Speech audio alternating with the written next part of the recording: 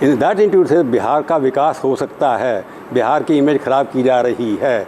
So now what he has promised, with Modi supporting him fully and giving all sorts of money which he needs, a special package and whatever, I think his challenge is his last hurrah for him. He has to prove him that he is also a real Vikas Purush. From Acha Shashan to Vikas Purush, he has to change his image because he has to leave behind a legacy. He is the man who built Bihar from the scratch. Therefore, he will do much more and will be able to have the full freedom now because he has won the election. His strike rate is much better in the terms of not percentage, from 43 seats to 80 seats almost going there. His performance is much better. So he will be able to dictate his agenda, which may be not similar with the BJP would like to have it.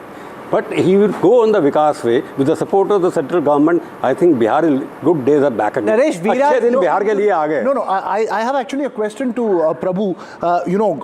Consequent to what you've just said, a lot of people told me that this election is a transformation election from the old world, post-Mandal social coalitions to a new world. This kind of a result, who does it benefit? Does it give Nitish to then still hold on? Because irrespective of his alliance, Nitish has been the barricade for Hindutva to succeed in Bihar is the impression that I got.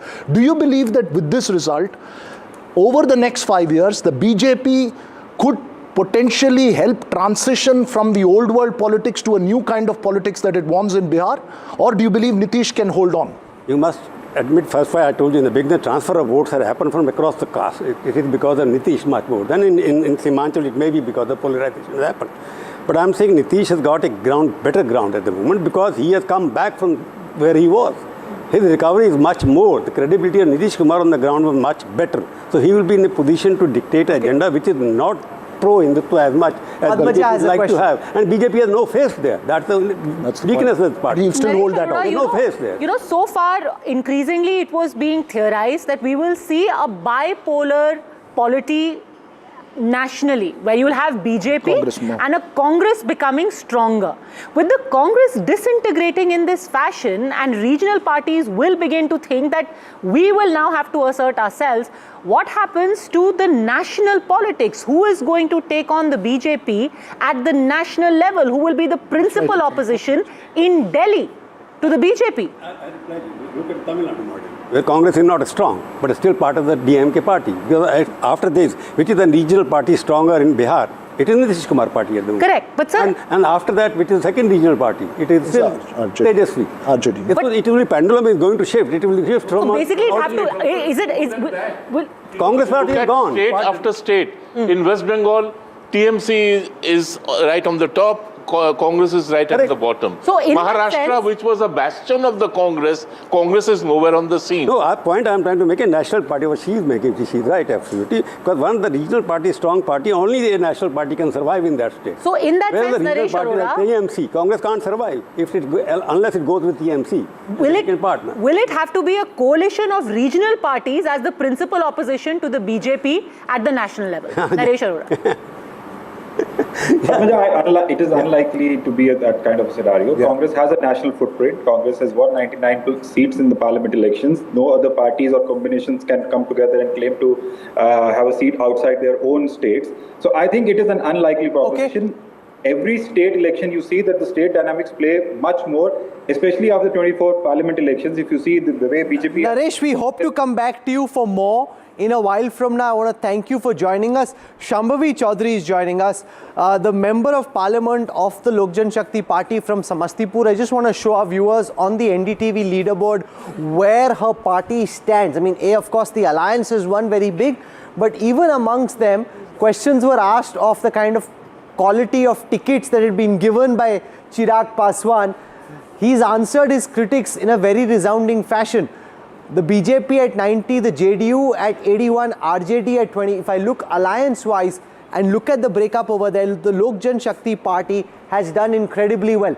That is the critical point over here. 21, which is up 20 seats from the last time. JDU at 81. Congratulations on your alliance's victory and also on the performance of your own regional formation, Shambhavji. Thank you, Rahulji. Thank you so much. And I remember we had recently met at the conclave and I said I'm going to come back on your channel after NDA wins. And I think it's been a landslide victory for NDA and so far for Lok Janshakti Party. Is this way beyond your wildest imagination? Forget the Kante ki takkar. This is a, as our headline now says, tsunami, because you got a tsunamo, like a Nemo. So tsunamo in Bihar. See, we were very definite of our victory. Like I said earlier also, that there was no doubt that NDA was winning this election. But of course, we were working very hard on the margin, on the number of seats. And I think the effort has finally paid off. There was a sense of confidence among the NDA leaders, and also the voters were intact. The voters were looking towards a progressive Bihar, were looking towards a government that has advocated for the rights of every Bihari, and definitely the development-oriented politics that has emerged in Bihar is the sole reason behind this glorious victory. Shambhaviji, Ankit has a question for you. Ankit. I just wanted to ask you, because Chirag Paswan has, your party leader has said that in the next election, most likely his politics would be in Bihar more than that is at the center. Does this set Chirag Paswan on the stage for 2030 as possibly the young top leader of the EBCs as well, if that space is given by Mr. Nitish Kumar by 2030? I think our national president Chirag Paswan ji had already established himself as a leader after the 2024 Lok Sabha polls, and there was no doubt that he is already an emerging face for Bihar politics. But for 2030, I think we will have to wait and watch. It is solely our leader's decision, and whatever the party decides. Right now, our focus is to deliver on our promises that we've made in the Vidhan Sabha elections and focus on our delivery. Jem Rig has a question for you, Shambhaviji. Shambhaviji, the way the numbers are adding up, Mr. Paswan can certainly hope that one day, just with the support of the BJP, he can become Chief Minister. With a couple of आयो सुबह से लड़ाई करा रहे हो, इनकी जीत भी गए, फिर भी लड़ने में लगे हो आप। आज थोड़ा तो तड़का लगाते हैं। Now, the आंकड़े ऐसे जुड़ रहे हैं कि अगर हम भारतीय जनता पार्टी और लोजपा की टैली ऐड कर रहे, दूसरे छोटे दलों को भी ऐड कर ले, मात्र 5 अधिक विधायक लेकर एक अलग से सरकार बन सकती है। क्या भविष्य में कभी ऐसा, मतलब what would the ambition of LJP be in simple words? नहीं, आई थिंक लोक जनशक्ति पार्टी का फिलहाल तो बस एक ही गोल है. There is only one ambition for us and that is to deliver on our promises that we've made in the Vidhan Sabha elections. Our national president Shri Chirag Paswan ji is intact with the NDA alliance and he focuses on working with our Chief Minister Nitish Kumar ji. So definitely there is no space for political gossip here right now, but we'll see how things. Nobody knows what the future holds. Wow. 201. Basically trying to say, provoking that BJP can form the government without Nitish Kumar. वही तो बोल रहा है, सुबह से वही theory दे रहा है. Amit Shah, if he wants it, he can form the excitement हो जाए. ये तो मजा नहीं आ रहा. trying to provoke that वाला जो एक आदमी होता है ना, अच्छा खासा घर चल रहा है, 200 के पार गठबंधन हो गया. जैन रुग इज लाइक नहीं, कुछ तो झगड़ा होना चाहिए यहाँ पे, तुम दोनों टूट के अलग से सरकार बना लो. Can I just make a point? While we have to give full credit to BJP for their great strike rate, and JM Rug's this naughty kind of question and prodding, fact remains that in the BJP's and Chirag Paswan's party's tally also, there is the Nitish Kumar vote adding up. That's why it is becoming this big tally. So while we continue to criticize what will happen to Congress, where will they go from here, the fact remains that in large swaths of India, the BJP has to ride piggyback on its allies, whether it's Maharashtra, whether it is Bihar. See, because BJP doesn't have a big ally in West Bengal, we can't just extrapolate this election into West Bengal, because there is no Nitish there, there is no Chirag there.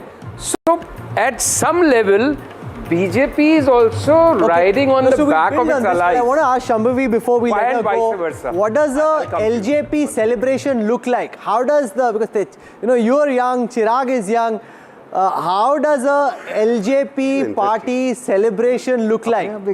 What's the jam? So our national president Chirag Paswan ji basically is a workaholic. So yeah, this is a very boring and get to work, cliched kind of answer. What's the real answer, Shambhavi ji? We get to spend I think it's basically just chilling for a bit, like talking to each other about how things panned out, and then he is like, okay, now get to your constituencies, get to work and work harder this time, so that you stand up to what people are expecting out of you. I think I'll have to ask this question off camera as well to get a real rooted, more to the ground kind of answer. I think you'll have to ask Chirag Bhaiya this question. I think he is the better person to answer this question. I can anticipate what his answer may look like. He'll say, come with me to Marine Drive, kuch kha ke aate hain, and he goes with his bouncers to Marine Drive, walking around. नहीं भाई, उसको politics Patna में करनी है, मुंबई में उसका interest नहीं. आप सुन नहीं रहे हो, तब से तो बोल रहे कि he'll do politics in Bihar. आप उसको बॉम्बे भेजो, छोड़ दिया बॉलीवुड, छोड़ दिया Bollywood. Okay, Shambhavi ji, thank you very much for joining us. This is a historic victory for the NDA, for sharing your thoughts. Thank you. Appreciate you taking out time. This is undisputedly, Jay, the coming together of the combination. The moment you've got the BJP, the JDU, the LJP, Kushwaha, Manjhi at the starting block together, the odds automatically are skewed in your favor. Absolutely. See, this is actually the entire way of working out the alliance is what the left front used to have in Bengal. Lots of small parties, 3 seats, 4 seats, but the target vote share of the alliance will be 47+%. And I think that model the BJP has perfected here. That's point. I have a rebuttal to Sanjeev as well. No, one second. Please. Rajbhushan Nishadji joins us, Minister of State for Janshakti in the Government of India. And I want to show our viewers what's happened on the Nishad-dominated seats. So if I look at seats for demography, look at the Nishad-dominated seats. There was so much made of Rahul Gandhi swimming, Mukesh Sahani this time being with the alliance. 91% of those seats, 21 out of 23 of the Nishad-dominated seats going in favor of the National Democratic Alliance. That is phenomenal. Nishad Saab, swagat hai aapka. This is a massive victory for all the swimming that they did. It seems very clearly that the fisherman community, or the seats dominated by the fisherman community, have gone very strongly for the NDA, as has the rest of Bihar. आप तो सब तरफ छाए हुए हैं. बहुत बहुत धन्यवाद आपका, और मैं आभार व्यक्त करना चाहता हूं निषाद समाज का और पूरे बिहार की महान जनता का, हम अपनी बिहार की मातृशक्ति का, कि उनके आशीर्वाद से बिहार में आज ये एक मजबूत एनडीए की सरकार बनने जा रही है. हमको जो मेजोरिटी मिला है काफ़ी अच्छा है. राजभूषण निषाद जी, अभी अखिलेश यादव ने थोड़ी देर पहले ही एक स्टेटमेंट दिया है. उन्होंने ट्वीट करके बोला है कि बिहार में जो खेल एसआईआर ने किया है वो पश्चिम बंगाल, तमिलनाडु, यूपी और बाकी जगह अब नहीं हो पाएगा. बीजेपी दल नहीं छल है, और सीसीटीवी की तरह हमारा पीपीटीवी यानी कि पीडीए प्रहरी चौकन्ना होकर आप लोगों के मंसूबों को नाकाम कर देगा. तो अब आप समाजवादी पार्टी के पीपीटीवी के लिए तैयार हैं? देखिए, अभी भी हम कहना चाहेंगे अपने विपक्ष के भाई अखिलेश जी को कि अभी भी वक्त बहुत ज़्यादा नहीं बीता है. अभी भी उनको एसआईआर का समर्थन करना चाहिए. जिस तरह से घुसपैठिए देश में घुस रहे हैं, और देश के लोग कभी बर्दाश्त नहीं करेंगे कि बांग्लादेशी घुसपैठिए और किसी भी देश के घुसपैठिए बिहार में या देश में कहीं भी इन्फिल्ट्रेट करें. और जिस तरह से इन लोगों ने इन्फिल्ट्रेटर्स का सपोर्ट किया है, यहाँ की बिहार की जनता समझती है, और इसलिए इन लोगों को जो गलतफहमी फैलाने का काम किया, इनको जवाब दिया है बिहार की जनता ने. अंकित सर, ये जो वीआईपी पार्टी और सन ऑफ मल्ला के नाम से जो मुकेश सहनी जी ने पूरी कोशिश की थी कि इस बार वो एडिशनल वोट लेके आ पाए एमजीपी की तरफ, महागठबंधन की तरफ, आपको लगता है जिस तरीके का परफॉर्मेंस है, उनका जो स्टार्टअप है वो पिछली बार आपके साथ तो चल पाया था, इस बार चल नहीं पाया, तो उनका क्या फ्यूचर देखते हैं आप वीआईपी पार्टी का?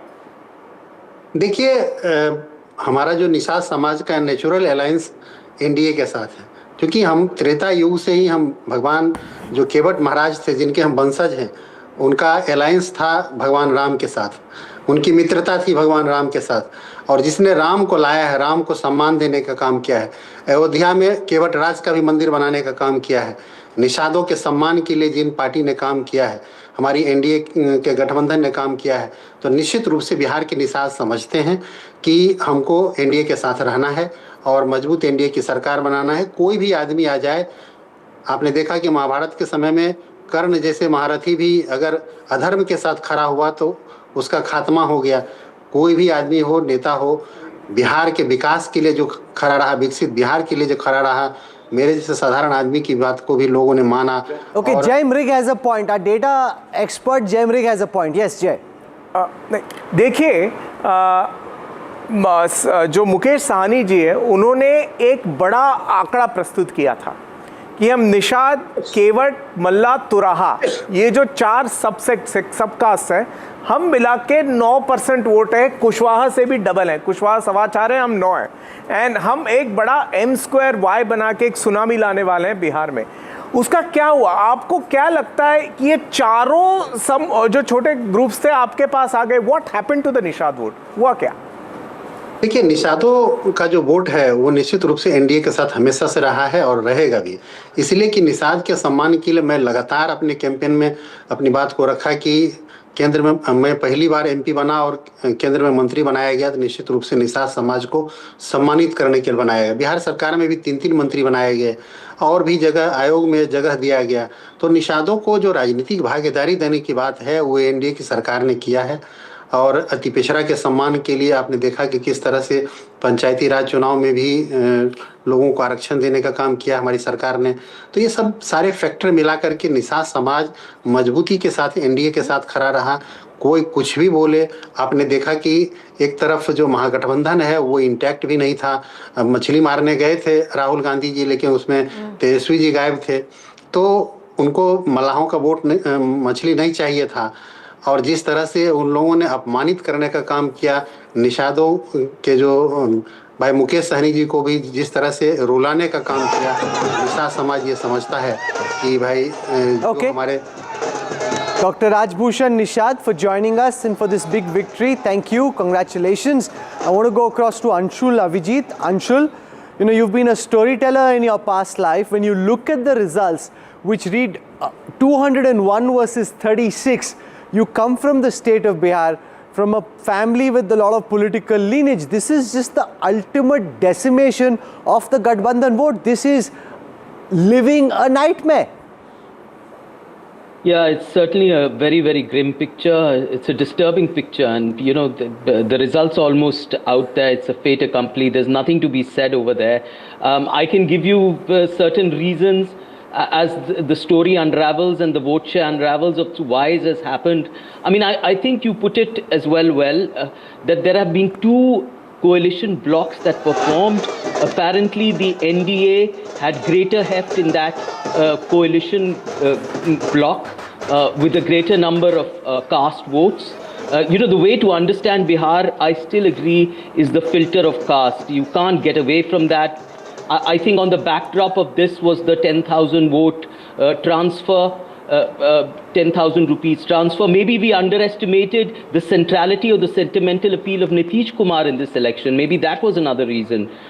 There were a number of reasons why it could have lost. This is about Atma Manthan now, and we'll go back and think about what has happened. Veera has a question for you, Anshul. No, Anshul, would you, when you give me that analysis, would you then concede that this was a fair election, A, and you lost fair and square? B, where does the Congress go from here, both in Bihar and for the rest? I mean, how much of a blow is it for the Congress to be at the numbers that you are in Bihar at the moment? Veera, I think the strength of the Congress has always been that it attracts votes from all cross sections. Perhaps it's a weakness as well because it doesn't have one caste block voting for it. You know, even in 2010, when we fought the election alone, it got about 8 to 10% of the votes. Though that vote share may have declined right now, it is not, you can't say we've absolutely forsaken it. We will make a comeback. We've been there before. I can say quite candidly that yes, Congress has been in its weakest in Bihar in the last 75 years, or even after, you know, the Government of India Act 1935 when the elections were held. It's been possibly the weakest, but we still will hold our own. We have our strengths. We will capitalize on them. I think the weaknesses are that there has been no expansion, organizational expansion of the Congress party because of the compulsions of Gathbandhan politics. In Bhojpur, we never even fought a seat for the last 10 years. I mean, the district president was telling me कि हम लोग यहाँ seat नहीं लड़ेंगे, तो यहाँ पर संगठन बढ़ेगा कैसे? So you concede that it's a fair election, it was a fair election, the pitch was fair, and the Congress lost the game because of the arithmetic that it did not have. The MGB lost the game. Would you say that? I will say that the Election Commission has been severely compromised. I know you've gone about saying that, you know, the SIR didn't have traction. You know, there is not always a linear relationship between the issues you raise and political outcomes. For example, you know, there's economic doom in Bihar. It doesn't mean that people have voted for the NDA because it's booming or you're seeing some kind of economic growth. There is a disparity between issues raised, which must be raised, because they're of national concern and political outcomes. It's not a linear relationship. Just one quick question. You said that we are unable to expand because of coalition compulsions. Are you suggesting that the RJD is responsible for your bad performance? No. Absolutely not. They're in coalition politics. First of all, you don't get the pick of the seats because you're not the strongest partner. But even in the ones that you got, your strike rate is really bad. They should actually be thankful they didn't give you more seats. And what kind of seats? Because last time, out of 70, you got 19. This time, out of what, 61, you've got 4. Your strike rate is abysmal. Why should the RJD give you any more seats? I'll just add to Padmaja, Anshul. This 4 is the same number you got in 2010 when the center was with the Congress party. Even then you got 4, right? Even now you got 4. Tell me one thing. A party whose established vote share is not more than 6 to 8 cannot win more than 4 to 5 seats on its own. Should it be bargaining for 60, 70 or leaving more seats for allies which have a better strike rate, a better possible conversion? No, I don't agree with that at all. The reason why it's been a constricted space for the Congress in Bihar because of the nature of Gathbandhan politics. There are compromises. I would say there are even sacrifices that have been made in that for the last 10, 15 years. Whatever the nature, there was an other motive behind that. That continues. But the Congress themselves, the organization has suffered. Right? And therefore unable to grow. I'm telling you, there are districts where the district president has been crying because the seats haven't been given. Not even one seat. You know, it's important to fight seats. Of course, it's important to win. Of course, electoral outcomes are important. But it's important to fight them so that the organization remains strong and robust. That has been denied to us. There have been many other factors which we'll have to go into. There has to be soul searching. I'm not denying the nature of the verdict. Yes, it has been. We'll have to go into the reasons why. SIR is also a factor. There are many other factors which we'll have to delve into. Many of them you've discussed. I believe that in the 2 caste blocks that have been formed in coalition politics, they have the upper hand. It's been consolidated in their favor at this point of time. One of the closest elections this time is being fought in Raghopur. The supposedly mighty Tejashwi Yadav contesting as the chief ministerial candidate for the Gathbandhan, currently trailing by a couple of thousand votes. 3,230. Against Satish Kumar of the BJP. What does this suggest, Anshul, that in the Yadav bastion of Raghopur, your alliance's most prominent face, legatee of Lalu Yadav, at this time fighting to save his political career? Satish Kumar is also Yadav. Look, I'm not going to comment on individual seats. I don't know what's happening there. The outcome may be very different. Let's stick to the broad sort of outlines here, which have been suggested by you and which I will add to.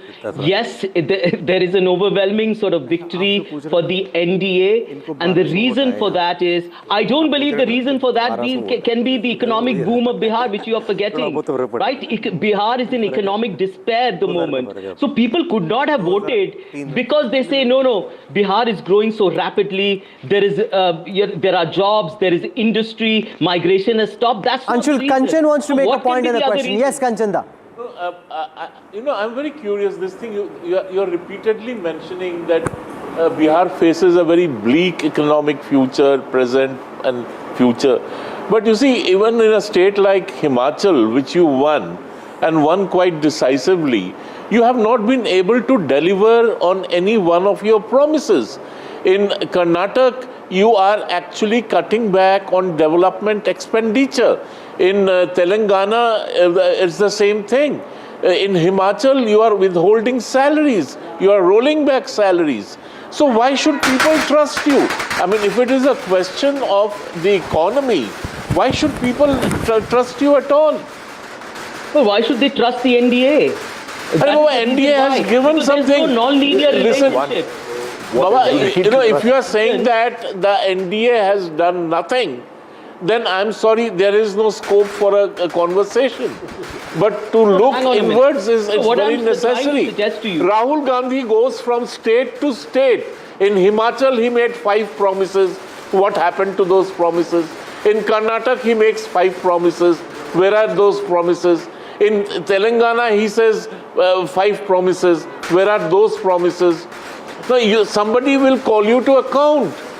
We are not. Yeah, so should the Prime Minister, who said there will be 75,000 investment at the cost of development. So that there will be investment of 2.5 lakh crores in Bihar.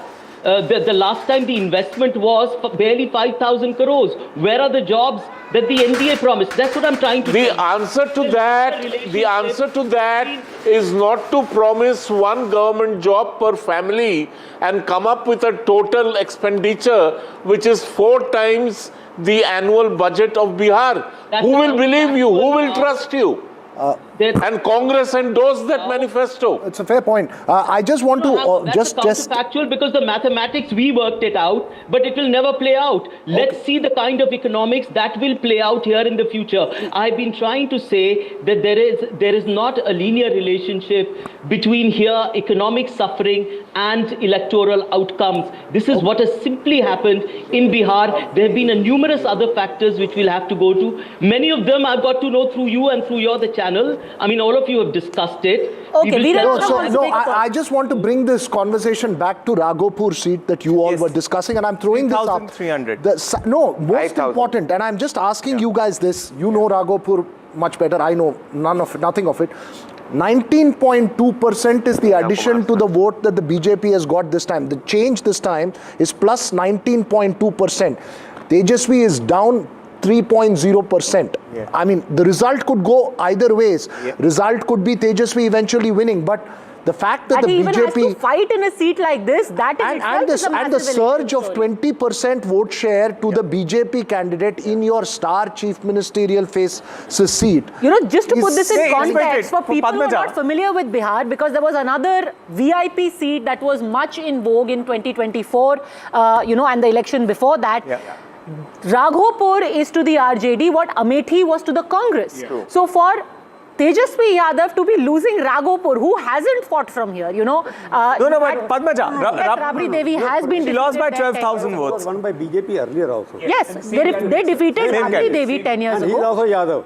Correct, that is correct. Let us put in perspective. That is correct, but it's still was won by another Yadav who had won earlier, defeating the chief minister at that time. That is correct, sir. 10 years. It is not a big thing. Yeah, so we have said that, but still doesn't have that kind of reputation anyway. That if you I'll come to Veera's point. Can I make some points? I just want to build on this. The fact, since you had said last time, I'm going to finish the debate. No, the buck stops here today. The fact is that Raghopur is also a seat where basically Tejashwi Yadav said that I don't have the time. मैं यहाँ फंस नहीं सकता, तो मेरी माता जी यहाँ संभालेंगे. It was Rabri Devi who was going door to door, and such was the comfort assumed that this is family. They kept saying Raghopur is family. This is some place where you don't even have to bother. हम आपके सुख दुख के साथी हैं. And if those people are not voting for you, then it's quite a big rejection. It is a family bastion. Can I just make a quick point on this? Couple of points? Because Jay, we were talking about, Raghu sir was also speaking about the Jan Swaraj candidate.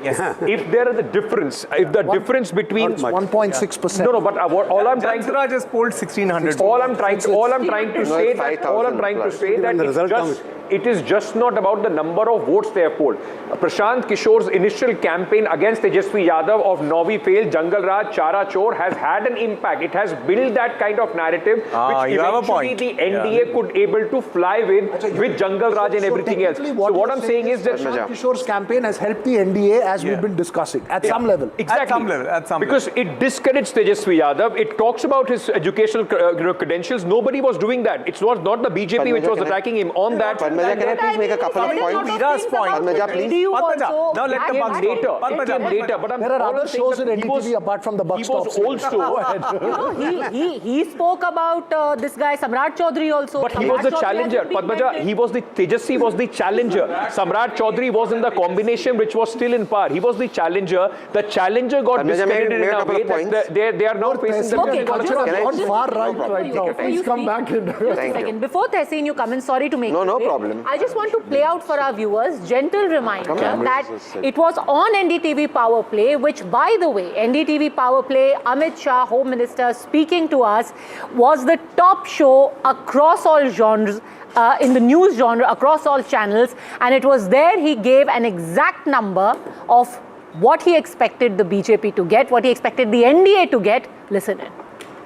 आपको ये confidence है कि इस वक्त BJP अपना best ever performance beat कर पाएगी? अभी दूसरा चरण थोड़ा प्रचार वहाँ पर पिकअप नहीं हुआ है. बीजेपी की सीट बाय सीट आकलन करना अभी दूसरे चरण का बहुत कठिन है, परंतु जो ओवरऑल मैक्रो पॉलिटिकल एटमॉस्फेयर बना है, एनडीए गठबंधन 160 के आसपास सीट जीत कर आएगा और जो बचा है वो सारा सब में बटेगा. He was absolutely clear. He was absolutely clear that we are going to go 160 plus. Tehseen Poonawala. So there is one update on my conspiracy theory. Okay. Okay. 91 BJP, 22 LJP, 5 HAM, 4 RLM is 122. It's past the halfway mark. Congratulations. Why don't you become their consultant and get them to form the government? Good luck to you. Maybe eventually you'll become a politician, Jay. Yes, and you can fight from Bihar, from Raghopur. Okay, on your ticket. Raghopur and whose ticket? On his own ticket. Jay Suraaj party he can form. But no, listen, then I have one more point. Let him speak, Jay, for heaven's sake. Very long time. Let him speak. Padmaja, there is simply no data to suggest that there is no linear correlation between economic poverty and losing or winning elections. The fact is Bihar is growing at 13%. It's got the highest statewide GDP growth, and that's one of the reasons why GSDP, which is why the BJP and Nitish Kumar had a sort of a momentum going, and they could afford to make those schemes. Second number thing, I think the Congress has to introspect. Is the caste census thing working for the Congress? Now the reason I'm saying this is, you did some sort of a survey in Karnataka. You didn't release it, you've done it again. You did something in Telangana. The people, when I went to Bihar, when I went to Chhattisgarh. But it happened in Bihar. That is caste survey. Yes. Now the question that people ask when I went to Patna, you're right, is ठीक है, ये करने के बाद what next? What is that one model that Rahul Gandhi has given the people of India? As Kanchan asked the Meera Kumar's son, who also comes from a nice dynastic family, what is the model that Congress has given? And that is a question we have to ask. They have a Narendra Modi model, you have a Nemo model. You like it or dislike it. What is the Congress model? I don't know it. Is it socialism? Is it welfareism? Is it capitalism? What is that model? I'm surprised. Padmaja, I will just add one sentence to what he said. He and I were transiting through the same airport recently. And I was, his flight had taken off and I was stranded alone with no one to chat with. I just casually walked around the shops over there, and a couple of them, young kids, I asked, Rahul keeps on talking about against this industry group, that how they are dragging us down. So, all of them had the same answer. उनको कोई फर्क नहीं पड़ता है, हाँ हमारे लिए ये नौकरी है. He wants to take away our jobs. Our rosy roti is being put on stake by a man who wants to pull down this industrial house. Now, this perception has a multiplier effect because there are families, then families have families. Why do we always gloss over the butterfly effect of whatever Rahul Gandhi says? The man is actually causing enormous damage to his party. Okay. So I just want to actually... go ahead. Yeah. Go ahead. See, Tehseen, you made a very relevant point about what are the issues Mr. Rahul Gandhi is picking up. I think one thing we must pick up from Madhya Pradesh, but more from Maharashtra and Bihar, that Let's look at the commonality between Madhya Pradesh and, since you're also a serious politician, let's look at the commonality between Madhya Pradesh and Maharashtra, where the Ladli Behna scheme was replicated. In Madhya Pradesh, the BJP actually lost power due to an upper caste anger against reservation, which manifested as the Sapaks party. They were briefly out of power. Then after some time when they come back, they start with this Behna scheme, and they have a 50% vote share in the next assembly election. Yeah. Maharashtra becomes a more of an ICU case for the BJP. Correct. They are routed in the Lok Sabha. They then come and say we are coming with the Ladli Behna scheme on a much more elaborate scale. They again touch a 49% vote share. Yes. Yeah. So the thing that the Congress party needs to think about is that if it were to peddle only identity politics or caste census as one issue, has the opposition already found the antidote in women's? Sorry, Ankit. Yeah. Sorry, Sorry, Jay and Tehseen. I will tell you this, and I'm saying this with knowledge of what a bit of how the Congress has seen this. Now there are different states, and I've been saying this. There is a Tamil Nadu, Bihar kind of state where you have the regional ally who's the superpower.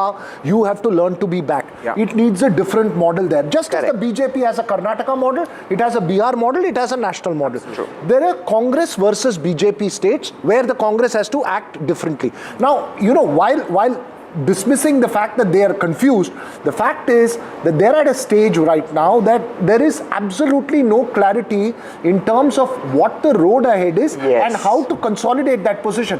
And this, I hope this defeat, Ankit, would help in coming through in Tamil Nadu, and that's my state, and I'm saying this because the one thing you cannot allow in a state like Tamil Nadu is hard bargaining for seats resulting in friction inside an alliance. Let's take that to Dr. Puja Tripathi. Let's just take that to Dr. Puja Tripathi, who's joining us at this moment, the spokesperson of the Congress party. Not a good day in office, not a good day to be on television at this moment, Dr. Tripathi. Let me very quickly understand from you, because the discussion here was, what is it that the Congress presents as a model to the people that they would in fact be attracted to the Congress party? The vote chori, at least that slogan has not worked in Bihar. The numbers are there to see. And also, what is it that the Congress party stands for? That's the question that the Congress possibly would have to look into now. I think, Ankit, it's not a good day, and you know, looking at the numbers, the winners walk with all the glory, Chanakya Niti, master strokes and everything, and losers take the brick bats, and here we are taking the brick bats. And it's a very fashionable, I've seen, Ankit, to on day of results like this, you know, to write off Congress. What is Congress doing? What is Congress doing? The whole point of Ladki Behna Yojana, the whole point of Ladli Behna Yojana, the whole point of giving 10,000 rupees cash dole to women, it comes from the, the Congress policies of welfareism. They have picked up a leaf out of their socialist book, and they have picked out a leaf of giving, cash incentives to women, and which has been turning tights and after tights. And obviously, they are in the power, they have resources and everything, and it's very easy to write. I was listening to all the panelists here. What is Congress bringing? Vote chori didn't break our eyes and everything. We see people, brought in flooded in trains from Haryana to Bihar to vote. And there have been independent fact checkers of, I have a list: Ranjan Thakur, Nagendra Jha, Prashant Kumar, Santosh Ojha, Sanjay Jha, Ajay Kumar, Uday Kumar. And the common factor among all these 9-10 people that I've listed out is they are BJP. Okay, Dr. Tripathi, just hold on. Kanchandra has a question for you. Go ahead, 2019, Rahul Gandhi came up with this fantastic proposal of universal basic income. So irrespective of whether a person has a job or doesn't have a job, a universal basic income amount would be paid into that person's bank account by the government. Okay, and the whole scheme was done on paper, it was presented, how it would be funded, and it was led by him. Why is it that nobody believed him? Why is it that he could not build a bridge of trust between the voter and the party with his universal basic income scheme? If universal basic income is all right for the Congress and its leader, how is it that UBI in another form is not acceptable to you? Okay. Because we were not in power. The whole point of the unemployment allowance being given by the present NDA. No. You're confusing it. Please do not change the terms. You use the words universal basic income. I am saying what the government is giving away now is another name for universal basic income. Let her respond. When you provide cash dole, this is the same government that was saying Revdi culture, we have trained the Revdi culture, and what we see elections after elections is I think it's a matter of trust deficit because we are not in power, we don't have the resources to reach out to the people, because Tejashwi also promised, you know, cash incentives, cash security to Jivika Didi. Tejashwi promised, you know, jobs at every house. Tejashwi promised health insurance, which Jivika Didis have been on board. 30,000, 2 lakh Jivika Didis have been on road since 2023, demanding secure proper uniform. In Himachal, you are in power. Sir, you haven't delivered over there. Sir, no. So we'll get to that point. You make a fair point. You know, he's saying Himachal, but I want to get to the larger question in terms of Bihar. Bring the focus back on Bihar.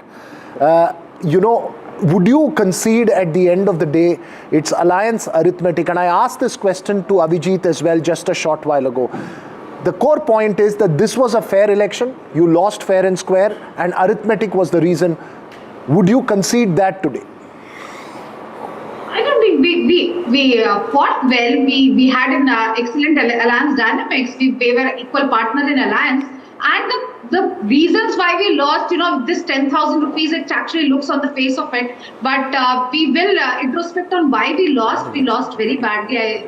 The numbers are before us to see. But you don't go back to the alliance dynamics. Saying alliance dynamics was threatening. The alliance dynamics was unstable. Ma'am, on the day the voters, the people who voted Congress, one second, ma'am, people who voted Congress, they expected Rahul to be here. Where is Rahul Gandhi? Where is Rahul Gandhi today? So let her finish. Let her complete her answer. Go ahead, doctor. You know, I am accepting people's verdicts, Sir Raghopur, and this is the reality that we are facing here today. But you know, going to question the alliance dynamics at the end of the day, I think it's a very, very far-fetched point, which I don't want to make, because we have been an equal partner and we fought it on the pitch of development, we fought on the pitch of vote chori, we fought on the pitch of Kamai, Dawai, Sunwai, Jan Sunwai, and things like that, Karwai, and we were promising. Dr. Tripathi, may I just request you to stay on with me at this moment? I don't want it to become like a grilling session, because of course it's a bad day for the Congress in office, but the fact is that questions and introspection would have to be done for the opposition as well. There is some breaking news coming in at this moment. Cracks in the Mahagathbandhan after a rout that they are facing in Bihar. CPIM has hit out at the Congress party and has said India bloc needs serious introspection. India bloc should learn a lesson. D. Raja of the CPIM has spoken. Let's listen. CPI, not CPI. CPI, not CPIM. Yeah. ना इसको बोले bloc parties must do serious introspection, self-critically analyze what happened, because what we witnessed during campaign, it was a different scene. So I'll tell you what, Ankit, you know, we can say cracks, etc. I think INDIA alliance cracks, we'll look at it later. The CPI would be extremely disappointed, because in Bihar, if you were to even look at the MGB manifesto release day at Hotel Maurya, there was a lot of hope around the CPI-ML. They were hoping that they would be able to retain their strike rate. So there is a sense of disappointment about this. And if the Congress says it's sacrificed to keep coalition together, I think the left has also made its sacrifices to keep the coalition and be part of the coalition. I would be keenly watching how this plays out in Kerala. Two facts. But this time, when we are talking about this whole, pressure politics, it was the left parties also, put a lot of pressure on the coalition. There are 3 seats that we are talking about where there is a friendly fight because of the left. So the person who should be extremely worried about that kind of pressure politics, and who I think would be very relieved at some level, will be MK Stalin. Because when it comes to Tamil Nadu, if there is too much pressure from the Congress for seats and too much pressure from the CPI from the left for seats in an election which is close, which is a 3-way fight, it could be very difficult for the DMK to. But to be honest, Congress never pushes itself in Tamil Nadu. No, they were trying to this time. They tried last time willy-nilly. They accepted 25 seats. Yeah. I think with this 4-seat performance, Stalin has got some more elbow room. Correct. That's right. Absolutely. And Bengal, I don't think Bengal. But I think India bloc is together at the moment. I don't think that will collapse. No, and to the credit of the left leaders. I don't think that will collapse. I think there is a data guy from Tamil Nadu who's flirting with the idea of Vijay, but I don't think that will work out. He may put out his fake data or his data that he claims to be, but I hope that it sticks to the DMK, not to. I just want to very quickly, because we are talking about the losing alliance right now. Just take a look at these numbers, and because we are talking about the Congress's heft now going forward in elections, when when you talk about Tamil Nadu, and others, Congress is at this moment at 4, and Owaisi has 1 seat more than the Congress party. The biggest thing that the Congress party possibly was bringing to its allies, both in Uttar Pradesh and other places, was that it will bring the Muslim vote. It would not let the Muslim vote. Sorry to interrupt you, sir. Ankit, you will be glad that I interrupted you. The percentage of the vote in Raghopur for the BJP candidate seems to be increasing. He's now got a change of plus 20.6% vis-a-vis Tejashwi going down minus 3.6%. So what I'm trying to say is that for the Congress party to even go with that assumption that I will bring the Muslim vote, if you don't take me, I will divide it, this election is going to be a big hit. Owaisi has been able to not only retain the 5 seats that he did in 2020, he has also made the difference in 9 seats for the Mahagathbandhan as far as this election is concerned. Ankit, can I talk on the Muslim thing? As somebody who comes from that religion and who votes Congress, I met a lot of Muslims. The question that the Muslims ask is the same question every young Indian asks, which is what Kanchan Dada and I were just talking. What is the agenda in the economic development?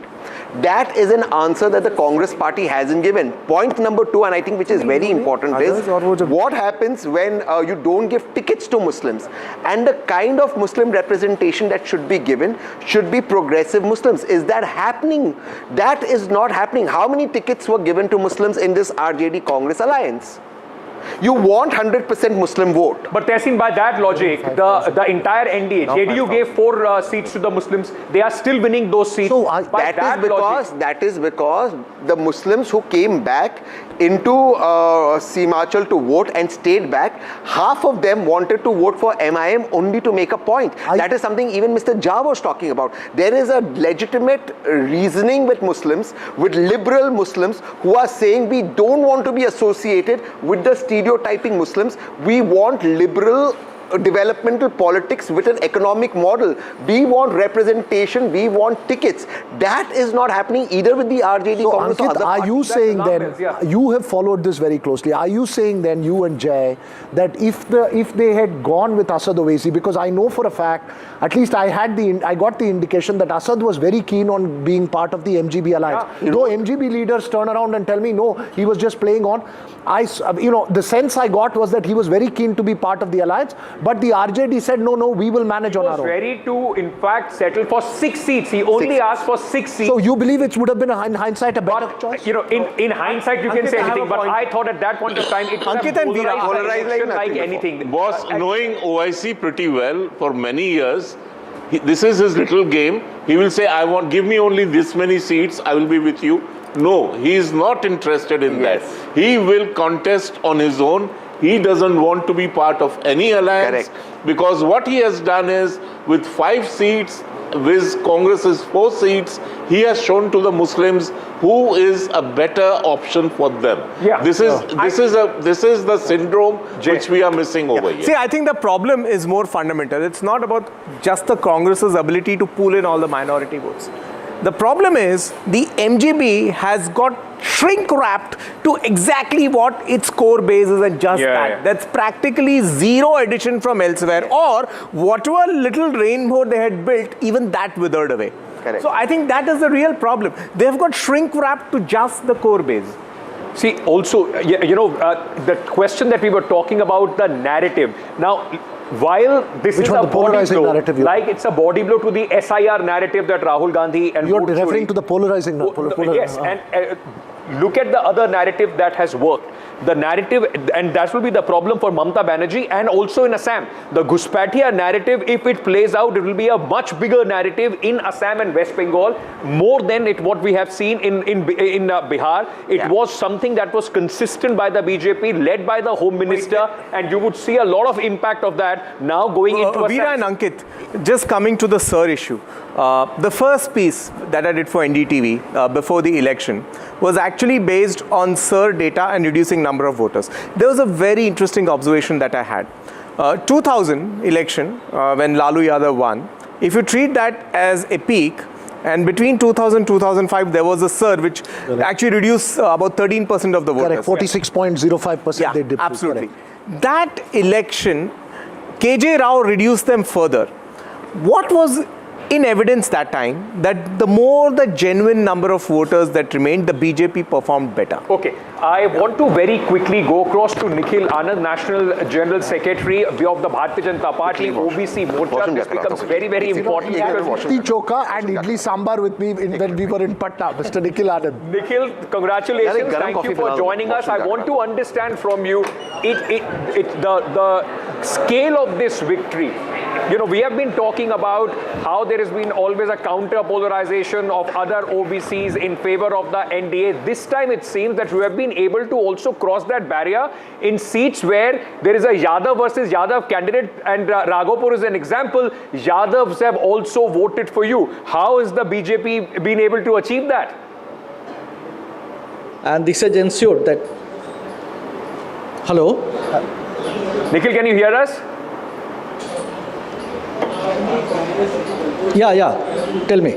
Nikhil, I was just asking that, you know, there is always this theory in Bihar that because of the Yadav's consolidation for the RJD, the other OBCs consolidate for the NDA. But this time, even in the Yadav bastion of Raghopur, where there is a Yadav majority, a Yadav versus Yadav playing out, but playing out in favor of the NDA, in favor of the BJP.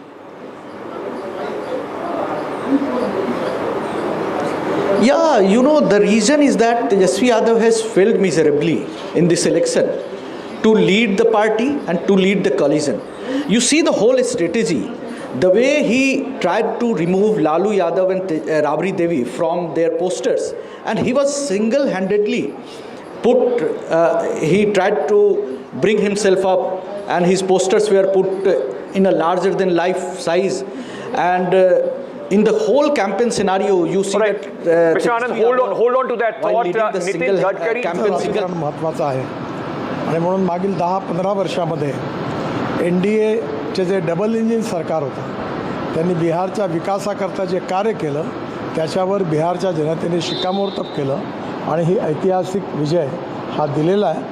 मी याबद्दल बिहारच्या जनतेला मनपूर्वक धन्यवाद देतो आणि मोदीजी आणि नितीश कुमार यांच्या नेतृत्वाखाली पुन्हा एकदा असाच बिहारचा विकास होईल आणि बिहार हे प्रगतशील, समृद्ध, संपन्न आणि विकसनशील राज्य म्हणून निश्चितपणे पुढे तयार होईल असा मला विश्वास आहे.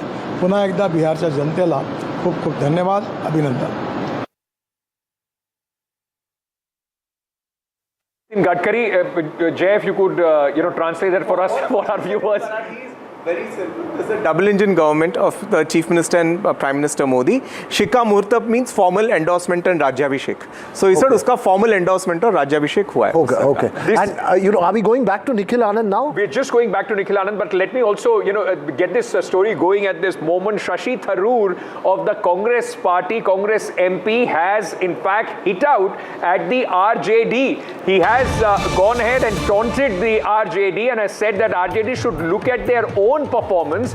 Congress wasn't the senior partner in the alliance in Bihar. He was not invited to campaign in Bihar and hence he did not. But he is saying that just don't pick on the Congress party. Look at the performance of the entire alliance, especially the senior partner. Shashi Tharoor is sending out some kind of bomb for the Congress at the moment, saying let's listen in first. Remember, we were not the senior partner in the alliance, and that RJD also has to look carefully at its own performance. The women voters were certainly given some incentives just before the code of conduct. Whether we like it or not, unfortunately, that is legal under our laws. It's from the day of the announcement of the elections that you can no longer do that. But anyway, let's analyze the results in detail. I think that ultimately those who were directly involved in the campaign, I unfortunately wasn't there and I wasn't invited to campaign in Bihar, so I can't tell you much myself from personal experience.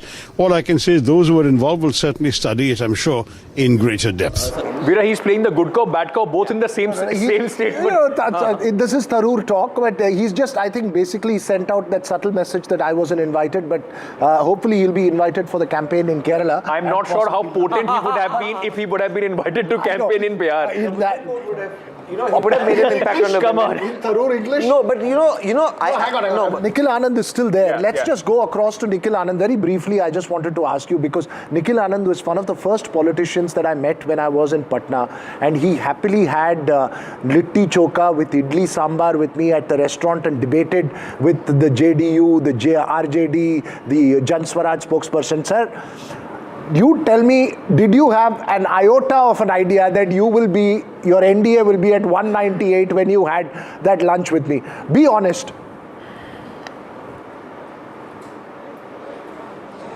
Veera, actually, we were hoping to reach 160, 170, but it is really exceptional.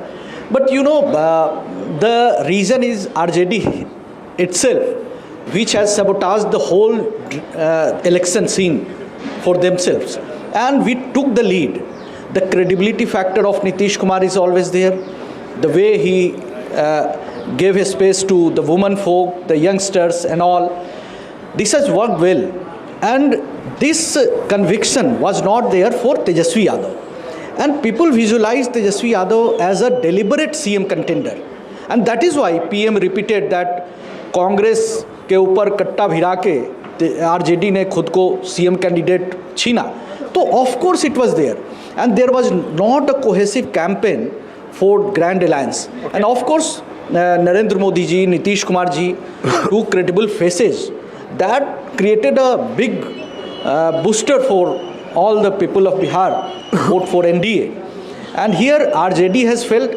And Tejashwi Yadav was, of course, shying away from Rahul Gandhi, and that is why in many of the debates I said that if RJD has the guts, they should campaign taking along Rahul Gandhi, Pappu Yadav and Kanhaiya together. Okay.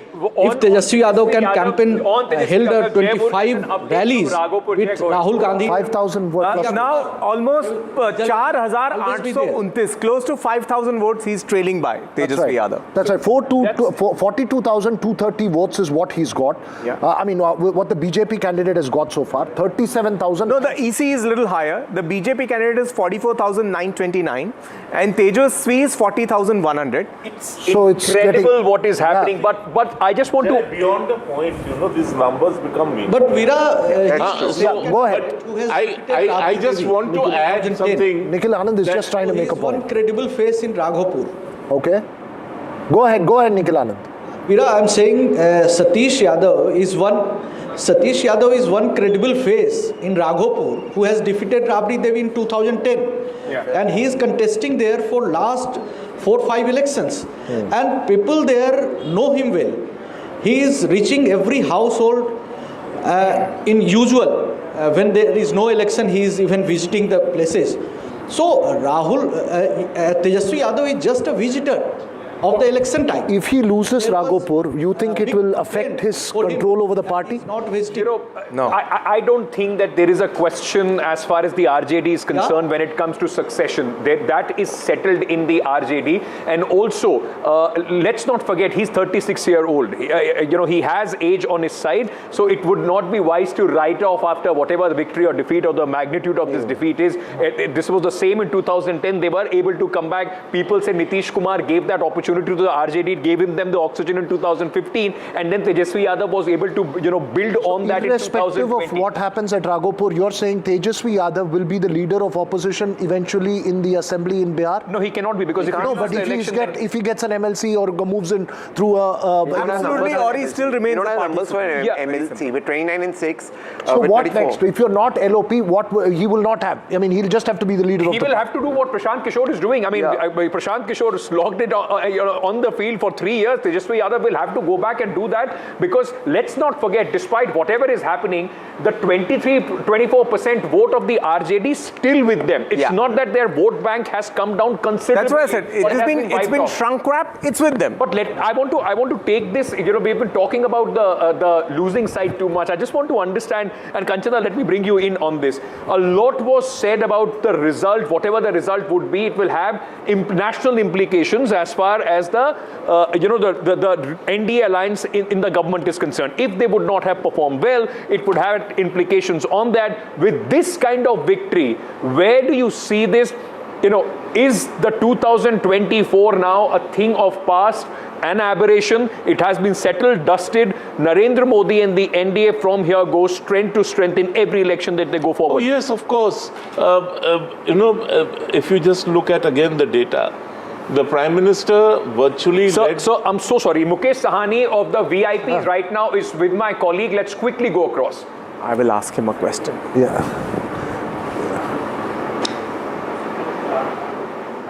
बिल्कुल, जहां मुकेश सहनी जो विपक्ष के deputy CM के उम्मीदवार थे, हालत गठबंधन की जो है आप देख रहे हैं, आपकी पार्टी का खाता भी नहीं खुला, आपके चेहरे पर फिर भी मुस्कुराहट है, जो गम है वो बताइए, क्यों ये हालत हुई? नहीं, देखिए, जनादेश को सम्मान हम कर रहे हैं।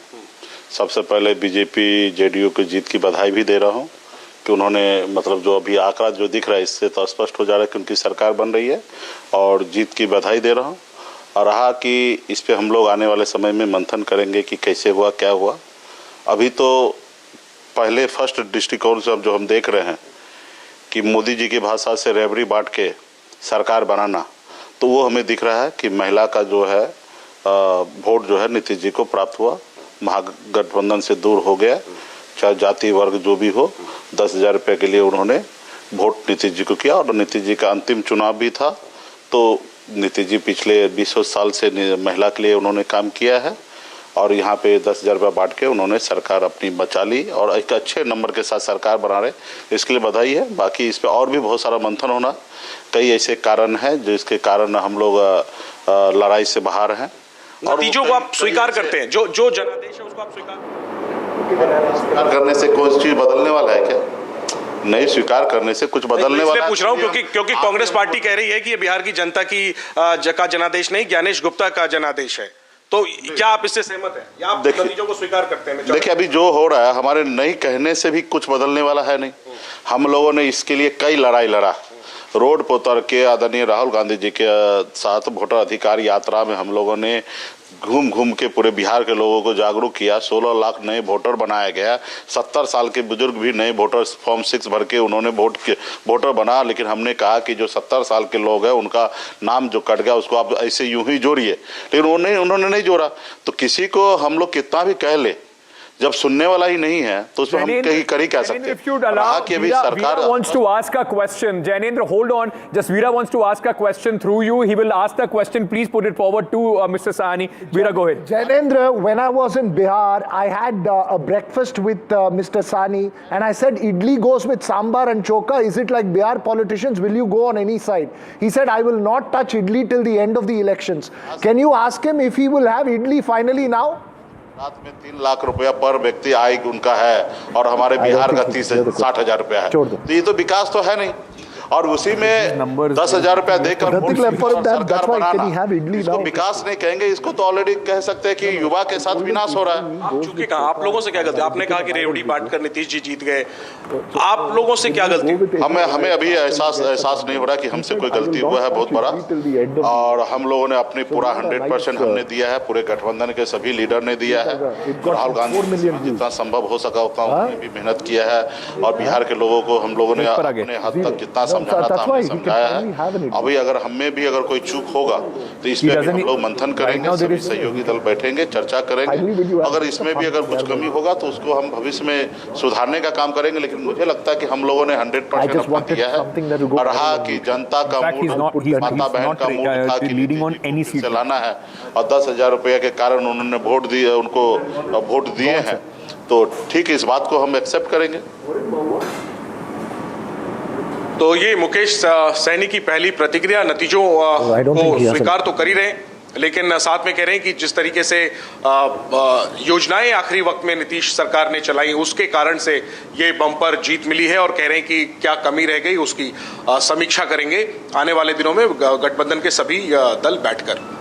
All right, that was our colleague Jainendra. In fact, speaking to Mukesh Sahani, the Deputy Chief Minister candidate face of the Mahagathbandhan went to his community, said, this is your opportunity to get me elected as the Deputy Chief Minister. It did not work. But one thing I want to say, it's very interesting. Gaurav is that constituency that will go down in history as far as this election is concerned. Mukesh Sahani's own brother was contesting from that constituency. That constituency was last time won by the RJD candidate. The RJD candidate took the symbol from Mr. Lalu Prasad Yadav, refused to return the symbol when Tejashwi Yadav gave that seat to VIP. Tejashwi Yadav goes and campaigns against his own candidate, against Lalteen.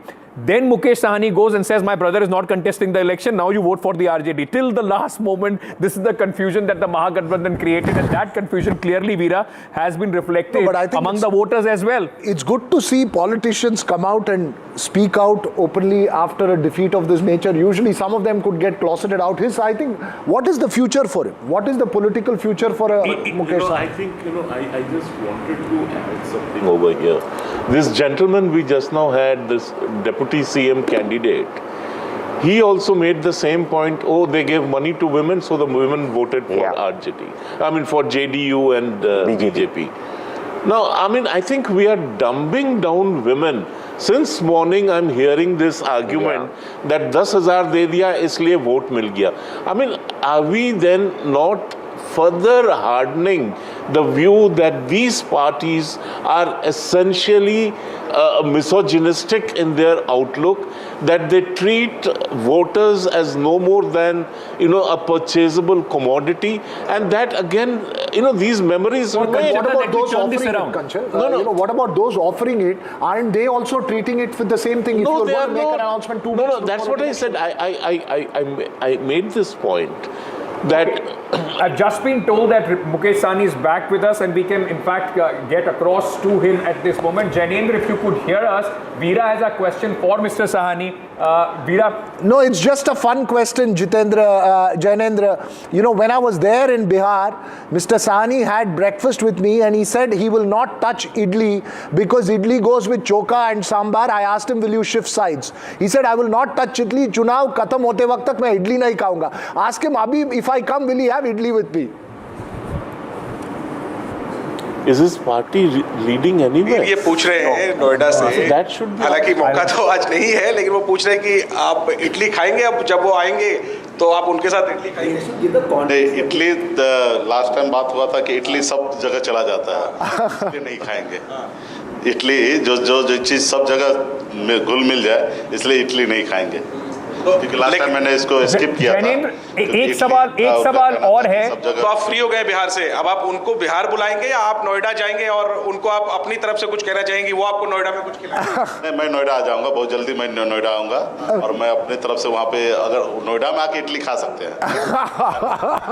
Noida में आपने भी देखिए चुनाव हारे हैं, हौसला नहीं हारे हैं, और ये जैनेंद्र, एक सवाल मैं ये पूछना चाहता हूं, इस वक्त जो वीआईपी पार्टी है वो एक भी सीट पर बढ़त में नहीं है, क्या वीआईपी का और सन ऑफ मल्ला का फ्यूचर देखते हैं मुकेश साहनी? क्योंकि जब वो एनडीए में थे तब भी सीटें जीत पाए थे, महागठबंधन में आके तो उनको 0 सीट इस वक्त मिलती नजर आ रही है। बिल्कुल बिल्कुल अंकित, पूरे महागठबंधन का बैंड बजा हुआ है, और अंकित त्यागी हमारे वरिष्ठ सहयोगी हैं, कह रहे हैं कि आपका खाता भी नहीं खुला, एनडीए में तो कम से कम खाता खुला था, अब आपका फ्यूचर क्या है, सन ऑफ मल्लाह का फ्यूचर क्या है? देखिए, हमने पहले कहा ये देश का पहला ऐसा राज्य नहीं है, या देश का ये पहला ऐसा पार्टी नहीं है कि जहाँ चुनाव नहीं जीत हुआ। चुनाव में तो 2 ही परिणाम होता है, हार या जीत, और जब हम लड़ते हैं तभी भी ये चीज़ का अंदाज़ा हमेशा होता है कि हमारी हार हो सकता है या जीत हो सकता है, और हर लोग वो दौड़ लगाते हैं कि जीतने के लिए, लेकिन जीत के साथ साथ हार भी होता है।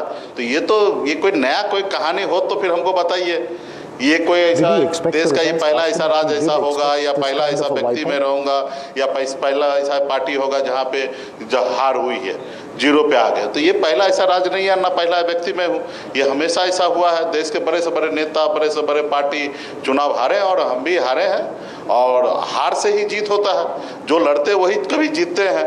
घर बैठे हुए आदमी थोड़े जीतेगा। On a serious note sir, क्या आपको लगता है कि वोट ट्रांसफर नहीं हुआ?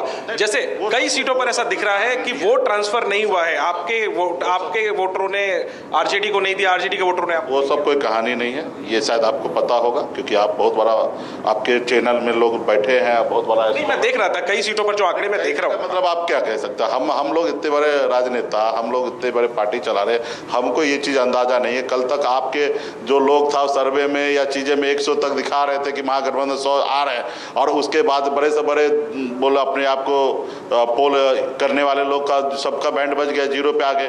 कुछ ही होगा कि जहां वो कहे थे कि 200 अफवाहें फैलाने की कोशिश हुई, क्या उसका भी एक कारण आप देखते? नहीं, ये सब कोई कारण नहीं है। कारण जो भी होगा वो हम आने वाले समय में बताएंगे। अभी यही हुआ कि हमारी हार हुआ, उनकी शुभकामनाएं। इस हार में एकजुट है आप लोग? एकजुट है या आगे कुछ और आप फैसला ले सकते हैं? एकजुट है, मजबूती से आगे तेजस्वी से बात हुई? लड़ेंगे, बात हुई तेजस्वी से? लड़ेंगे। ठीक है। चलिए, तो आज ज्यादा समय सवाल पूछने का समय नहीं है, फिर भी मुकेश सहनी ने हमारे तमाम सवालों के जवाब दिए और कह रहे हैं एकजुट हैं और वापसी करेंगे। जी Sahani and Veera, despite the situation that he is in, at least he has been, sporty enough, put a smile as there. But I would just want to point out, please look at that number. It has now gone up to 204. So it's crossed 200 and it's now 204 for the first time. It is looking like we are going.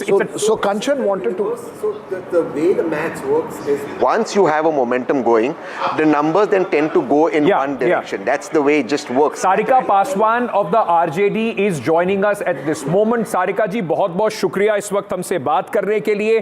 कल तक जो confidence, या मैं कहूं सुबह तक जो confidence था जब तेजस्वी यादव जी निकले थे घर से बाहर की सरकार हमारी बन रही है, इस वक्त उनको अपनी सीट जीतने के ही लाले पड़ रहे हैं।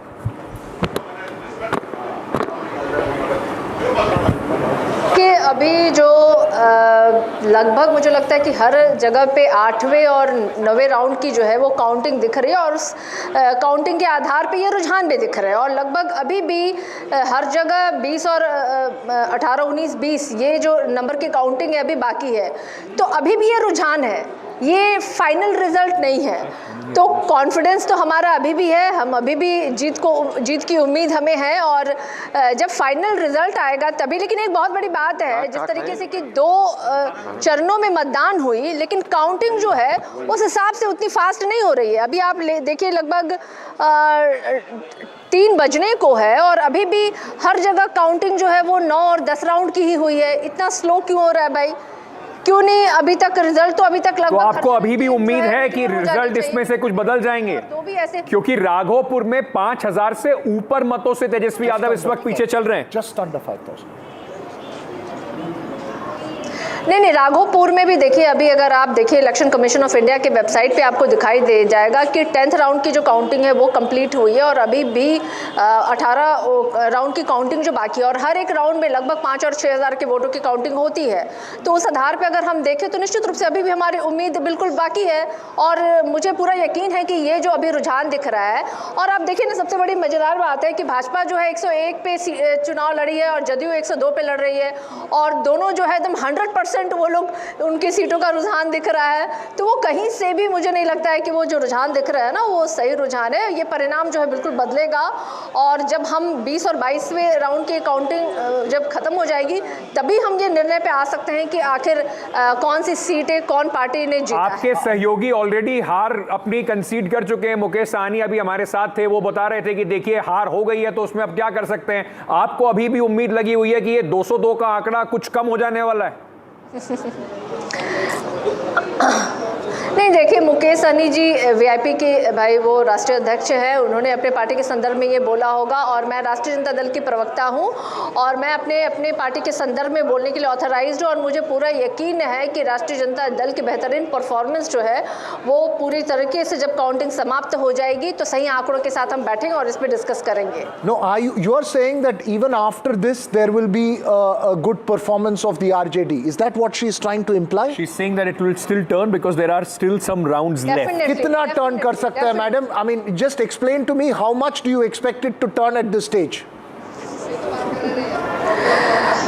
पिछले बार जो हमारे राष्ट्रीय जनता दल के जो नंबर्स थे, डेफिनेटली हम उन नंबर्स को में और हम प्लस में जाएंगे और भी कई नंबर्स जो है उसमें ऐड ऑन होंगे। सारिका जी, ये तो लोग बोलेंगे कि आप बिल्कुल मतलब एक अलग ही चुनाव की बात कर रही हैं। पिछली बार से आधे नंबर्स पर भी इस वक्त आप नहीं खड़ी हैं, 75 से आधे पर भी नहीं है, 30 से कम इस वक्त आपकी सीटें, 29 सीटों पर आप लोग आगे दिखाई पड़ रहे हैं। वो रुझान है और वो मैंने आपको बताया, इसलिए मैंने पूरी डिटेल में बात कही कि कहीं किसी को कोई शक और सुबह ना रहे। क्या ये रुझान जो है 20वीं और 22वीं राउंड के बाद की है? बिल्कुल नहीं, ये महज अभी 8वां, 9वां और 10वां राउंड का अभी काउंटिंग हुआ है। अभी भी 18 राउंड की काउंटिंग बाकी है। मैं बिल्कुल डेटा के साथ बैठी हूँ और जब एक्यूरेट जब आएंगे नंबर्स तब हम इस पे बैठ के आराम से बात करेंगे। Okay, very quickly just one question, एक सवाल प्रोफेसर बद्रीनारायण आपसे पूछना चाहते हैं, then we are back to the Sarika ji, if this trend goes become true और ये सही परिणाम में बदलता है, तो क्या ये जाहिर होता है कि यादव और मुस्लिम जो बेस वोट हैं आरजेडी के, क्या उन्होंने भी वोट नहीं दिया? अगर नहीं दिया तो अगर ऐसा होता है, तो मैं ये नहीं कह रहा हूँ कि होने ही जा रहा है, तो अगर नहीं दिया तो उसका कारण क्या हो सकता है? ये भी तो विचार करना होगा कि जैसे कास्ट सर्वे ने बताया, पिछले कास्ट सर्वे ने, कि 30% यादव आर पुअर, यानी 1/3 Yadav population are poor and they are also part of beneficiaries. Summing up the question, are you not able to hold even the core MY vote of the RJD? Would that be a lesson if these results hold? Yes. देखिए, सबसे पहले तो अभी वोटों के प्रतिशत की जो मैं देख रही थी, चूँकि अभी तो आंकड़े एग्जैक्टली है नहीं हमारे पास, लेकिन जब बात हो रही थी एनडीए और महागठबंधन को जो परसेंटेज ऑफ वोट मिले हैं, तो राष्ट्रीय जनता दल के परसेंटेज ऑफ वोट जो अभी दिखाई दे रहे थे आपके चैनल्स में और कई चैनल्स में, ये दिख रहा था कि 24% के जो है आंकड़े जो है वो बराबर के मात्रा में वो भाजपा को भी उतने ही परसेंटेज ऑफ वोट मिले और राष्ट्रीय जनता दल को भी उतने परसेंटेज ऑफ वोट मिले हैं। लेकिन मैं अभी इन आंकड़ों पर अपनी नहीं मुहर लगा सकती हूं, क्योंकि जब तक पूरे आंकड़े नतीजे घोषित होने के बाद आंकड़ों पे हम नहीं आएंगे, तो मुझे लगता है कि ये बातें बहुत ही व्यर्थ और बहुत बचकानी होगी, इनमेच्योर डिसीजन होगा, स्टेटमेंट होगा मेरे साइड से। Okay, thank you, ma'am, for joining us at this moment. We'll come back to you once, as you said, that the numbers further, in fact, the counting goes up. But Kanchanda, you were making a point about the Bharatiya Janata Party and what it does. Not only just to the BJP, but the NDA when you talk about the national perspective going into the elections forward. Is it? Thank you for joining us. The Bihar results have a butterfly effect at the national level for the BJP as well as for the NDA. Look, after 2024, there was a sense among voters that perhaps they erred in not giving a full mandate in terms of number of seats to the BJP alone and to the Prime Minister. And if you look at the elections since 2024, whether it is Haryana, whether it is Maharashtra, whether it is Delhi, and now you have Bihar, and the results have gone in a certain way, and that sort of serves to reaffirm the popular faith invested in Prime Minister Modi. So this is as far as the BJP at the national level is concerned. What it does to the NDA is that it reaffirms the BJP's position within the NDA that it remains the first among equals. So these are important playouts, and these are bound to impact policy in the coming days. You will definitely find the NDA at the center now becoming more aggressive on policy reforms, on pushing political as well as economic agenda, and bringing about the social reforms which they have been talking about and which are still pending. Okay. Professor Radhinaran, let me ask you this. So, just in comparison and what happened post 2024, has the opposition, which at that moment got a shot in their arm, have they squandered this opportunity to present an alternative to the people, which could have further solidified their electoral prospects, not only in the states but also building up to 2029? Yeah, you're very right, Ankit. I think this election has a multiple impact on opposition politics too, because if they are losing this election, it will show that their entire discourse on which they want to mobilize people is not working among public. And there is some dislocation and the misframing of their strategy. That's why second thing is because there is one politics which NDA is proposing, that is the politics of Viksit Bharat, which Narendra Modi is proposing, the politics of hope, politics of the future. On the other hand, they are proposing a politics to critique that policies. But this criticism, when they plan it in the form of politics, they fail somewhere in conceptualizing it and making it is a popular base. Right. So, I believe in the theory that, look, each election is on itself. Obviously, there are psychological impacts that, as you're saying, at the national level in terms of policy, it obviously bolsters the BJP largely after a victory of this scale. I want to know, what does this mean for West Bengal? Because that's the state neighboring Bihar. What does it mean for, let us say, what does a Mamata Banerjee have to learn from this result to ensure that she can try and keep Bengal? Well, I mean, Mamata Banerjee, she is not in alliance with anybody in West Bengal. And unfortunately, both the CPM and the Congress are so fallen in Bengal that they cannot eat into the anti-incumbency vote and thus keep her afloat. But what she also gets to learn is that this whole SIR politics is not playing out the way it was thought to be playing out. Rahul Gandhi's campaign of asking, because she has said that there will be no way she will stand firm against the SIR process. Well, I'm sorry to say that's a losing stand, and that doesn't get you any votes. It only hardens the perception that you have been winning on the basis of fixed voter lists, and therefore now you don't want the voters list to be cleaned out. Does it, Raghav? I want to add in that. This SIR politics, the argument which I gave earlier, I want to supplement with that. This SIR politics, which is failed in this Bihar case, and it is also going to fail in Bengal case. Why? Because SIR politics is proposing a democratic deficit in India. Is proposing democratic backsliding in India. But on the other hand, people are going in a huge way to vote on the booth. Yeah. It means they are not subscribing this theory. So you're saying democratic institutions are weaker, election commission is doing misappropriation. This will also propel this whole, like we have been discussing, the whole agenda and the conversation around Ghuspatia much more in a bigger Ghuspatia is immigrants, illegal immigrants. In West Bengal. And also, can I also ask you, Kanchanda, very quickly, I have to take a break after this. Does this also mean that Mamata Banerjee, right in the lead up to the election, there is a woman direct cash transfer kind of a scheme loading in West Bengal as well? Election after election, we have seen that it has had a huge impact, and Mamata Banerjee, like Nitish Kumar, has had a good population of women voting for her. I agree with you, and this would have held good till the last assembly election. You have to take into account what has happened between 2021 and 2025-26.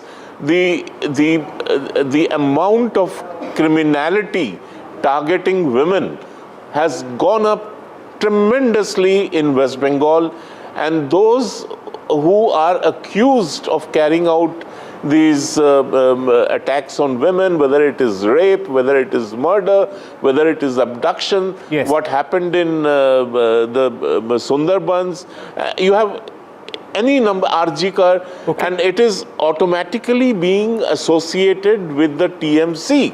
And it is being associated with Mamata Banerjee because the people who are being accused of these crimes are known to be close to her. A second point which you should not minimize, this whole teachers recruitment scandal. 26,000 people, they lose their jobs. I'm just getting some important news, and then I have to quickly take a break. AIMIM at this moment, Mr. Owaisi, good news for you. 6 seats that they are leading at this moment. It's one more than what they had in the last election. 9 seats. Other than this, they are the difference between the winning and the losing candidate of the NDA and the MGB. And on the other hand, the Congress party at this moment is in fact only leading in 5. So the Congress has been reduced to 5 seats, one less than AIMIM. It's leading in Jokihar. This was a very hotly contested seat. Jokihar, majority Muslim majority area. Also Bahadurganj, Thakurganj, all Amor is something. There is also infighting within the Mahagathbandhan, and Mr. Owaisi seems to be making the most. So the point is that they won 5 seats. 3 of those candidates shifted off to the RJD. Yeah. This time they went alone. AIMIM has shown that it can still hold its own in a Muslim-dominated seat. Actually, this time we will see how strong can they represent what they have been saying for the Muslims in the assembly. You mean these are leads, right? These are not victories. These are leads. At this moment. Sorry, right, I have to very quickly slip into a short break. We are coming back. We continue here on NDTV with the best analysis of what has happened. A tsunami for the NDA in Bihar. Coming back. Stay tuned.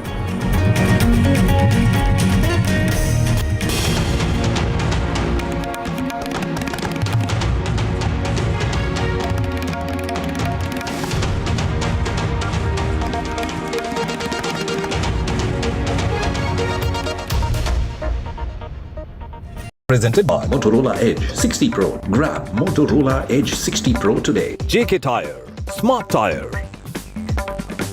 Co-powered by Fortune Refined Soybean Oil, India's #1 cooking oil. Brought to you by Gold ETF. It's Aaj Ka Gold. And Ionic Wealth. Long night? You have no idea. I got you.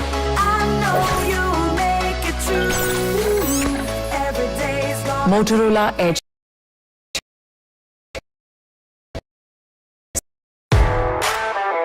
The most coveted invitation in the Indian corporate golf calendar, where top corporates go head-to-head with the finest professional golfers. An exclusive circuit across multiple cities. Aspirational, unforgettable. NDTV Golf Pro-Am, India's #1 golf Pro-Am is here. The course of champions, the conversation of leaders. NDTV Golf Pro-Am, coming soon, stay tuned.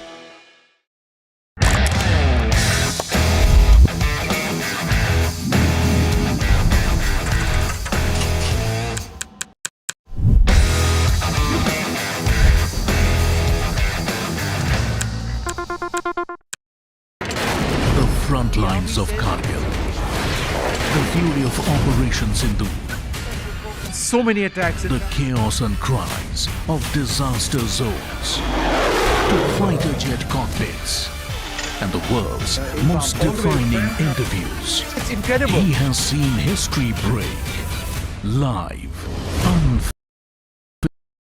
in the Congress party in Hyderabad, Jubilee Hills. That's the consolation. Possibly that is where the energy of the Congress party would be spent today, not looking at what has happened in Bihar. They have won that constituency, the Jubilee Hills constituency. Remember, it was also a prestige battle that the Congress party was fighting there. The candidate has won the by-poll of the Jubilee Hills constituency. Congress candidate Naveen Yadav has defeated the BRS candidate on this constituency. The BJP candidate who also fought this election. It was a triangular fight, and also there was an independent here. So a quadrangular fight which the Congress has been able to win. This will come as a boost to, in fact, the Chief Minister Revanth Reddy. The seat was won in 2023 by BRS party, and has gone to by-polls after the unfortunate demise of the sitting MLA of the BRS, and then the Congress party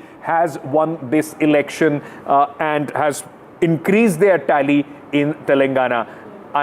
Let's listen in to some reactions. मैं बहुत बहुत शुक्रिया करना चाहता हूँ हमारे जो public को, जो मेरे ऊपर भरोसा रखकर इतना एक मैंडेट दिए, मेरे को इतना अच्छा मेजॉरिटी दिए, मैं सबका शुक्रिया अदा करता हूँ. This is something that you almost started from zero. You did not really have a presence there, and yet you managed, it appears, a good margin as well. Thank you very much for your good wishes. Yes, Jubilee Hills is basically it is not the Congress party seat. It has been there in the hands of the opposition right from 2014 onwards. But still, after our Congress government coming to power here, for the past 2 years, what all that we have done for the people, which has yielded the result in Jubilee Hills, and giving more than nearing about 20-25,000 majority, is definitely it's a good sign of the Congress party in the state, particularly in Hyderabad, but GHMC area. In the 2023 elections, Hyderabad was a disappointment for the Congress. Now you have started making inroads.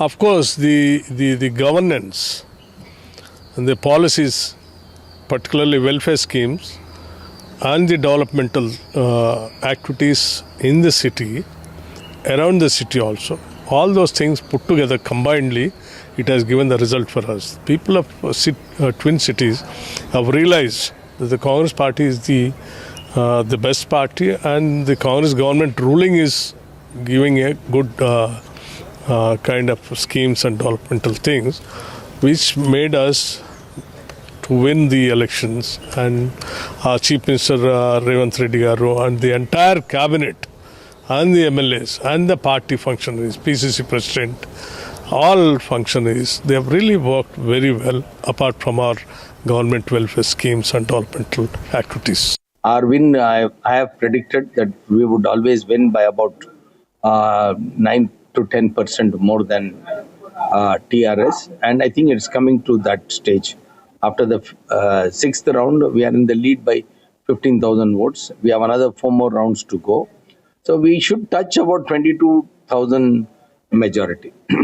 Once the majority is established, it is clear that the TRS, which continue to lose since the assembly elections, they lost power. In parliament, they lost deposits. They didn't even get one seat. In graduates, they couldn't even put a candidate. And now they have lost one more seat in Jubilee Hills. जो क्यों बोले तो जो पैसे दिया, आप जाके road पे जाके पूछे तभी मालूम होता किसको पैसे मिला क्या, सैरीज मिला क्या, वो सब बोले तो आपको मालूम हो जाता ना. तो उन लोगों को भी मैं दोष नहीं कर रहा हूँ, उन लोगों का ऐसा दिया हुआ है. क्या बोलना चाहिए? जो भी हमको वोट दिया उसको धन्यवाद देता हूँ. और एक चीज, मैं कभी भी मेरे ऑफिस अमीरपेट में है, कभी भी ऑफिस को आ सकते काम के लिए, कहीं भी काम रुक गए तो भी हम आके फाइट करने के लिए रेडी है अभी भी.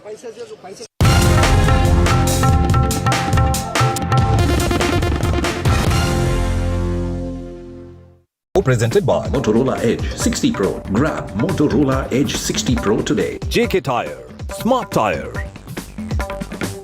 Co-powered by. मजे को दुगुना करना है, मजे को 3 गुना करना है. गाजी, रोहन, कमाल से.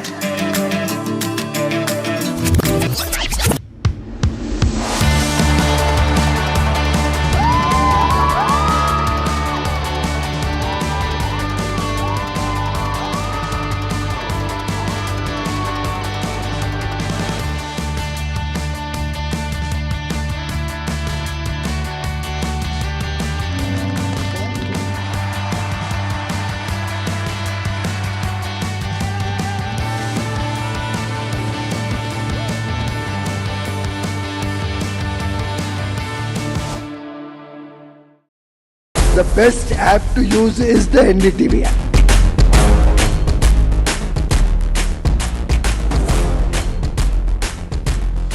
दुनिया भर में जब भी भारतीय मीडिया की चर्चा होती तो एनडीटीवी सबसे पहले जिक्र में आता है. मैं आपका बात से सहमत हूं. उल्टे हम भी जब विदेश जाते हैं, the best app to use is the NDTV app. Across the country, he has tracked the pulse of power from Washington to Korea. Witnessed history being made in global capitals and conflict zones.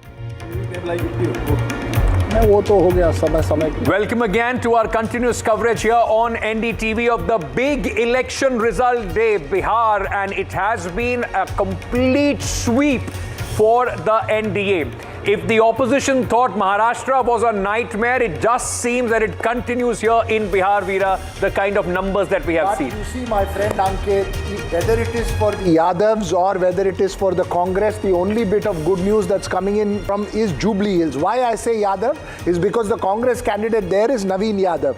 Why it's an important result is because BRS had swept Hyderabad in 2023. This was a very crucial election for the Congress. The first seat and the only seat the Congress will get inside the Hyderabad area. So, you know, only southern comfort, northern discomfort. So they don't want to look at Bihar today, they would want to look at Hyderabad. I want to start with the headlines at this moment. Nemo factor trumps the Mahagathbandhan. Nitish and BJP set for a clean sweep in Bihar.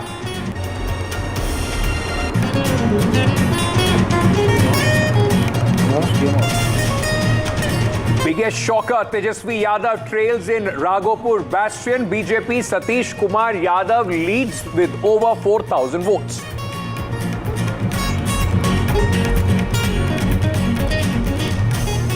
Mahagathbandhan staring at double-digit defeat in Bihar. Deputy Chief Minister, face of Mahagathbandhan, Mukesh Sahani speaks to NDTV, says we will mull over our failure.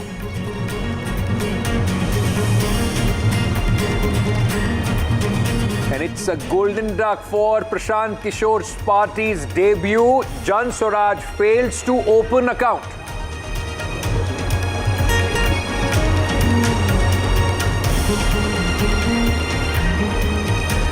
AIMIM leads on 6 seats in Bihar, more than the Congress party. Congress maintains massive lead after in Jubilee Hills by-polls in Hyderabad. BRS candidate loses edge. BJP cries conspiracy.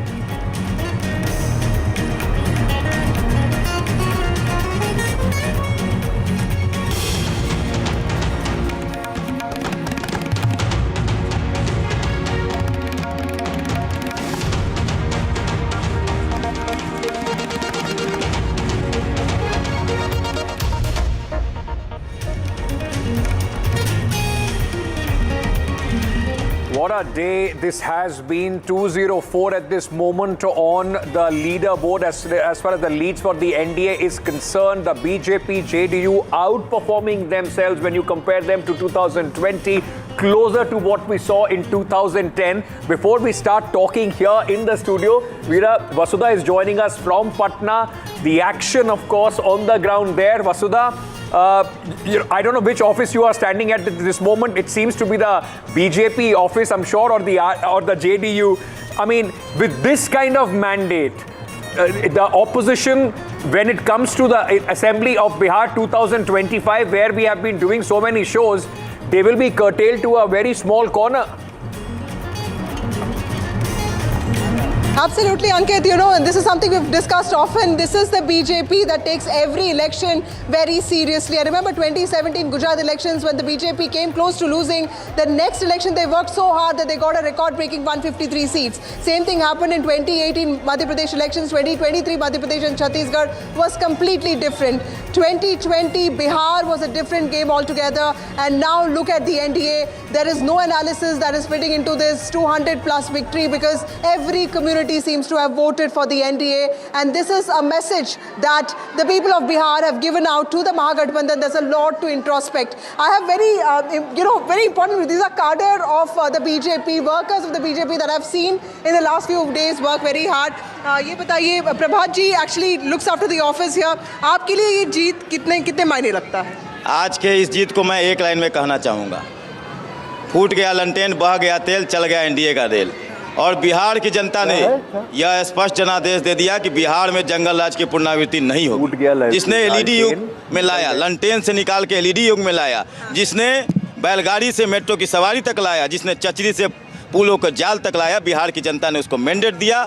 Narendra Modi जी का अथक प्रयास, नीतीश कुमार जी का अथक प्रयास, नरेंद्र मोदी जी ने booth अध्यक्षों के साथ जो संवाद किया, महिलाओं के साथ जो संवाद किया, युवाओं के साथ जो संवाद किया, उसका परिणाम आज दिख रहा है। So Prabhat ji, yes, you came up to me some days ago and he said कि नयाब सिंह सैनी जो कास्ट के है ना, वहाँ का हूँ मैं. So this is also a party that gives importance to a lot of people from the EBC, OBC communities and that seems to have worked. Madam, आपके लिए क्या मायने रखता है? नारी शक्ति के बारे में बहुत बात हो रही है अभी. बहुत ज़्यादा मायने इसलिए रखता है कि ये जीत अगर हम देखें और माने तो ये आधी आबादी की जीत है। जिस तरह से आपने भी देखा होगा, न्यूज़ रूम में आपके चल रहा होगा कि किस तरह से बूथ पे लंबी लाइन महिलाओं की लगी थी। तो ये जो स्पष्ट जनादेश है, ये हमारी महिलाओं को जनादेश है, ये यहाँ बिहार के युवाओं को जनादेश है, ये बिहार के किसानों को जनादेश है और यहाँ का भविष्य, जो बिहार एक सुंदर भविष्य देखना चाहता था, बिहार ऐसा हो, वो सबको पता है कि एनडीए ही ऐसा, ये डेवलपमेंट इस तरह का is becoming the default party. Let me also show you the kind of celebrations that's going on. Ankit and Veera, what happens at 5 p.m. is all the BJP Bihar leaders will assemble here. There's a celebration of there's an utsav that's going to happen here. So all preparations are taking place and the BJP unit in Bihar waited for a long time to get that go ahead from Delhi to start celebrating. So while we kept asking them, when are you starting? And I've been running away from crackers because what the scene is in Delhi, but here they're all like, they've gone full on, they're celebrating now. The mithai has come and of course everybody's waiting for the NDA celebration to take place around 5 p.m. the BJP celebration and of course the Prime Minister's address at 6 p.m. Before we let you go, can I ask you? Don't let her go. Ask her when she's coming back to Delhi. I mean, is she planning to stay on in Patna? Seems very happy there.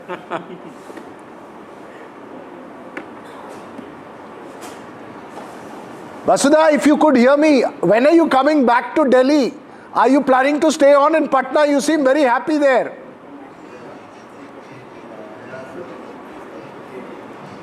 Okay, we lost that. Okay, let me very quickly, because Vasudha was telling us 5 p.m. is the celebration. It begins in the headquarters of the BJP in Patna. But the big celebration, of course, would be at the BJP headquarters here in the national capital when Prime Minister Narendra Modi at 6 p.m. would be. And that has become almost like a tradition now, Aishwarya. Every victory, Prime Minister comes, speaks to the Karyakartas, and it's a message once again that he delivers of how the BJP Karyakarta is important in every victory. Well, certainly, and yes, of course, Vasudha certainly wants to stay there in Patna for next few days because the celebration that is happening in Patna, the kind of same atmosphere is here in Delhi as well. And after so many months, we are witnessing this kind of energy, enthusiasm that the Bharatiya Janata Party Karyakartas are having. There are dhol nagaras at the BJP headquarters, the workers celebrating over here, the kind of historic mandate that the Bharatiya Janata Party have got, it's huge in itself. Prime Minister Narendra Modi is in all likelihood would be coming to the BJP headquarters to address the cadres at around 6 p.m. And let me go across to the Bharatiya Janata Party Karyakartas over here. कितनी बड़ी जीत मानते हैं आप लोग आज Bharatiya Janata party की? बहुत बड़ी जीत है भारतीय जनता पार्टी की और ये सुशासन की जीत है, विकास की जीत है, नरेंद्र मोदी जी के विश्वास की जीत है और नीतीश कुमार के कार्य की जीत है। भाजपा और जेडीयू के मिलकर जो लड़ाई लड़ी है उसकी जीत है। बिहार से अब पश्चिम बंगाल का बिगुल बच चुका है, आपको लगता है? बिहार के जनता ने, बिहार के लोगों ने ये बता दिया है कि जाति चाहे अनेक हैं फिर भी हिंदू एक हैं। सनातन का झंडा पूरी मजबूती से लहरा रहा है। भगवा आ गया है, भगवा आ गया है और पूरी दुनिया में छाएगा। Credit goes to Prime Minister Narendra Modi and Nitish Kumar as well. And as we can see over here, the barricading is on. There are big screens that are now being stalled because Prime Minister is all likelihood going to come at BJP headquarters at 6 p.m. Gauri Dwivedi is with me as well here at the BJP headquarters. The kind of energy, atmosphere we are witnessing, it's after a very long time. And certainly the BJP Karyakarta are saying that this is just the starting. The result will be ending at in the West Bengal elections. How do you see this energy? Absolutely, Aishwarya. And while you were talking talking to several of those karyakartas, and let's to tell Ankit in the studio also that every single one of them had something to say about the Laltain. You see so many of the Laltains here, and every single placard actually had Laltain is now going to be run by LED. And I think that's the most important part. 3 hours to go for the Prime Minister to come and speak to the karyakartas. Extremely important, the messaging that will be there. And the karyakartas have brought the Laltain with them with the LED installed on that. So certainly they are saying that now Laltain is no more in the state of Bihar, and they will be, all collapsing because the kind of mandate that the Bharatiya Janata Party. About development. Aishwarya, early in the morning you were talking about laddus that were being made. Have you had your share of laddus? Has Gauri Dwivedi got her share of laddu? I'll certainly ask her, but in the morning there was sattu ka paratha along with jalebis. In the afternoon we had litti choka. Gauri, you had your bit of share of the litti chokas that was given at the BJP headquarters. Trust me, everybody has had litti choka. It's been a morning of litti choka, and that's really the whole thing here. Every single person. We've had better litti choka in the studio. That litti choka, at least the way we are speaking, is a national food at this moment. Absolutely. I mean, that's all that we have been speaking about. At least for the day it becomes a national food. But thank you, for joining us. We'll keep coming back to you. Fantastic scenes there. But I just want to very quickly on the leaderboard just show our viewers. Just look at the scale of this victory. 207 at this moment is the NDA. Mahagathbandhan at just 30, 84 down from what they were last time. And if you compare, Jay, this to 2020 and 2025. I'll go ahead with the, so 206 is the same that the Alliance got in 2010. Exactly. The big landslide of 2010, that's headline number 1. Headline number 2, numbers achieved with a 10% greater vote share. They were 38 that time, now they're 48% vote. Okay. And that time, I'm just getting some breaking news. Anant Singh has been declared a winner.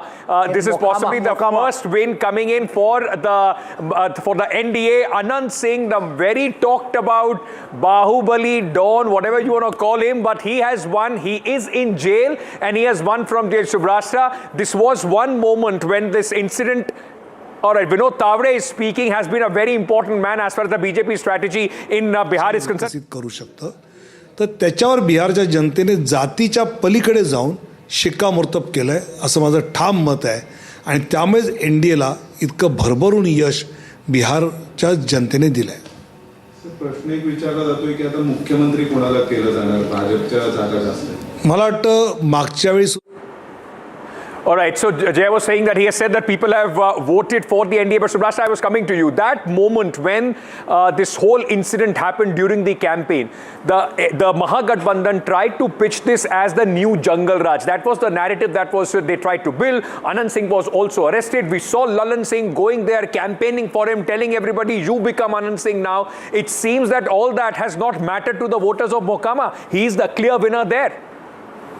Ankit, you've been on ground all this while. Please tell me if any voter in Bihar would have bought the argument if they looked at Danapur also, which had Reet Lal Yadav. Yeah.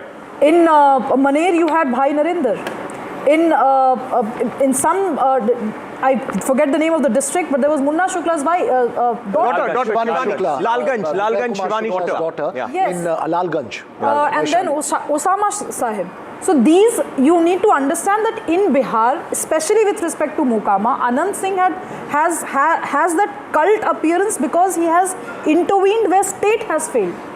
No, but that Robin Hood thing is but hang on. All these, whether Suraj Bhan is also, at least in his area, is known as somebody who has intervened when the state has failed. Interestingly, the so-called Bahubalis or the Dons who have fought on the NDA ticket have all won, and those who fought on the MGB ticket have all lost. So then that makes it very clear that this is, irrespective of what is there, it's played out. I just wanted Jay to clarify on one thing, because I've been getting a couple of messages on how many rounds are. done. Because you see, even the RJD spokesperson raised that, saying that, boss, there are only 11 rounds are over. There will be 18 more rounds that's there. Can we give an idea as to where we are in terms of the counting process? So tell us where we are, but largely it's more than 23 rounds. On an average, 23 to 25 rounds in most of the constituencies. No, about 60%. Could we safely say 50 to 60% of the vote? At least 50. Because in a constituency like Raghopur, we are still on round 12 being reported. Maybe the 15th one is going on over there. Okay, round 12 would being reported of 30. Of 30. But so it is safe to assume that the leads we are getting from our own mechanism are reporting round 15 or 16. The EC is slow. This is almost on the spot. And the lead is about, in Raghopur, what? Tejashwi is trailing by about 4,500 votes, is according to... Yes, 4,570 votes he is trailing by. All right. Perfect. Okay, Professor Uttarayan, you wanted to make a point. Like we are talking about the first victory coming in for Anant Singh, he was the spotlight at one point of time. It seemed that the election in Bihar is only being fought in Mokama than any other place. Yes, actually, the Anant Singh election went on the social media in a big way. And also, you know, the Bihar is an interesting state where the kind of development with the muscles power goes together. Like, you know, this entire Sasaram area, Mohan Bind and all, this history of mafia and the muscle minds was there. Now the development, when the sense of development came among the people, this decreased a little bit. But even then, structures, stereotypes of those mafia, culture is still there. And you know, this is transferring to the second generation. Son and daughter and wives of all the mafias, they are contesting elections. So Sanjeev Srivastava, so it means mafiaism is a symbolic power which they derive from their work and transfer to their son and daughters. So the only Bahubali that we know in the south is the one that Prabhas acted. So Sanjeev Srivastava, Bahubali phenomenon. You want to weigh into this? See, Bihar politics has always been, the Bahubalis of Bihar and UP have been talked about for long. And so have been the Bahubalis of South, very honestly. You know, but the interesting point is, Bahubalis of NDA have won and Bahubalis of Mahagathbandhan have lost.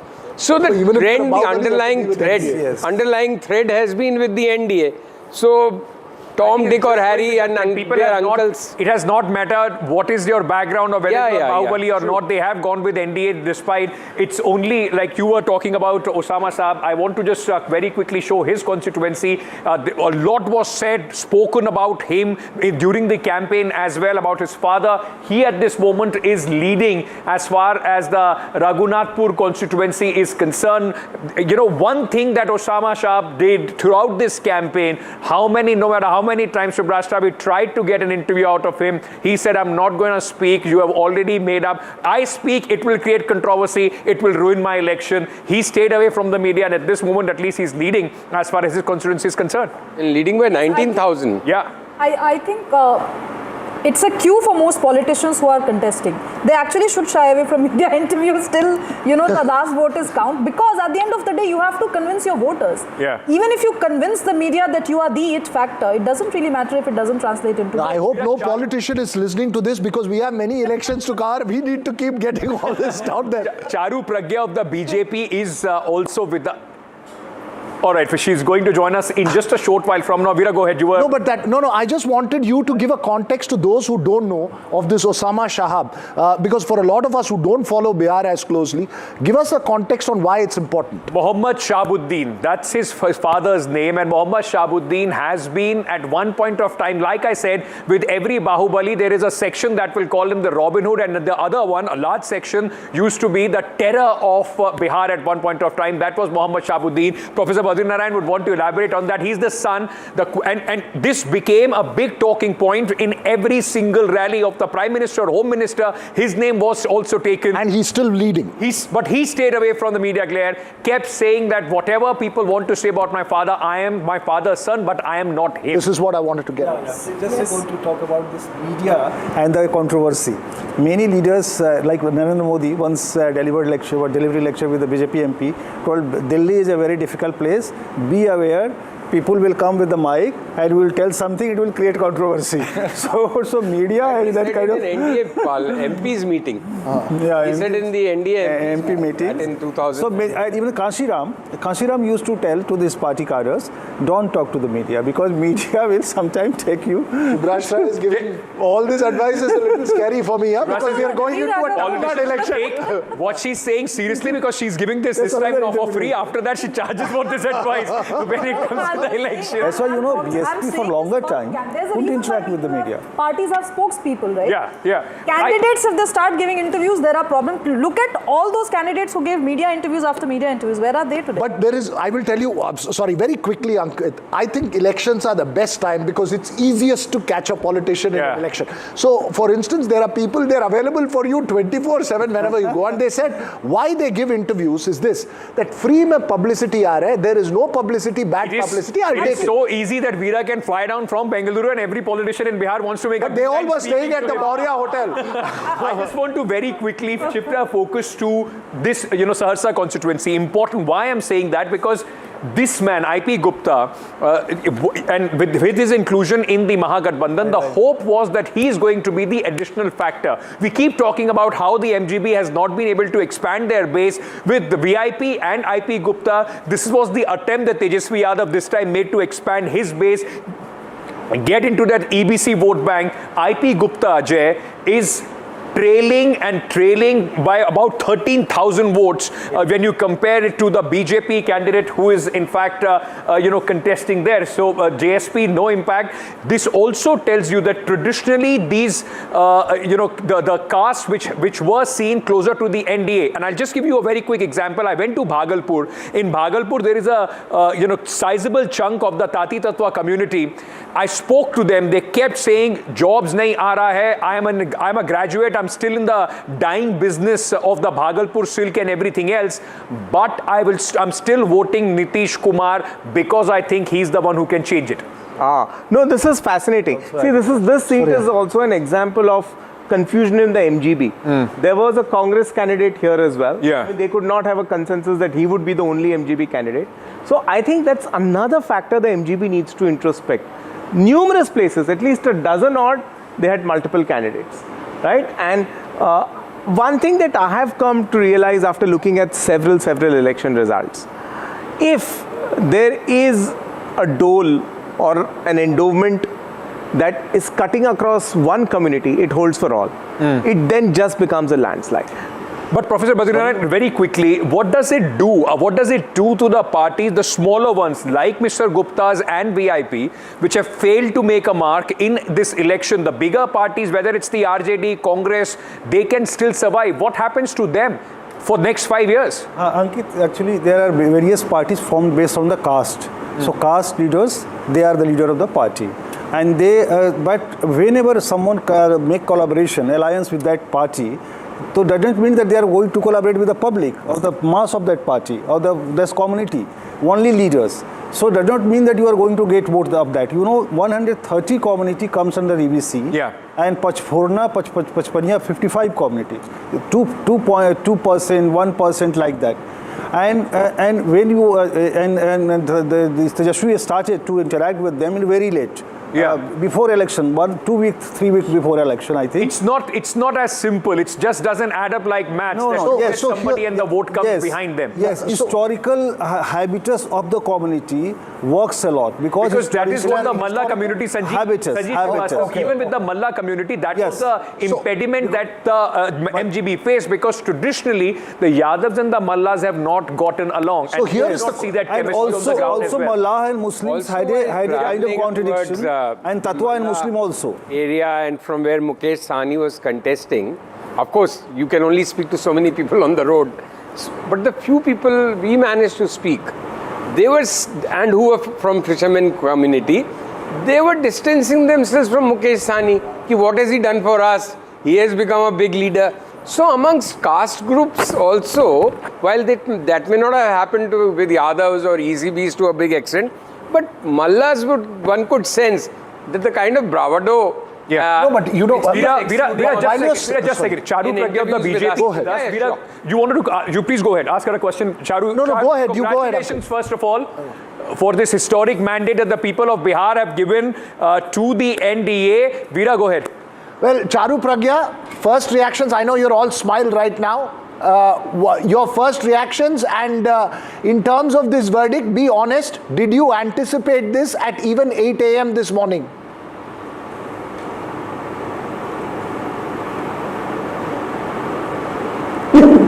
So to this extent, no. Let me be honest and say to this extent, no. But my first reaction is only of gratitude, and this is the victory of the people of Bihar. This is the victory of every single mother who wanted her kids to go to a better school, of every single youngster who's getting skilled in their own district now. It's the victory of every village which was struggling to get even basic electrification. So I am very glad Bihar is on the fast track to progress. Currently, it is the state in the country with the highest jump in per capita income. That is the amount of work we have done in Bihar. And I can only smile and express gratitude and thanks. We have a lot more responsibility now, a lot more expectations to live up to. All right, as you say that, are you confident till 2030 it will be Nitish as Chief Minister of Bihar?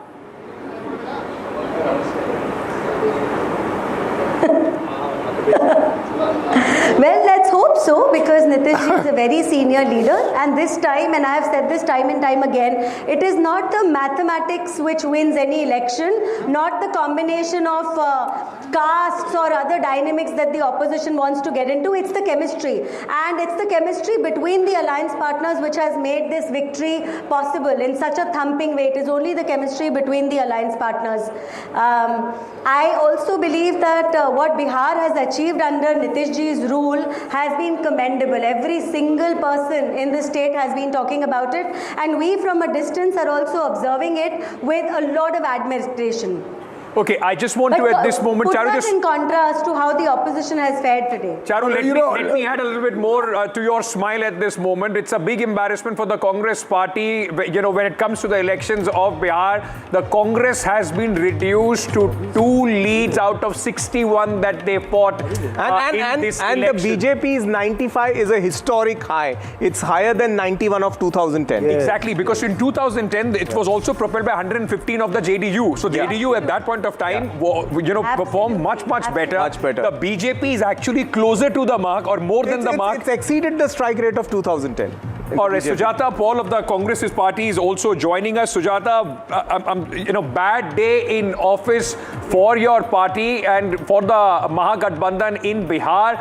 2 out of 61, Sujata. It's a rout. I mean, does this mean that the narrative that Mr. Rahul Gandhi, tried to build across the campaign in Bihar, the momentum that he possibly initially had, then for 2 months he was not on the campaign trail, came back, started from the same momentum, has been rejected by the voters? I am not surprised at your questions, because I was prepared to answer them even before the results came. Because I know that if the results are going to be 90% of the seats going to the NDA alliance, you would be asking me these questions. And this is a win of not the people of Bihar, but Gyanesh Kumarji. This is a victory not of the BJP or the JDU or the Combine, but a victory of the Election Commission of India. And why do I say that?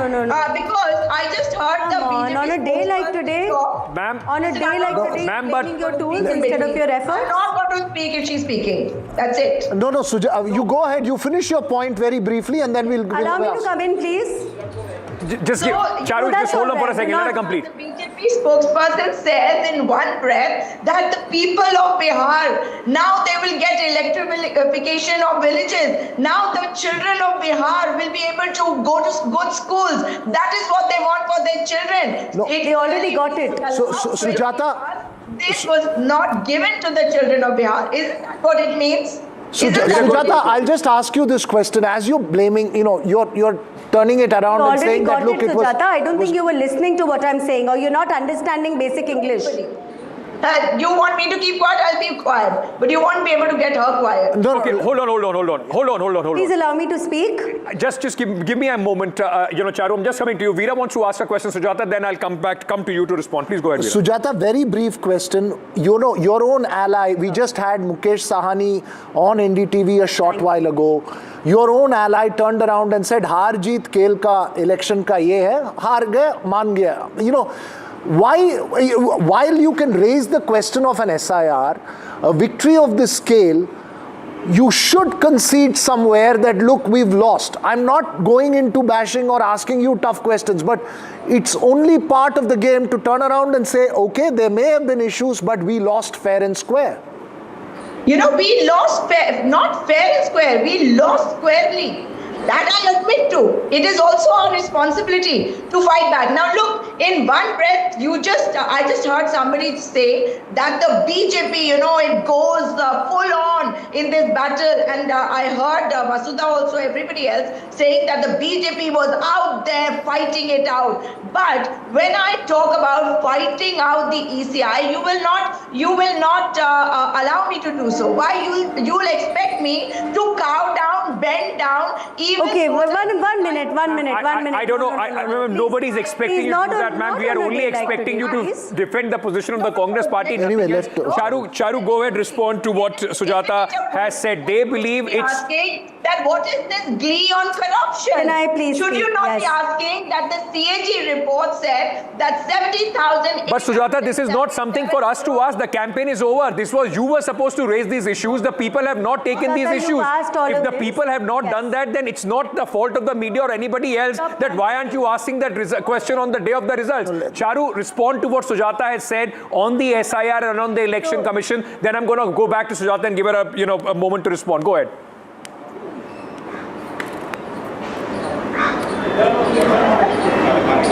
Thank you. So Ankit and Veera, with utmost humility and utmost grace, I want to say this. This is an election that BJP has won because we worked hard, not just in the last couple of years to make sure good governance reaches the people of Bihar, but even in the election campaign. Tell me, where is Rahul Gandhi?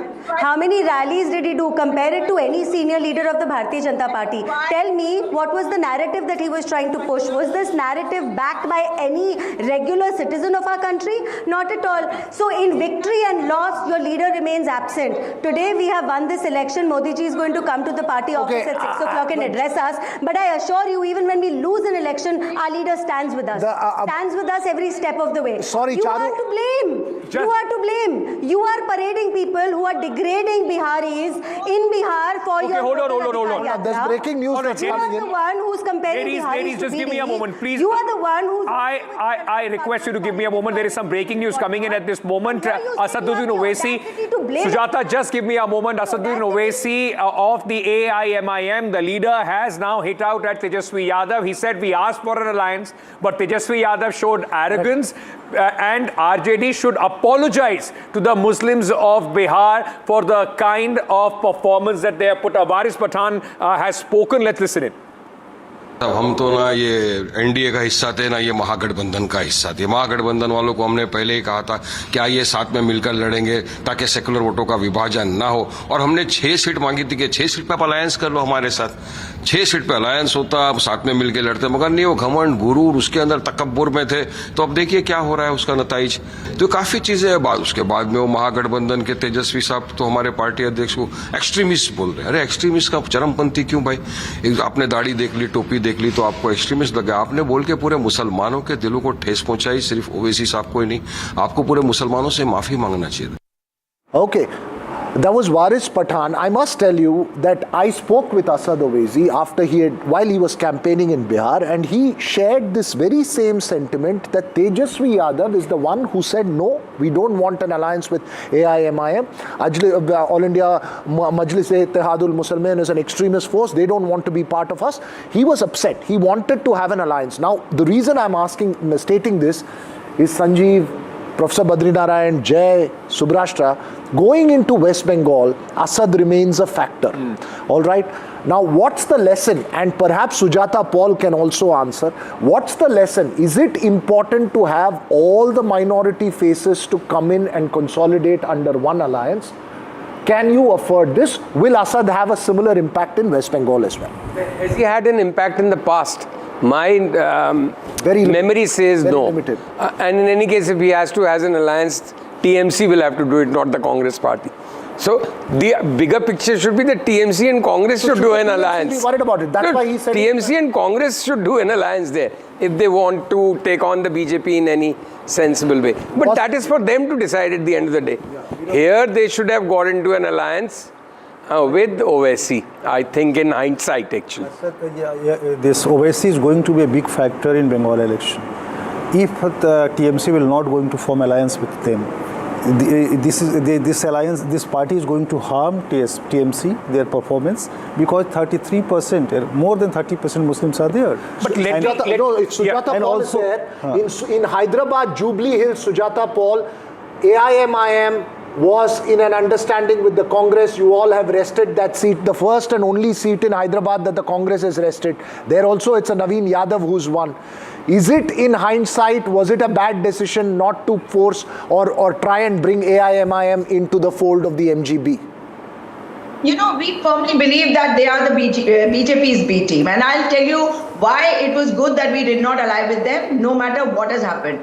The fact is that if we had allied with them, it is possible that they would have polarized the elections by making statements like Mr. OBC and his party men are used to doing. But having said that, when you're talking about Hyderabad, please remember that I'm saying this from experience because I spent 5.5 months over there during the Lok Sabha elections.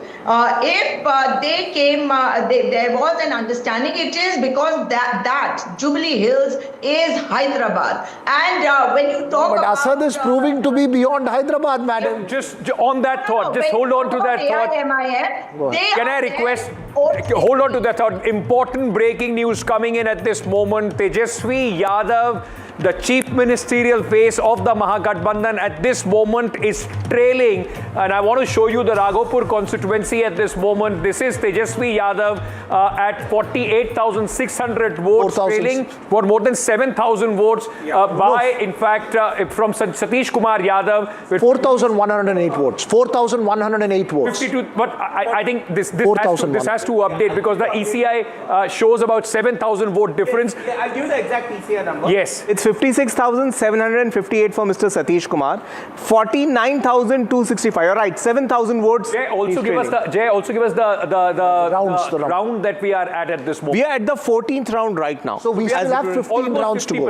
Almost 50%. But the key thing to note is, as we progressed from the 5th to the 15th, the margin the same way. So that's increasing. Absolutely. So you know what time Jay would have flagged this? What, around 12:30 or so that he is trailing, and it's been that way. You know, Shubrashta, does this in a way tell you the story of this election? In a Yadav bastion, Tejashwi Yadav, who took this constituency, campaigned there very little, sent his mother, said, this is my house, I don't need to come back here. Another Yadav is defeating Tejashwi Yadav, that Yadav from the Bharatiya Janata Party. In that sense as well, has the Yadav core vote bank of the RJD also has moved to an alternative wherever they can find?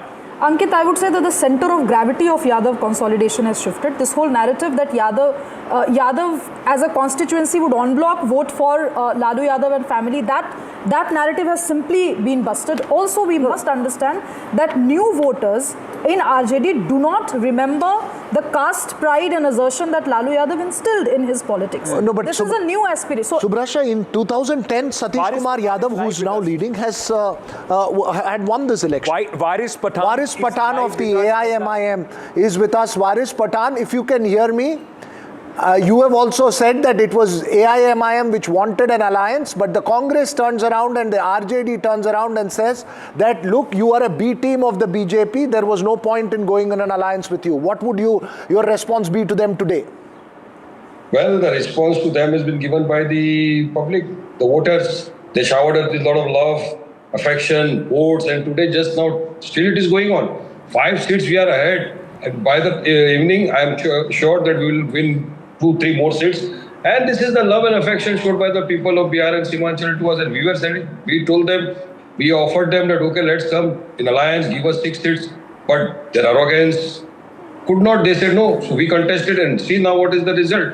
What are they facing and what are we facing? First of all, I would like to thank the voters who voted for our party, the people who prayed for us, and the hard work done by our party President Asad Owaisi Saab and the other members of our team who went there to Bihar.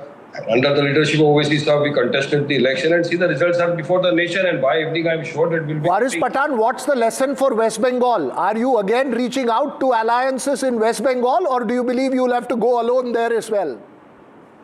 See, earlier in Maharashtra also we told them, come on, let's join alliance. But they did not heed to our request. During the Lok Sabha also we said, during the this election also we told them the MLA election, but they did not heed to our request, so we contested alone. Here also we contested alone. So see, the results are before the nation. If they are so arrogant and all, it's up to them. Varis bhai, I want to ask you one thing. You know, the numbers show that you are leading at this moment on 6 seats, up 1 from what the AIMIM had last time. You had 5 victories last time. I just want to understand from you. In Jubilee Hills, Veera was saying you have an understanding with the Congress party. Here, not only are you defeating the Mahagathbandhan and the Congress in many seats, you are also winning more than the Congress party. What does this mean about the whole narrative that pan-India, the Congress party is where the minority or the Muslim vote rally behind? Well, the Jubilee Hill election were different. It was a by-election. Then the government was to be formed. That was the question of development which the BRS did not do. So our party thought it right that time to go along with the Congress. But here the Bihar election was different. At every state the elections are different, sir. The Bihar we were fighting. What about the development of Simanchal? Nobody used to take care of it. Nobody even uttered the word of Simanchal in so many years. And this was our hissedari ki ladai. We said, okay, equality. When a Malla 2% can become the deputy chief minister, when a 14% Yadav can become the chief minister, why not a 19% Muslim from Bihar can become a chief minister or a deputy chief minister?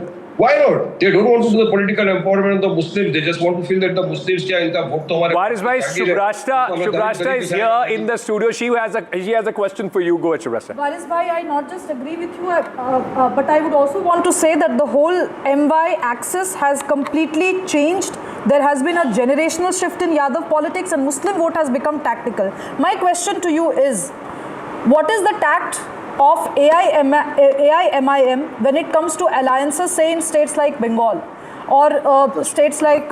we asked him that West Bengal. You please go ahead.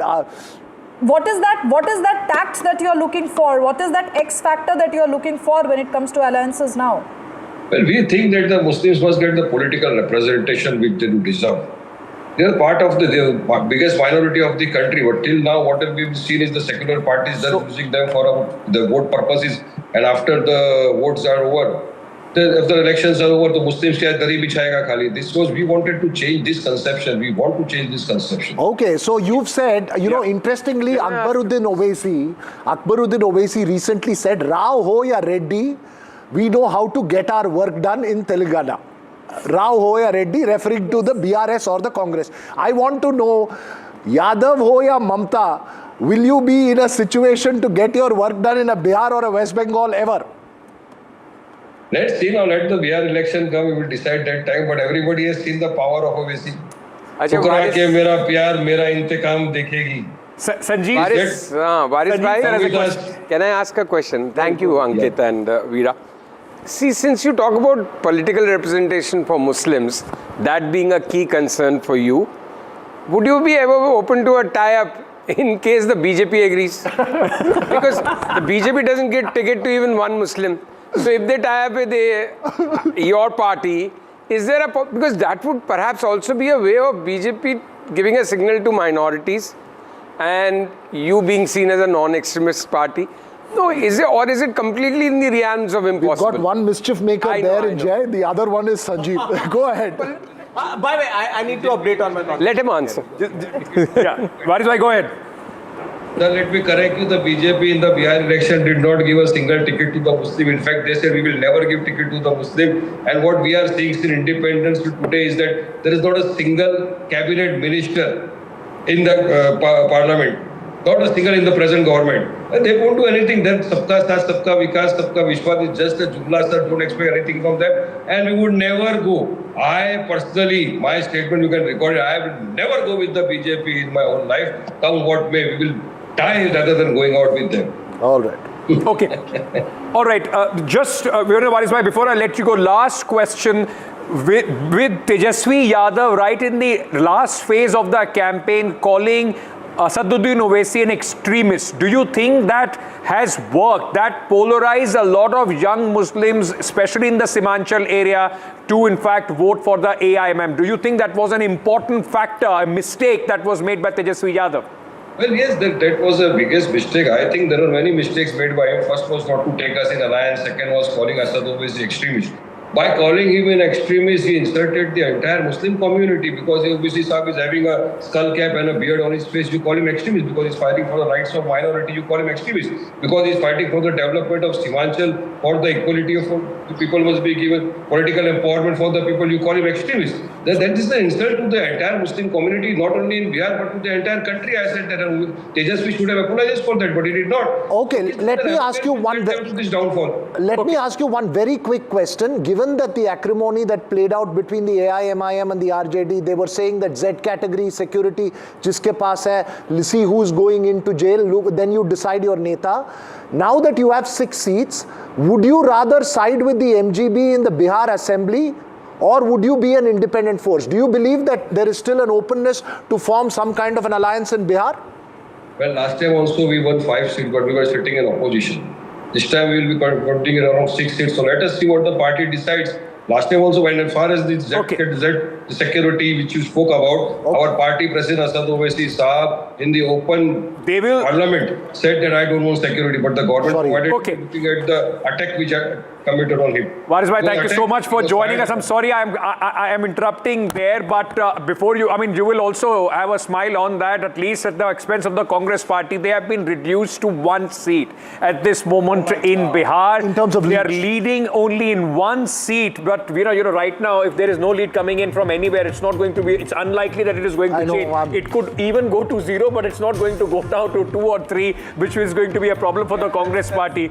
Kishanganj. A little more hard, you could have reduced them to 0. Yeah, Kishanganj, and that's also a prestige, seat as far as Simanchal area is concerned. It's a body blow for the Congress party, fighting 61, reduced to 1. But, in this election, let's listen into Nikhil Kumar of the Congress party. He has said this election result was due to the weaknesses of our organization. At least someone is accepting that the Congress, apart from the blame on the election commission, there are problems that they need to sort out within their own house. Listen in.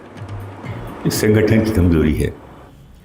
हम संगठन में जो कोई भी चुनाव हो, कोई भी काम हो, जब पॉलिटिकल पार्टी है, उसका एक संगठन है. संगठन पर हम निर्भर करते हैं. अगर संगठन कमज़ोर हो और काम नहीं कर सकता है, तब तो ये होना लाजमी है, तो होगा ही. तो हमारे संगठन की कमज़ोरी है. Sanjeev Srivastava, I'm just trying to imagine the 2025 Assembly of Bihar, where they are at 25 at this moment, 27. The entire Mahagathbandhan will be sitting against a Nitish Kumar who comes back without Tejashwi Yadav as the leader of the opposition, and just imagine the embarrassment that it has caused to Mahagathbandhan, and the chances of the Congress party, like Veera and we have been discussing, going in every election from here on. There's one technical snag as well. Any scope for discussion or it's a complete washout. See, I'll tell you the technical snag. The technical snag is you need 10% of the assembly seats to qualify as LOP. Yes. You're right. RJD has just slipped below the 10% mark to 24. Which is exactly why I asked Varis Patan that question of the 6 MLAs, because with that support, with all that, they could have one. Got the LOP. Yeah. Even at 24, RJD can't even get the LOP. There is one reaction that we have to take. Let's quickly listen in. It's obviously seriously disappointing, and if that turns out to be the final result, remember it is not yet the final declared result, but if it turns out to be that, then I think there will have to be some very serious introspection. And I don't just mean introspection in terms of sitting and thinking, but also studying what went wrong, what were the tactical or messaging or organizational mistakes. Our party leaders must do some very serious analysis of where things went wrong. Because, You know, in hindsight, even if Shashi Tharoor possibly, they could have got even Shashi Tharoor to campaign in Bihar. I don't know how much of an impact would have had, especially on the women voter of Bihar, but at least that would have been some hope for the Congress party there. But I want to take a very quick Tharoor in Bihar would be... You can be in Bihar, Tharoor can also be in Bihar. No, but I'm not campaigning yet. I was eating idli sambar along with litti chokha in Bihar. He would have done that with a lot of women around him as well. But I want to take a very quick break at this moment, ladies and gentlemen. We are coming back. Maithili Thakur, one of the youngest candidates in the election of Bihar, just 25 years old. So much was said about her when she came to contest the election of Bihar from the Alinagar constituency. She is, of course, leading there. We spoke to her exclusively. We'll bring that out after a short break. Stay tuned.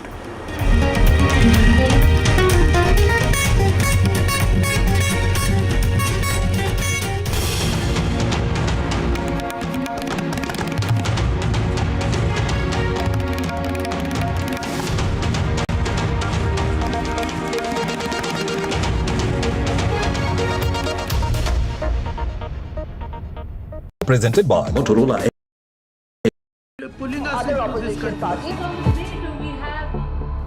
They argue, I conclude. They deflect, I drill down.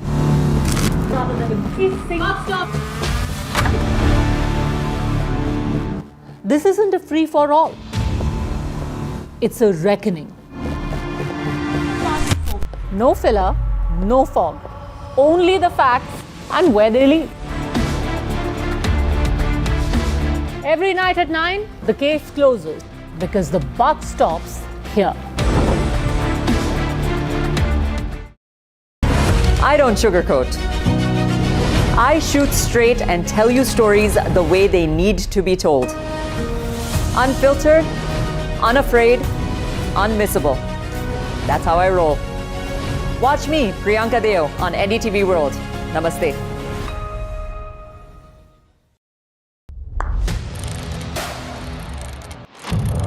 What seems settled for me is unfinished business. So I rewind. I pause. I reflect. I dig until what's buried stands up to be counted. Breaking ground, not just headlines, the meaning behind.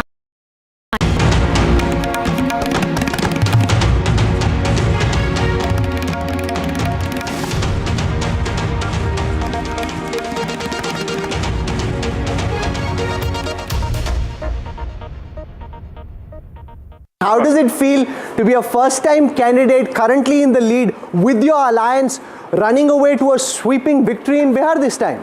ये मेरे लिए बहुत बड़ी बात है कि मैं ऐसे लोगों के सानिध्य में हूँ, ऐसे लोगों के नेतृत्व में हूँ जो बिहार ही नहीं देश में अपना और देश के बाहर भी हम लोग को एक बहुत गर्व से हम सर उठा के बोलते हैं कि हम बिहारी हैं। तो नीतीश कुमार जी, हमारे माननीय नरेंद्र मोदी जी, सब लोग का आशीर्वाद है और मैं बस आप लोग के चैनल के माध्यम से देख रही हूँ क्या क्या ट्रेंड बनते जा रहा है। I am willing in that and बहुत अधिक खुशी हो रही है।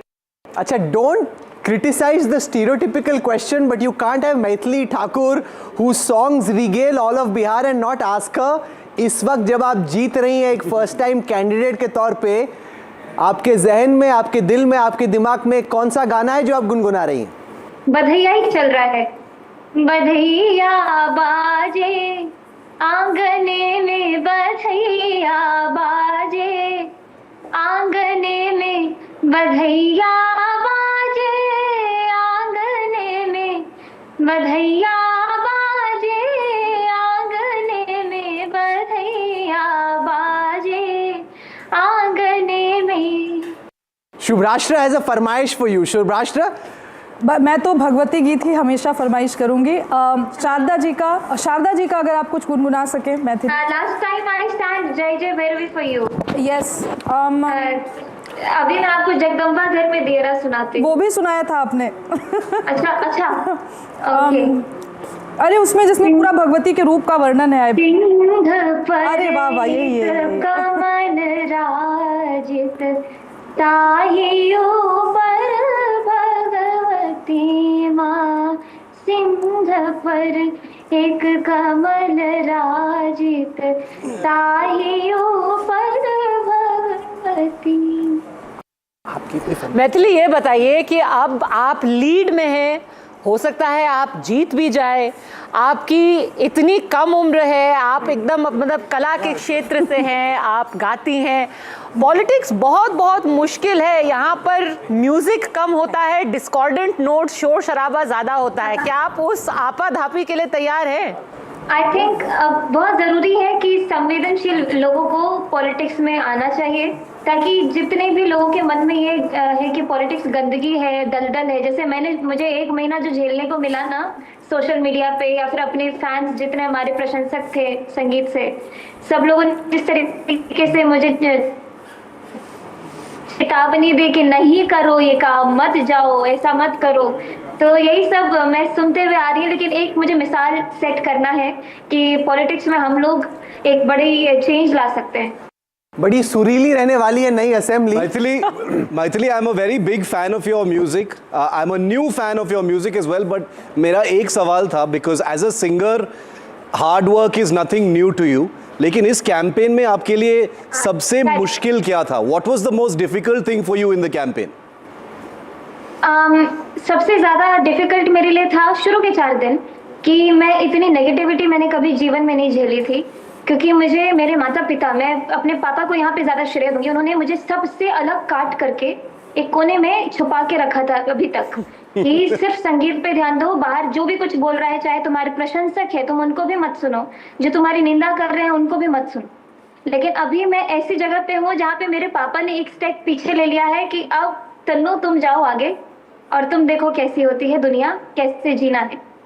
तो ये मेरे लिए शुरू के 4-5 दिन रोज रो करके बीतते थे कि इतना बुरा लोग मुझे बोल रहे हैं, मुझे लोग बिल्कुल साबित कर रहे हैं कि मैं डम हूँ, मैं बच्ची हूँ, मुझे कुछ नहीं आता, मैं कहाँ से आ गई हूँ, गुड़िया हूँ।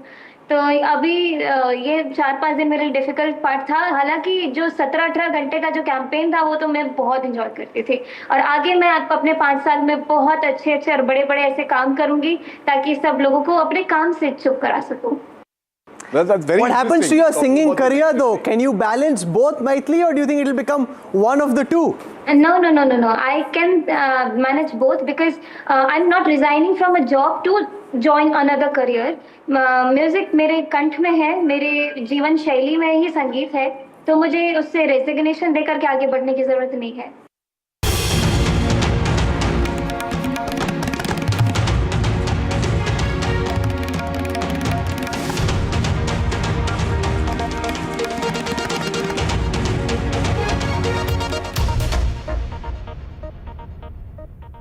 Presented by Motorola Edge 60 Pro. Grab Motorola Edge 60 Pro today. JK Tire.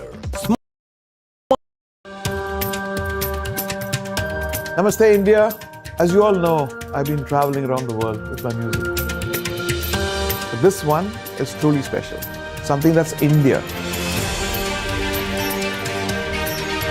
You all must have seen the magic that was created in Kun Fayakun. Now it's your chance to experience it with me. So book your tickets from District app and together let's create harmony of hearts. See you Delhi. We unveil NDTV Golf Pro-Am, India's #1 Golf Pro-Am, the course of champions, the conversation of leaders. What a stellar lineup we have here on the stage of the NDTV World Summit to announce the launch of the NDTV Pro-Am. Arguably India's greatest cricketer, one of India's most distinguished bureaucrats, a top international golfer and also a top Indian pro at the moment. One administrator who's doing more to lift the profile of Indian golf than anyone has in the recent years. All the top champions, the Tiger Woods, will all come from India in future. It's great to be here. Golf is growing across the globe and here in India as well. Whereas now the opportunities are increasing a lot. Thank you very much. You're starting golf. We want to thank you. That's very sweet of you. Thank you. I think that's very, very important.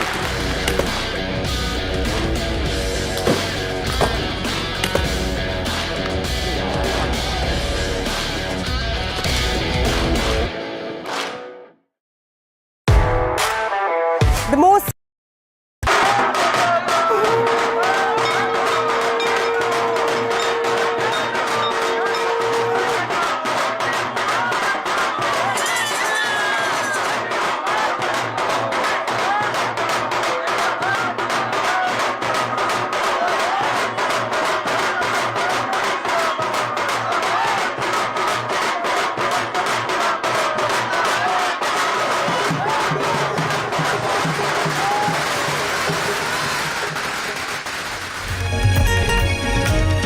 It's a tsunami for the NDA in Bihar. Nitish and BJP set for a clean sweep.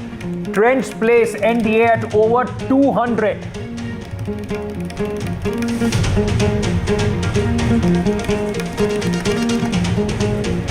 Double-digit defeat in Bihar for the Mahagathbandhan. Congress only leading on Kishanganj seat. Mukesh Sahani says MGB will introspect.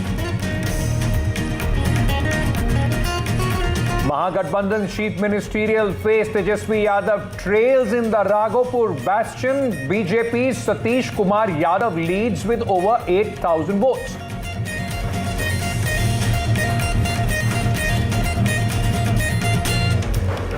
JDU's jail Don Anant Singh wins his election from Mokama by over 28,000 votes.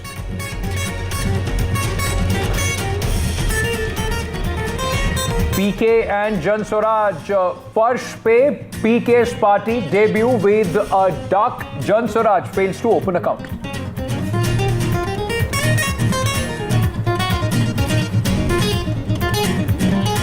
Some consolation for the Congress party coming in from the bypoll of the Jubilee Hills in Hyderabad. BRS candidate faces big defeat. BJP cries conspiracy.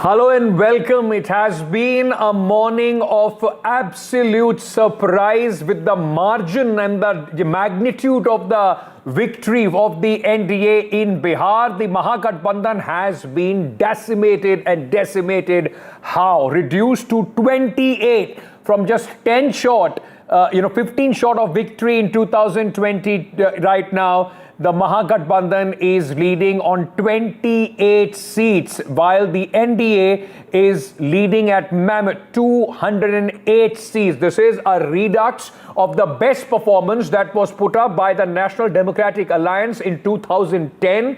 The BJP is leading at over 94 seats. The JDU is in fact leading on 84 seats. It has been an absolute decimation and a tsunami for the NDA in Bihar. Nitish Kumar is all set to be sworn in for the 10th time as the Chief Minister. This will be his 5th continuous term once, of course, Nitish Kumar takes oath as the Chief Minister of Bihar. He has been, ladies and gentlemen, the X factor of this election. There is some breaking news coming in at this moment. Tejashwi Yadav, the chief ministerial face of the Mahagathbandhan, is trailing by 8,461 votes at this moment from the family bastion of Raghopur. Now, this is a Yadav-dominated constituency, and here, if Tejashwi Yadav is trailing with over 8,461 votes, it tells you the story of this election. He's not been able to hold on to, in fact, his own family bastion.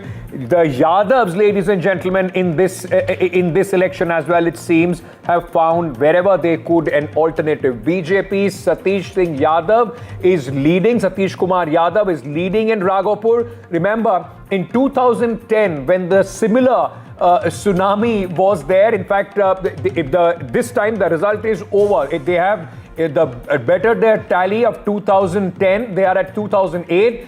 That time also, Satish Kumar Yadav was able to defeat Rabri Devi from the Raghopur constituency. History repeating itself as far as Raghopur is concerned. But Tejashwi Yadav, this will be a much bigger worry as he sees a long time, a future for himself in the politics of Bihar.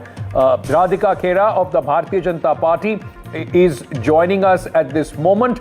We are also being joined by, by Ms. Batam of the Congress Party. Thank you so much, ladies, for joining me at this moment. But let me very quickly start with you, Chitraji. Tejashwi Yadav trailing in his own constituency, the bastion that he thought is safe, did not campaign much there, just went there once and said, this is my family. The family voters have rejected Mr. Tejashwi Yadav. It's almost like a 2019 Rahul Gandhi moment for Tejashwi Yadav.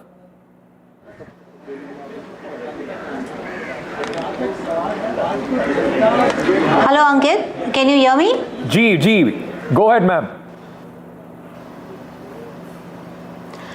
Well, Ankit, let's really understand, if somebody who rejects, then they are not called as the family. I think Tejashwi ji called Raghopur Assembly Constituency voters as his family because he believed, and he till date also believes, that they would never backstab him as such or not vote for him. So I believe this lagging of votes that he is currently facing is nothing but it's an outcome of the Vyavastha that we all were very sure of, that was already in place before we even entered the elections in Bihar. So I think the outcome is speaking for itself. And may I very humbly, before I go to Radhika, may I just take it as an advice, if you may.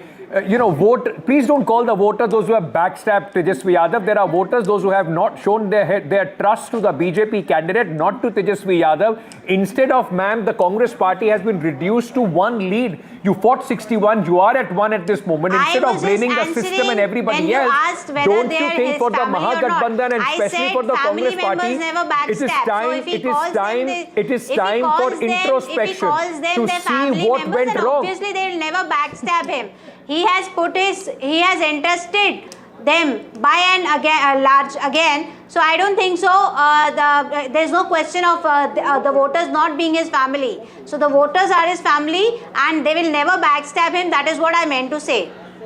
Okay, Radhika Khera is also with me. Radhika, congratulations. Big smile on your face. And it's a bigger mandate from even 2010, which was seen as a historic mandate in Bihar. Bharatiya Janata Party emerges as the single largest party. Your alliance at this moment is standing on 207. What does this mean for the BJP? And honestly tell me, with your hand on your heart, is this the magnitude of the victory that we expected at 8 a.m. this morning? Dhanyavad Bihar, and with my hand on my heart, Ankit, I say that this is much more than what we expected. This is much more love, respect and affection that we have got from the people of Bihar and their faith and trust in the policies of Prime Minister Shri Narendra Modi and the leadership of Shri Nitish Kumar ji. And see, it's also what we see, what the Congress spokesperson was saying right now. They don't respect the voters. If you don't respect the matdata, they will give a matdan against you. Now, I have a list of all the seats where Rahul Gandhi campaigned on before travelling to wherever he is right now, London, Muscat, whatever. Muzaffarpur, they lost. Darbhanga, they lost. Nalanda, they lost. Shekhpura, they lost. Aurangabad, they lost. Gaya, they lost. Purnia, they lost. Banka, they lost. Bhagalpur, they lost. The only lead they have is in Kishanganj. The entire Bihar has come together, risen above caste politics, religion politics, and voted for progress and development. Voted for security of women, voted for khushali of farmers, voted for employment that the yuva is getting. And this is a befitting reply to those who have tried to burn India. We have seen how the Indi Thag Bandhan, the Lat Bandhan for that matter, have come out and openly said and tried to entice the youth ki aaiye jalaiye desh ko. And the RJD official, I think he was the national spokesperson of the RJD or a very senior neta, who stayed on to his bayan that India will turn into Bangladesh and Nepal if the results are against it. Is this an election where the X factor eventually became Nitish Kumar? Because on the ground, when you spoke to the people, more than anything else, their recall factor that yes, there are problems, but we trust Nitish Kumar to fix them became the war cry as far as the voters are concerned.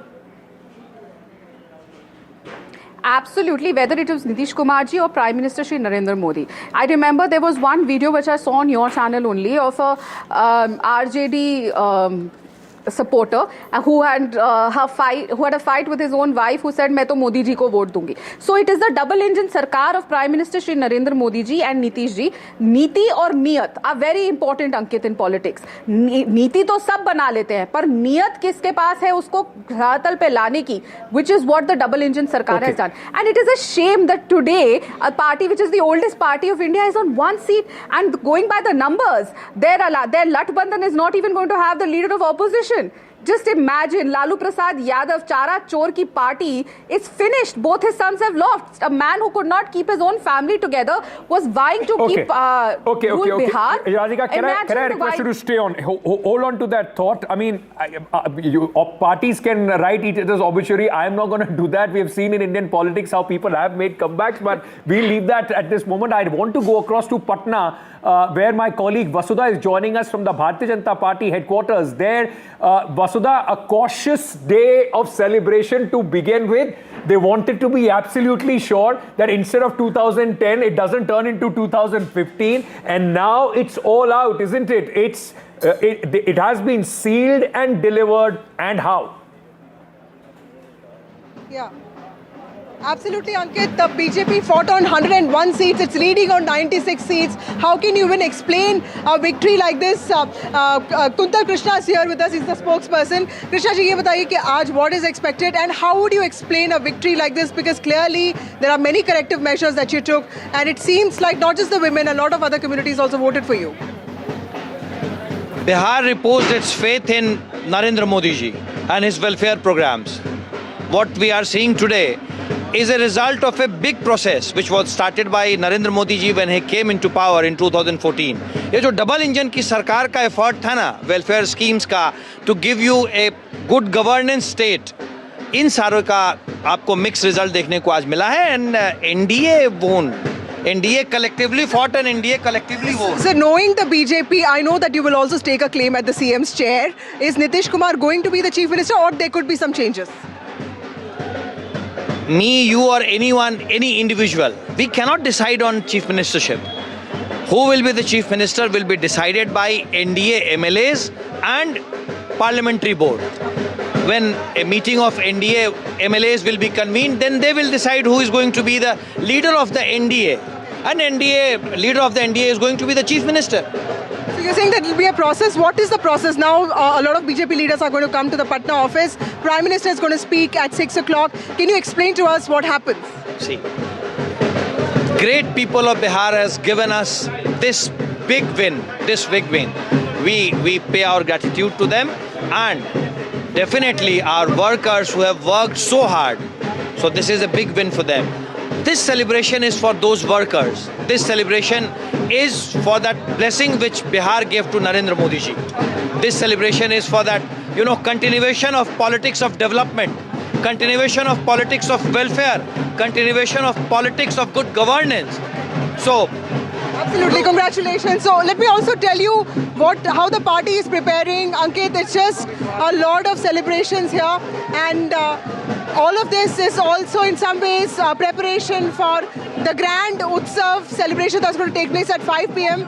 And more importantly, meetings have already started. With a mandate like this, there will be a lot of changes in the cabinet is what we've been told. At 4 p.m. is when the BJP leaders of Bihar, including Samrat Choudhary, is expected here. Dilip Jaiswal, the BJP president, is expected here. Yes. And of course, over the course of the next 2 days is when we will get to know how the cabinet is going to be formed. And before 22nd is when the swearing-in ceremony is expected to take place. Vasudha, absolutely amazing the atmosphere there must be at the BJP headquarters. I'll also go across to our colleague Gauri and Aishwarya, who are at the BJP headquarters in the national capital, waiting for the Prime Minister, who is expected to arrive there at 6 o'clock. Gauri, first to you. I can see people assembling. It has almost become like a tradition, isn't it? Big victory for the Bharatiya Janata Party. Prime Minister then comes in with his massive speech for his supporters and the well-wishers of the BJP.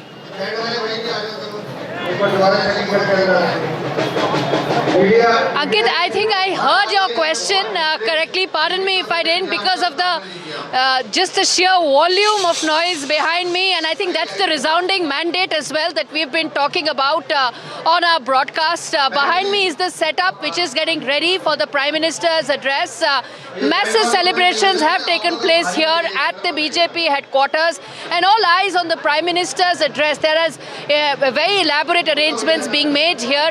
The messaging that the Prime Minister will give to his cadre, to his core vote base, and also respond in the wake of the kind of historic mandate that Vasudha was also mentioning from the Patna office in Delhi, in the BJP office there in Patna. But one thing I want to highlight and point out is that we've been speaking to a lot of BJP cadre and workers here the last couple of hours, and the mood here just tells the scale at which this mandate has come in, the kind of celebrations that have actually happened, and of course also how they are expecting the Prime Minister's message in terms of the next couple of hours.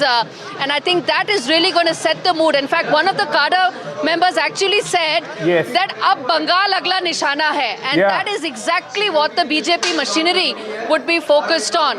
Infusing the cadre with enthusiasm and momentum for the upcoming elections. They have in fact, the Bengal BJP has already tweeted with a picture of Mamata Banerjee that the mission next is Bengal. Bihar done, we are coming to Bengal.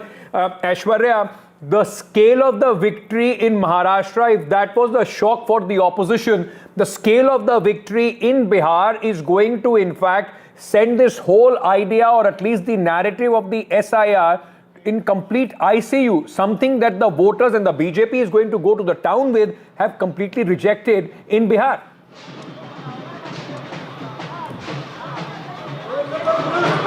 Well, certainly, and the shockwaves have reached at the opposition camp. It is the entire India bloc which has now felt that shockwave, just because in the upcoming election, certainly the opposition parties, apart from the Congress, will think of having an alliance with the Congress. The kind of numbers that the Congress party have got reduced to just 2 or 1.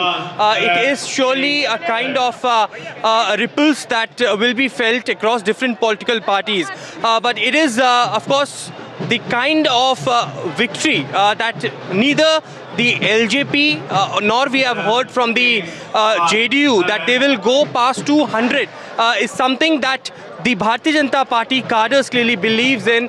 They are saying that it is just Bihar elections. Ab ki baar Bihar and Jhanki abhi Paschim Bengal ki abhi baki hai. Such slogans were heard from here as well. But here at the BJP headquarters, what we have seen is a massive number of cadres of Bharatiya Janata Party gathering over here at one place, because now what we have been told is the BJP Delhi State Unit President Virendra Sachdeva on your screens and at the stage along with Anant Singh is now managing the entire campus, because it's a alert in the national capital, and amid of that Prime Minister Narendra Modi is going to address large number of cadres over here. So due to security arrangements, every cadre is being moved out of the BJP headquarters, and with full security check they will be again allowed to come back inside after the equipments also being checked of the media personals as well.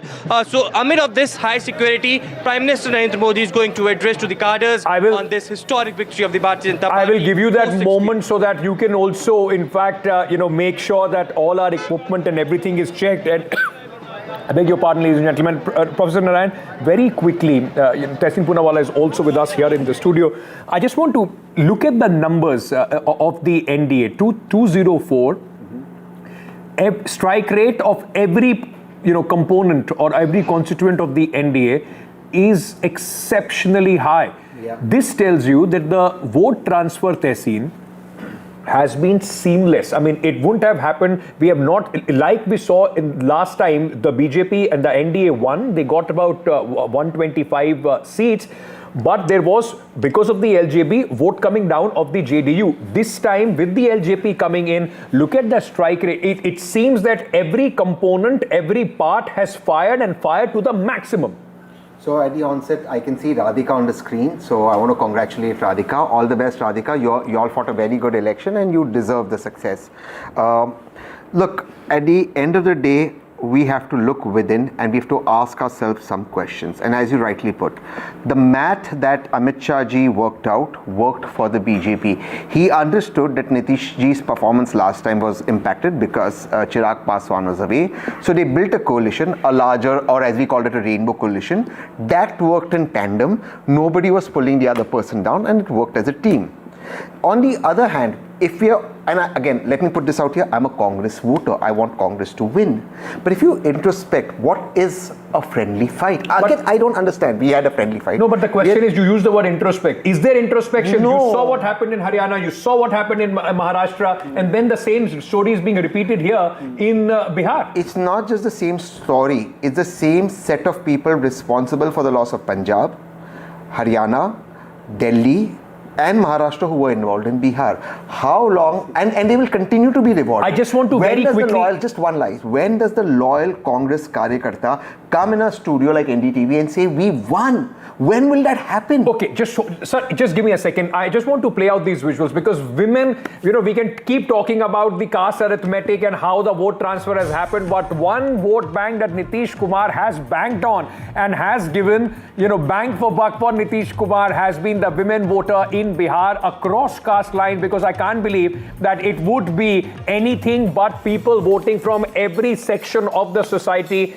in a mandate like this. These visuals that you are seeing, just let's play them out full frame. They are coming in from Chief Minister Nitish Kumar's village, Kalyan Bigha in Nalanda district of Bihar. Women are celebrating the massive victory of the NDA. I mean, these are not, you can't qualify them as Karyakartas of the JDU or the Karyakartas of the Bharatiya Janata Party. It's the women folk in his village who are celebrating, and that is the defining picture, isn't it, Professor Narayan, of this election? Yeah, Ankit, you're very right. Actually, this election can't be analyzed based on the caste, because it is beyond that. And what is that? I say that it is the beneficiary elections. Beneficiary in terms of women, beneficiary in terms of caste. Even among Yadavs, there were 1/3 are poor. You see the Bihar caste survey data, 33% Yadavs are poor.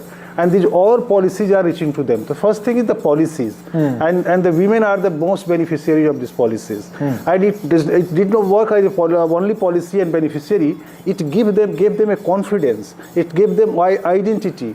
So and because of that, because of this self-help group, Jivika Didi, Vote Didi, 90,000 women were deployed on the booths this election. And also, with all these factors, second factor is emotional connect for the Nitish Kumar. Without emotion, you can't get this kind of result. Absolutely. So, and people don't realize that, just take for example the police force in Bihar. 28% of that police force, the workforce, are women, highest across the country. No other place has the number of women, police officers and the police personnel that they are in Bihar. It is a continuous effort from 2005 that is giving Nitish Kumar the kind of edge that he has, especially among the women voters. It's undoubted the kind of support and the hope that they have in Nitish Kumar. Very quickly, I just want to go across to, in fact, Ms. Batham, who's joining us from the Congress party. Chitra ji, before this election began, a lot of questions were being asked on the future of the JDU. Questions were being asked, BJP का next gen pan Bihar leader कौन है? Vote bank का क्या होगा JDU का? If they lose this election. Now the question is reserved. More than the BJP or the JDU, you have a youth leader, but the Congress party, the Mahagathbandhan, the RJD will have to think, where is their vote bank?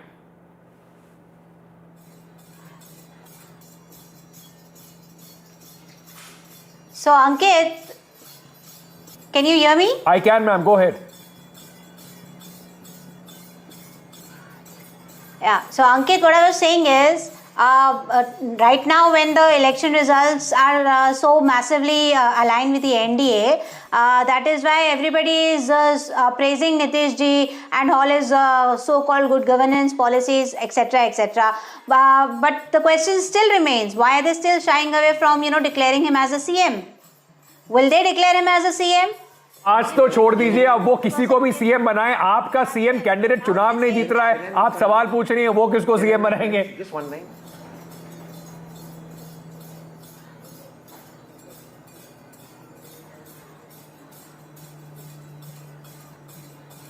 Okay, I don't know whether Chitra ji has been able to.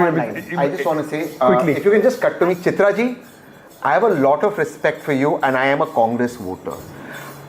उनके घर में बिरयानी नहीं बन रही, हम उस पर बात कर रहे हैं. हमें खाना नहीं मिल रहा है. वो बिरयानी खाए या ना खाए वो हमारी दिक्कत नहीं, हमें खाना नहीं मिल रहा, हमें दाल चावल नहीं मिल रही.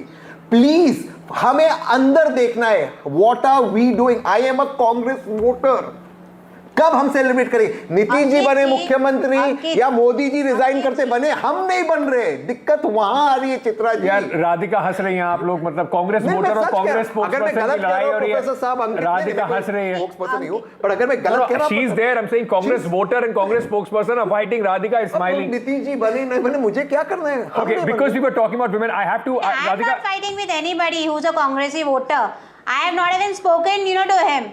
बट मैं ये सिर्फ बताना चाह रही हूँ कि बिरयानी खाने के लिए तो प्रधानमंत्री there is some breaking news coming in. Home Minister Amit Shah has put out a post on X, and he has said that this is the victory of every Bihari who believes in developed Bihar.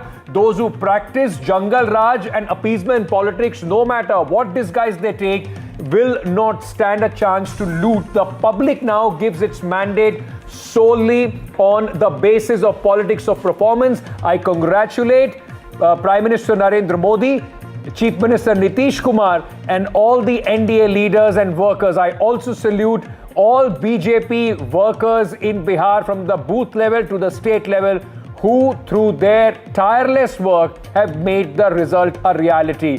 This is the Home Minister, in fact, now celebrating, congratulating the people of Bihar. People have called him the Chanakya. He was there in the thick of the action, I stayed almost for a month at the Maurya Hotel in Patna. The only time I had a problem getting a room was because the Home Minister every second day was there. This tells you that the general was leading the election from front. I want to play out at this moment, ladies and gentlemen, what Home Minister Amit Shah told NDTV on our platform in Bihar. In fact, when the power play in Bihar, he was quite confident and predicted a victory of the magnitude 160 plus was his prediction for NDA. Listen in. आपको ये confidence है कि इस वक्त BJP अपना best एफर performance beat कर पाएगी? अभी दूसरा चरण थोड़ा प्रचार वहां पर पिकअप नहीं हुआ है. बीजेपी की सीट बाय सीट आकलन करना अभी दूसरे चरण का बहुत कठिन है, परंतु जो ओवरऑल मैक्रो पॉलिटिकल एटमॉस्फेयर बना है, एनडीए गठबंधन 160 के आसपास सीट जीत कर आएगा और जो बचा है वो सारा सब में बटेगा. You know, as I've been asking, and I asked every BJP spokesperson, I asked Radhika also, I think the Home Minister could, he said 160, he also didn't think that the magnitude of the victory is going to be this big, कि वो बिल्कुल 2010 वाला भी cross करने वाले हैं. Before I go on, I have to go to Radhika, she's been waiting patiently, but before I do that, we just want to play out for our viewers, because right since early morning, we have been analyzing the numbers, and as the leads have come in, and it has turned out to be a day of historic mandate for the people of Bihar, who have delivered a resounding verdict in favor of the NDA. Seat after seat, constituency after constituency, the numbers surged in one direction, and the direction is with NDA. Celebrations, ladies and gentlemen, from Patna to Delhi have begun. NDA की अब तक की सबसे बड़ी विजय इस चुनाव में पक्की है दोस्तों.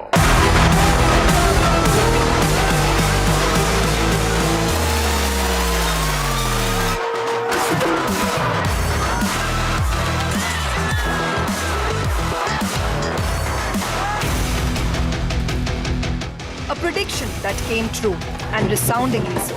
A bumper mandate for NDA in Bihar. Littis, jalebis and laddus. Celebrations galore in the NDA camp. With a historic sweep, it's clear that the NDA had struck the right chords with the voters. With the Mahagathbandhan's rout, Bihar put its vote of confidence in welfare delivery, leadership advantage of the NDA. A big credit for the NDA's win has been given to the 10,000 rupees assistance for 1.3 crore women, seen in a record 71% women turnout. Free 125-unit electricity and a big pension hike, 1,100 rupees, that brought senior citizens firmly to Nitish's side. While the NDA stayed on message, welfare and stability, the opposition lost its way. Perceived youth anger over jobs and migration failed to strike a chord. At a time when a high-profile murder in Patna had placed the NDA on the defensive over law and order, Mahagathbandhan changed course.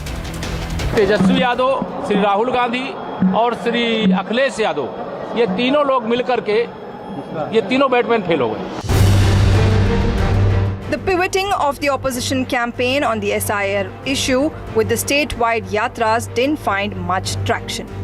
Even as the exit polls predicted an easy NDA win, the final results surprised even the pollsters and political pundits. With Bihar done, NDA now eyes Bengal. Bihar की जीत तो झांकी है. अगली बारी हमारी दीदी, बंगाल वाली दीदी, तुम सुन लो, बंगाल अभी बाकी है. Bihar has proved the saying, old is still gold, as Nitish Kumar emerges once again as the OG vote magnet. After over 2 decades at the helm of Bihar's politics, the state's longest-serving Chief Minister Nitish Kumar has proved all the apprehensions over his health wrong. Concerns over Nitish Kumar's health and his waning appeal gave rise to whispers, but they remain that, whispers, with the voters speaking loud and clear.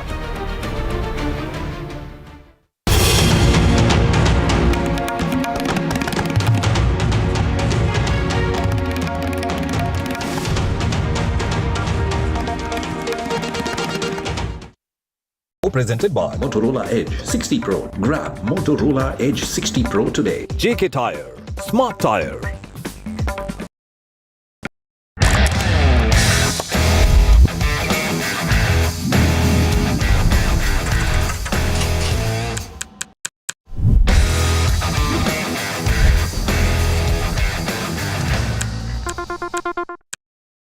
The front lines of Kargil.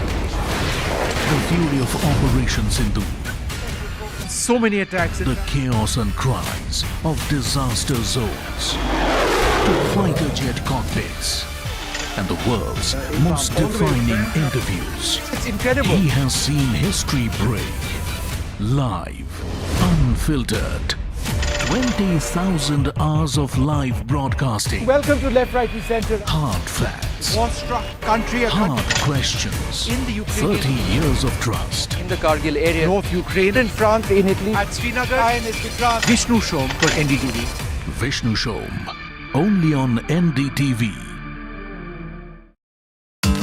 मजे को दुगुना करना है, मजे को 3 गुना करना है. गाजी, रोहन, दोबारा से.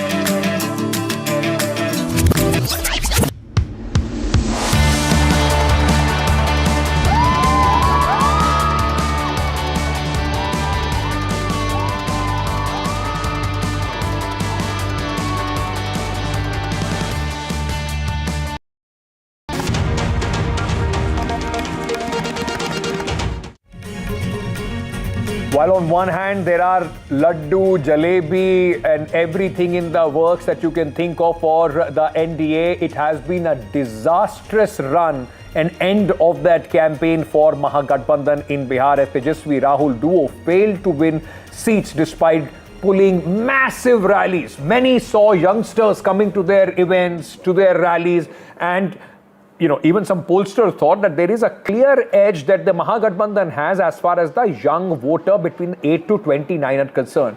When you look at the margin and the magnitude of this victory, it seemed that eventually everybody had put their faith in Nitish Kumar-led NDA in Bihar. Let's take a look at the factors that resulted in this resounding defeat of the Mahagathbandhan.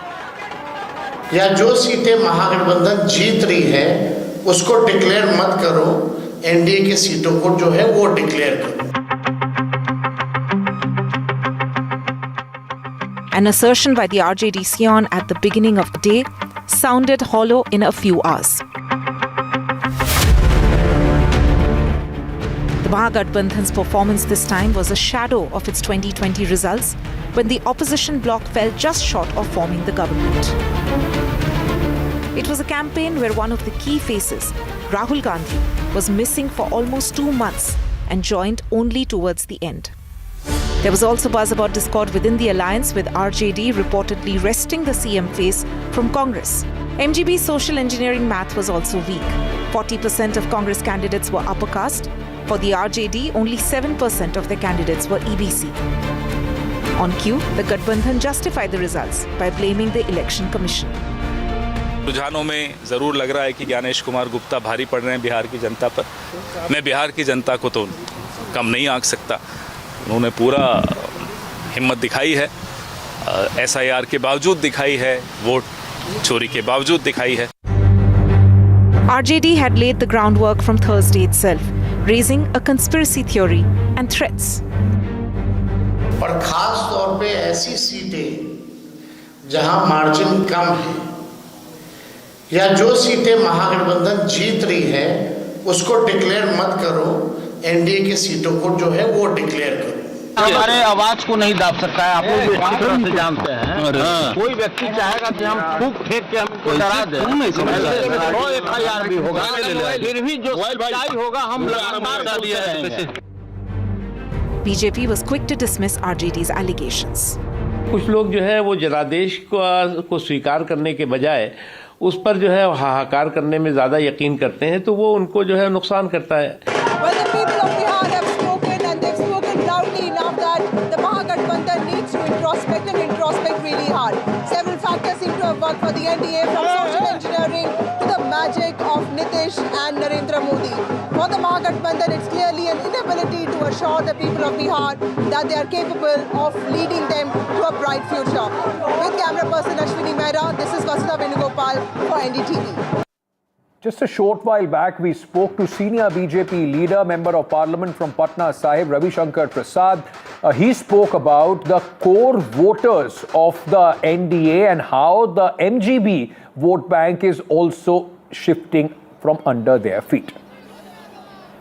People have risen above caste and community. Are you suggesting that people who are traditionally not your voters, who are core voters of the Mahagathbandhan, and I would assume by that you mean Muslims and Yadavs, they have also voted for you in this election? And if yes, are they Muslim women and Yadav women whose votes you think you've got? I think those things will have to await a proper analysis of statistics, but yes, there was a profound congregation of people having a trust in the future of Bihar. That's the only way I would tell you. Ravi Shankar ji, Sanjeev Srivastava has a question for you. Statistics subsequently. Ravi Shankar ji नमस्ते, संजीव श्रीवास्तव बोल रहा हूँ. चूंकि आपने अभी कहा कि people of Bihar have transcended the caste barrier, यही पद्मजा ने अभी पूछा था. जो 38 सीटें महागठबंधन की अभी दिखा रहा है फिगर, इसका मतलब कि जो उनका कोर वोट बैंक है वो भी बिखर गया क्या इस बार? और क्या ये एक आने वाले चुनावों की ओर भी संकेत दे सकता है कि अब ये फाइनली वो बैरियर क्रॉस किया है कि भाई ये क्योंकि मुझे तो घूमते हुए बिहार में लगा था इस बार ये पूरी तरह से कास्ट ही काबिज है. ये लिमोसियन लिबरल के आप भी मेंबर थे, मैं देख रहा था. राहुल कंवल मखाना के खेत में कूद गए थे तो मैंने उनका अभिनंदन भी किया, अच्छी बात है.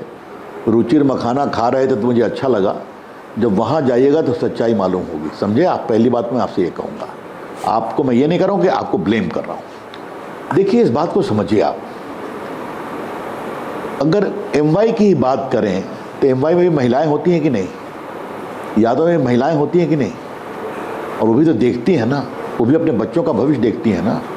लेकिन जो बड़ा सवाल मैं आपसे ये देख रहा हूँ कि जो उनके ट्रेडिशनल वोट बैंक हैं उनके अंदर भी भविष्य के बिहार की तस्वीर आती है कि नहीं आती है। ये एक बहुत बड़ी बात मैं आपसे कहने की कोशिश कर रहा हूँ।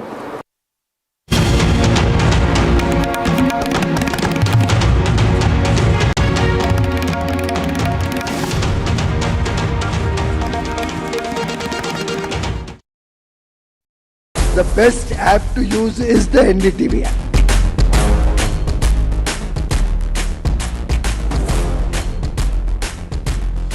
दुनिया भर में जब भी भारतीय मीडिया की चर्चा होती है तो एनडीटीवी सबसे पहले जिक्र में आता है। मैं आपका बात से सहमत हूं, उल्टे हम भी जब विदेश जाते हैं, the best app to use is the NDTV app. Across the country, he has tracked the pulse of power from Washington to Korea. Witnessed history being made in global capitals and conflict zones. Brought clarity to complex issues of national security and international affairs. Aditya Raj Call, covering international affairs like no one else. Only on NDTV network. Pulling us into this country. They argue, I conclude. They deflect, I drill down. Stop.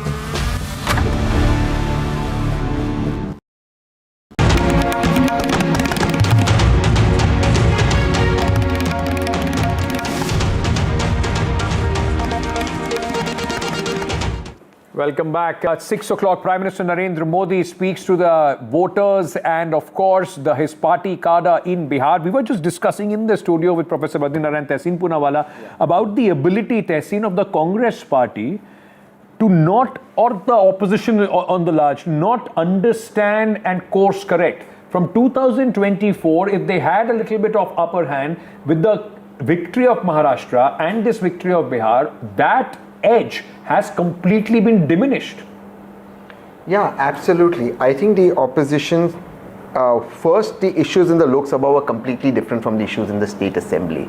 So in the Lok Sabha, it may have worked that the Constitution is in danger, but in the State Assembly, everybody knows the Constitution is not in danger. No, but largely the theme is fear factor. Reservation hata denge, abhi aapka vote le jayenge. So what happens with that is, we all know the problems. What is the solution that I can give? People understand the problems. Are you giving a solution? The BJP has one solution. You may like or not like those solutions, but there is a ready-made solution. You know that this is what the BJP stands for. What is it? And I'm again asking you, what is it that the opposition stands for? What is that model? Now tell me one model, Professor Saab, you're Ankit, and you've covered the Congress, that has been consistent in the Congress's issue. They took up the issue of Rafale. Rafale. It's disappeared. Then caste. It's disappeared. Then vote chori. You get success when you stick to one thing. The BJP stuck to Ram Mandir. It stuck to 370. You like it or you dislike it. So but the detractors, just give me a second. They would say Rahul Gandhi is sticking to vote chori. It doesn't matter what the election result is. He's sticking. The sticking is for a short period of time. What happened to the earlier issue you raised? That's gone away now. Now nobody's talking about caste census suddenly. And before that, nobody's talking about. So you get some amount of attention. The issue's over. Those issues are not resonating. When you're in opposition, I have to say what are the lacuna in government? A. B. What is my solution to provide better? All right, these are some live shots coming in at this moment. That is Chirag Paswan, if I'm not mistaken. His party fought 29, one seat they got disqualified, 28. That's his brother-in-law, he's member of parliament, and that's his mother that you are seeing at this moment on your screens. 19 from one seat in 2020. Chirag Paswan has taken his party's fortunes to 19. And make no mistake, ladies and gentlemen, in this election, if we are still talking about Nitish Kumar and Lalu Prasad Yadav, the baggage on the RJD and the X factor that is Nitish Kumar Yadav, Chirag Paswan, Tejashwi Yadav are going to fight, slug it out in the election 2030. They are the young faces as far as the election of Bihar is concerned. He has, in fact, led his party. Now he's a union minister. 5 out of 5 that seats that they got in the Lok Sabha, they have won, and now 19 out of 28 is their strike rate in the Vidhan Sabha election as well. Make no mistake, Chirag Paswan's party is going to be one of the important stakeholders in the upcoming government as well. And hopefully, I mean, at least for the LJP and Chirag Paswan would be hoping once the Nitish era is over, he can emerge as that EBC, pichda backward leader in Bihar. Professor Narayan, while these visuals are playing, RJD last time and this time got a similar vote percentage, 23% vote, but about 45 seats less than what they got last time. Does this tell you that the election management, the way BJP approaches election management seat by seat is something that the opposition will have to learn? Otherwise, they will be in fact subjected to this fate election after election. Yeah, Ankit, you are very right. Actually, what BJP does, BJP always work very hard and never become confident. They always think they are not going to win in that way. And they know and they understand the social chemistry and the social equations. And through that they work, like Dusad sir, 5% population in Bihar, and scattered in every part of Bihar. So 5% if added in the vote, which BJP already has, that will make a lot of difference in the election result. So one thing is this. Secondly, the election architect like Amit Shah and the Dharmendra Pradhan, very silent worker at the field. No one, he never appeared in the media in a big way, but they work on the field.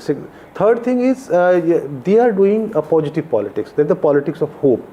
And on the other hand, you rightly pointed out, Congress politics is based on the politics of fear. They always want to evoke fear, vote chori, the constitutions, the communalism, and through that they Hindutva, and through that they want to polarize votes.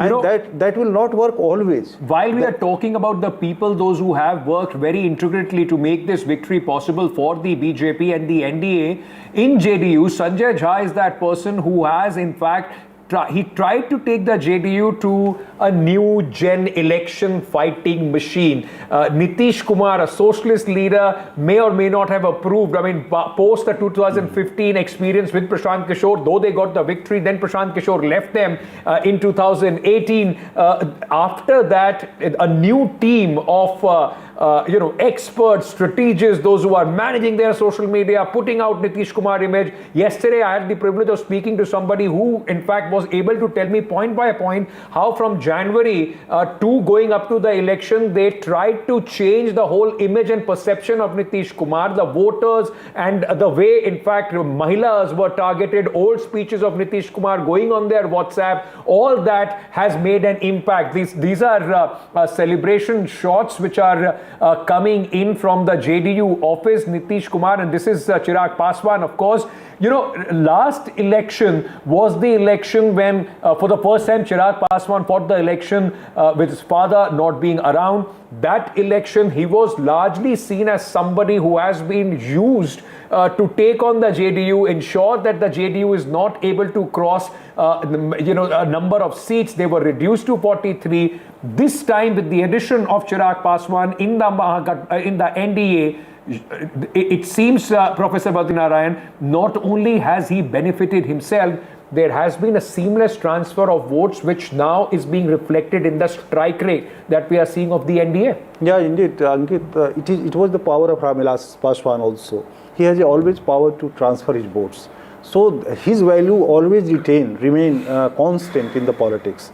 And the power of transferring vote transferred to the Chirag Paswan, and that vote added with the BJP and the JDU votes and made a huge difference for him and for others also, because in MLA elections you lose the election for 5,000 votes, 6,000 votes. Okay. If those 5% Dusads will be added everywhere, that will make a big difference. Testing very quickly, Congress at this moment has gone up to 5 leads, though Asaduddin Owaisi has 6 at this moment. Yeah. How much of a danger is Asaduddin Owaisi when it comes to pan-India? Let me take it to 2029 election. The Congress party, it is generally been seen, or at least sensed, when it comes to the general election, the minority votes, especially the Muslim votes, like to rally behind the Congress because they think they are the national alternative. If this trend trend continues and we will see Owaisi possibly meddling in West Bengal, then in Assam as well, how difficult or dangerous is this trend for the Congress party? It is extremely difficult considering that the Congress keeps on losing its Muslim vote bank. In Maharashtra, for example, it handed over its entire Muslim vote bank to the Shiv Sena UBT on a platter, and I don't understand why. Secondly, one of the things that I saw on the Patna airport when I was flying back was a lot of Muslims who had come to vote, and I was kind of surprised that, you've come all the way to vote. Their take was, look, SIR, if we lose our vote, we may lose our citizenship. But more importantly, a lot of them were voting for OAC. Their point was, you want a 100% vote, but you're not giving us equal ticket. And that one visual picture representation. One picture of Tejashwi sitting with the Deputy Chief Minister candidate, whereas there was a Muslim on the carpet down. I think that went very viral. Okay, I want to very quickly on these visuals of Mr. Chirag Paswan. We earlier spoke to one of his party's young MP, Shambhavi Choudhary, about Chirag Paswan and the future, of course, the magnitude of this victory and the future for the LJP. Take a look. Is this way beyond your wildest imagination? Forget the Kante ki takkar. This is as a headline now says, tsunami, because you got a tsunamo, like a Nemo. So tsunamo in Bihar. See, we were very definite of our victory. Like I said earlier also, that there was no doubt was winning this election, but of course we were working very hard on the margin, on the number of seats, and I think the effort has finally paid off. There was a sense of confidence among the NDA leaders, and also the voters were intact. The voters were looking towards a progressive Bihar, were looking towards a government that has advocated for the rights of every Bihari, and definitely the development-oriented politics that has emerged in Bihar is the sole reason behind this glorious victory. Shambhaviji, Ankit has a question for you. Ankit. I just wanted to ask you, because Chirag Paswan has, your party leader has said that in the next election, most likely his politics would be in Bihar more than that is at the center. Does this set Chirag Paswan on the stage for 2030 as possibly the young top leader of the EBCs as well, if that space is given by Mr. Nitish Kumar by 2030? I think our national president Chirag Paswan ji had already established himself as a leader after the 2024 Lok Sabha polls, and there was no doubt that he is already an emerging face for Bihar politics, but for 2030, I think we will have to wait and watch. It is solely our leader's decision, and whatever the party decides. Right now, our focus is to deliver on our promises that we've made in the Vidhan Sabha elections and focus on our delivery.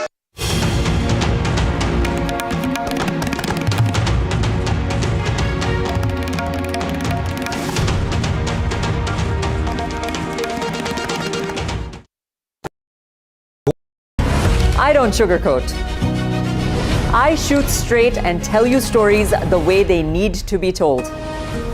Unfiltered, unafraid, unmissable. That's how I roll. Watch me, Priyanka Deo, on NDTV World. Namaste.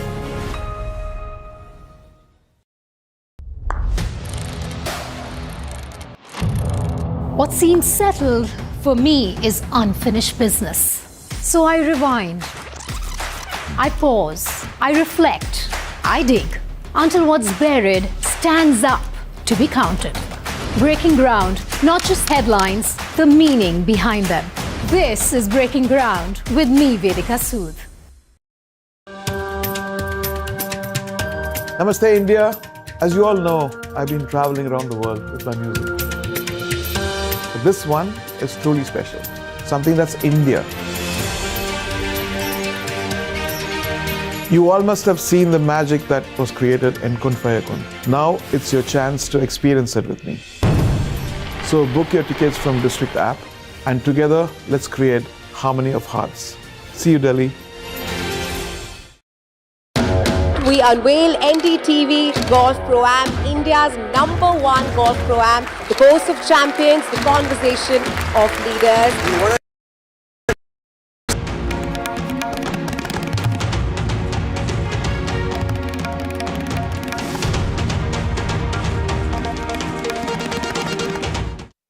Chirag Paswan, the leader of the LJP Ram Vilas, has spoken after resounding victory of his party and the NDA. Listen in.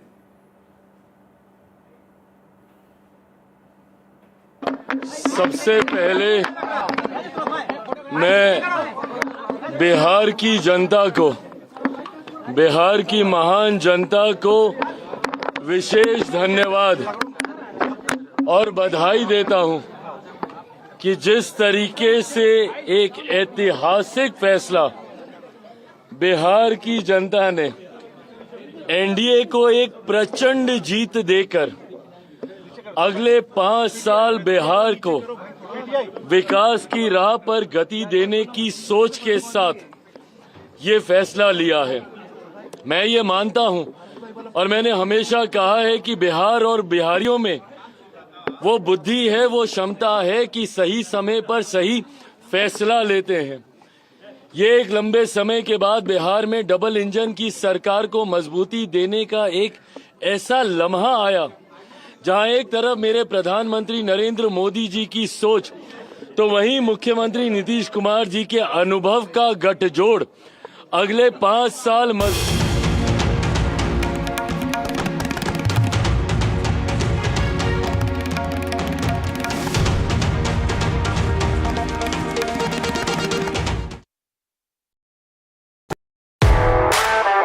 The most coveted invitation in the Indian corporate golf calendar, where top corporates go head-to-head with the finest professional golfers. An exclusive circuit across multiple cities, aspirational, unforgettable. NDTV Golf Pro-Am, India's #1 golf Pro-Am is here. The course of champions, the conversation of leaders. NDTV Golf Pro-Am, coming soon, stay tuned.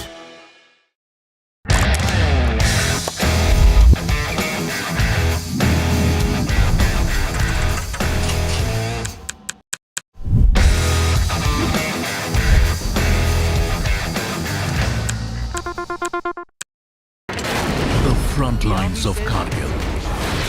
The fury of Operation Sindhu. So many attacks. The chaos and cries of disaster zones. To fighter jet cockpits. And the world's most defining interviews. It's incredible. He has seen history break. Live. Unfiltered. 20,000 hours of live broadcasting. Welcome to Left, Right and Centre. Hard facts. War-struck country. Hard questions. In the Ukraine. 30 years of trust. In the Kargil area. North Ukraine. In France, in Italy. At Srinagar. And Vishnu Shom for NDTV. Vishnu Shom. Only on NDTV. मजे को दुगुना करना है, मजे को 3 गुना करना है। गाजी, रोहन, दोबारा से।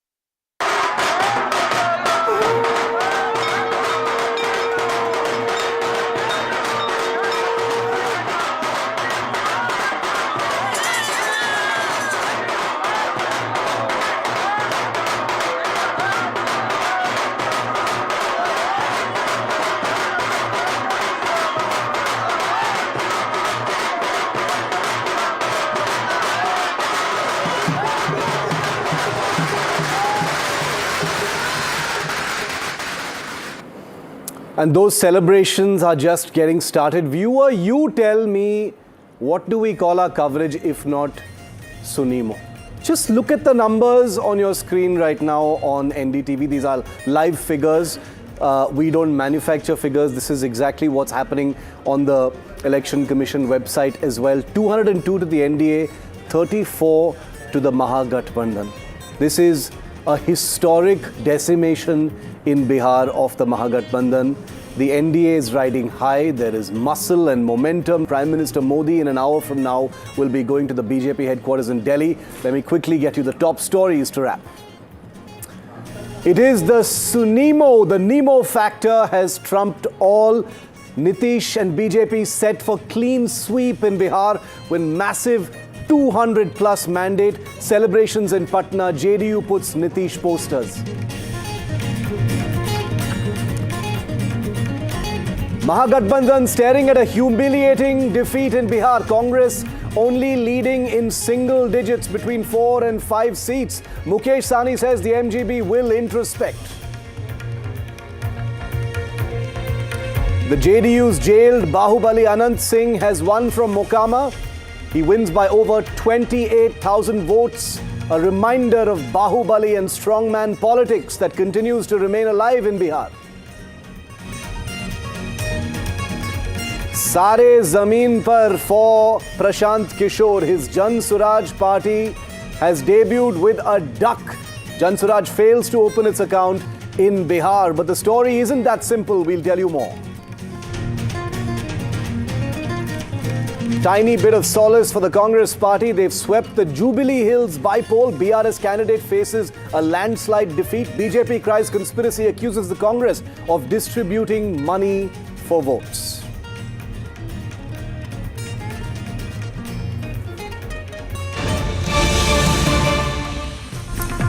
Prime Minister Narendra Modi, who will be at the BJP headquarters in Delhi in about 45 minutes from now, has just spoken out for the first time on the big Bihar win by the NDA. The Prime Minister has just put out on social media, the victory of good governance has been achieved. The victory of development has been achieved. The victory of the spirit of public welfare has been achieved, says the Prime Minister.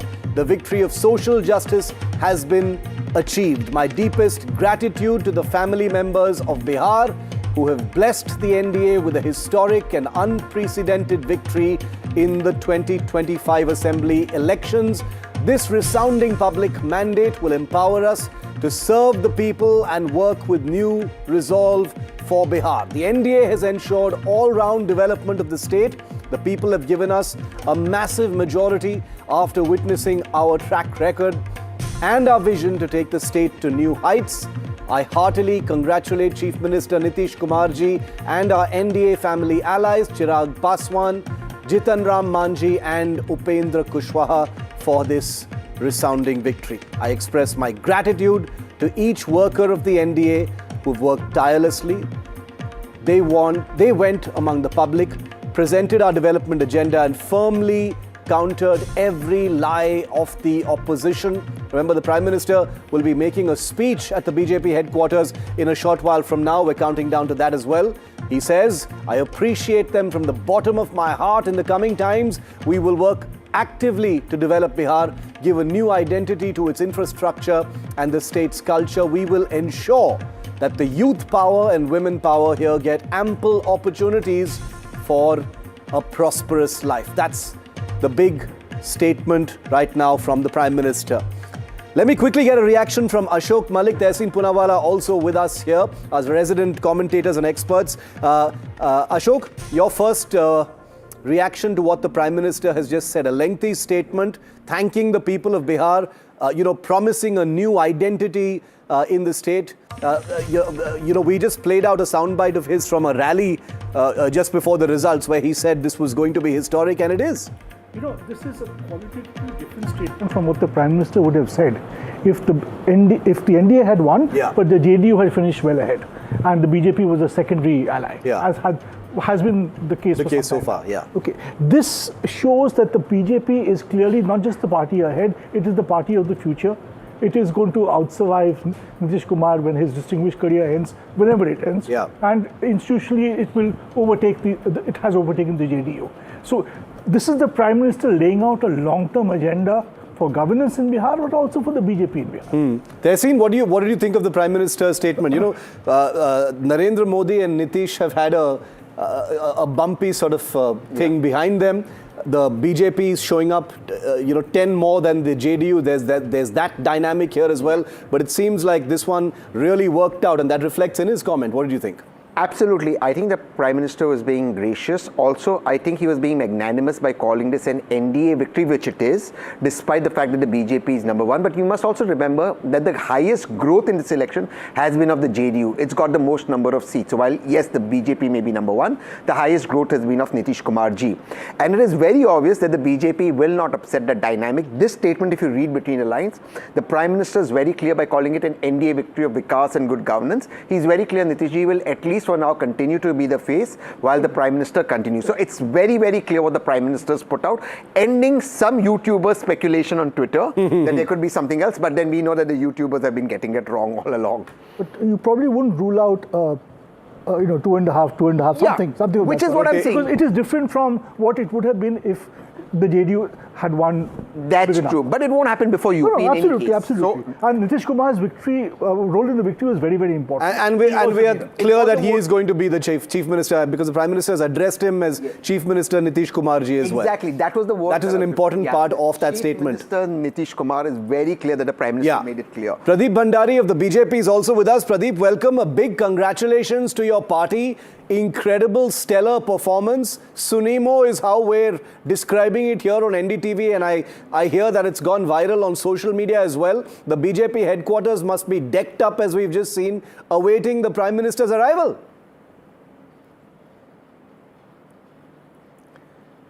I think you're on mute, Pradeep. Yes, Shiv, we are all at the headquarters and we are waiting for the Honorable Prime Minister, because today's day is historic, Shiv. And I say this because of the following reasons. Point number one, recall, Shiv, you've been a very experienced journalist and you have Mr. Ashok Malik with you. Generally, analysts used to say that anti-incumbency is a trend which settles in with somebody who is in governance. Prime Minister Narendra Modi has broken that and has established that pro-incumbency has become a habit under Prime Minister Narendra Modi in governance. And this is state agnostic. Whether it is Maharashtra, whether it is Bihar, whether it is Gujarat and Madhya Pradesh, PM has established that you can get more mandate, more support of the people if you do good governance and development. राज के कारण बिहार बदनाम भी हुआ।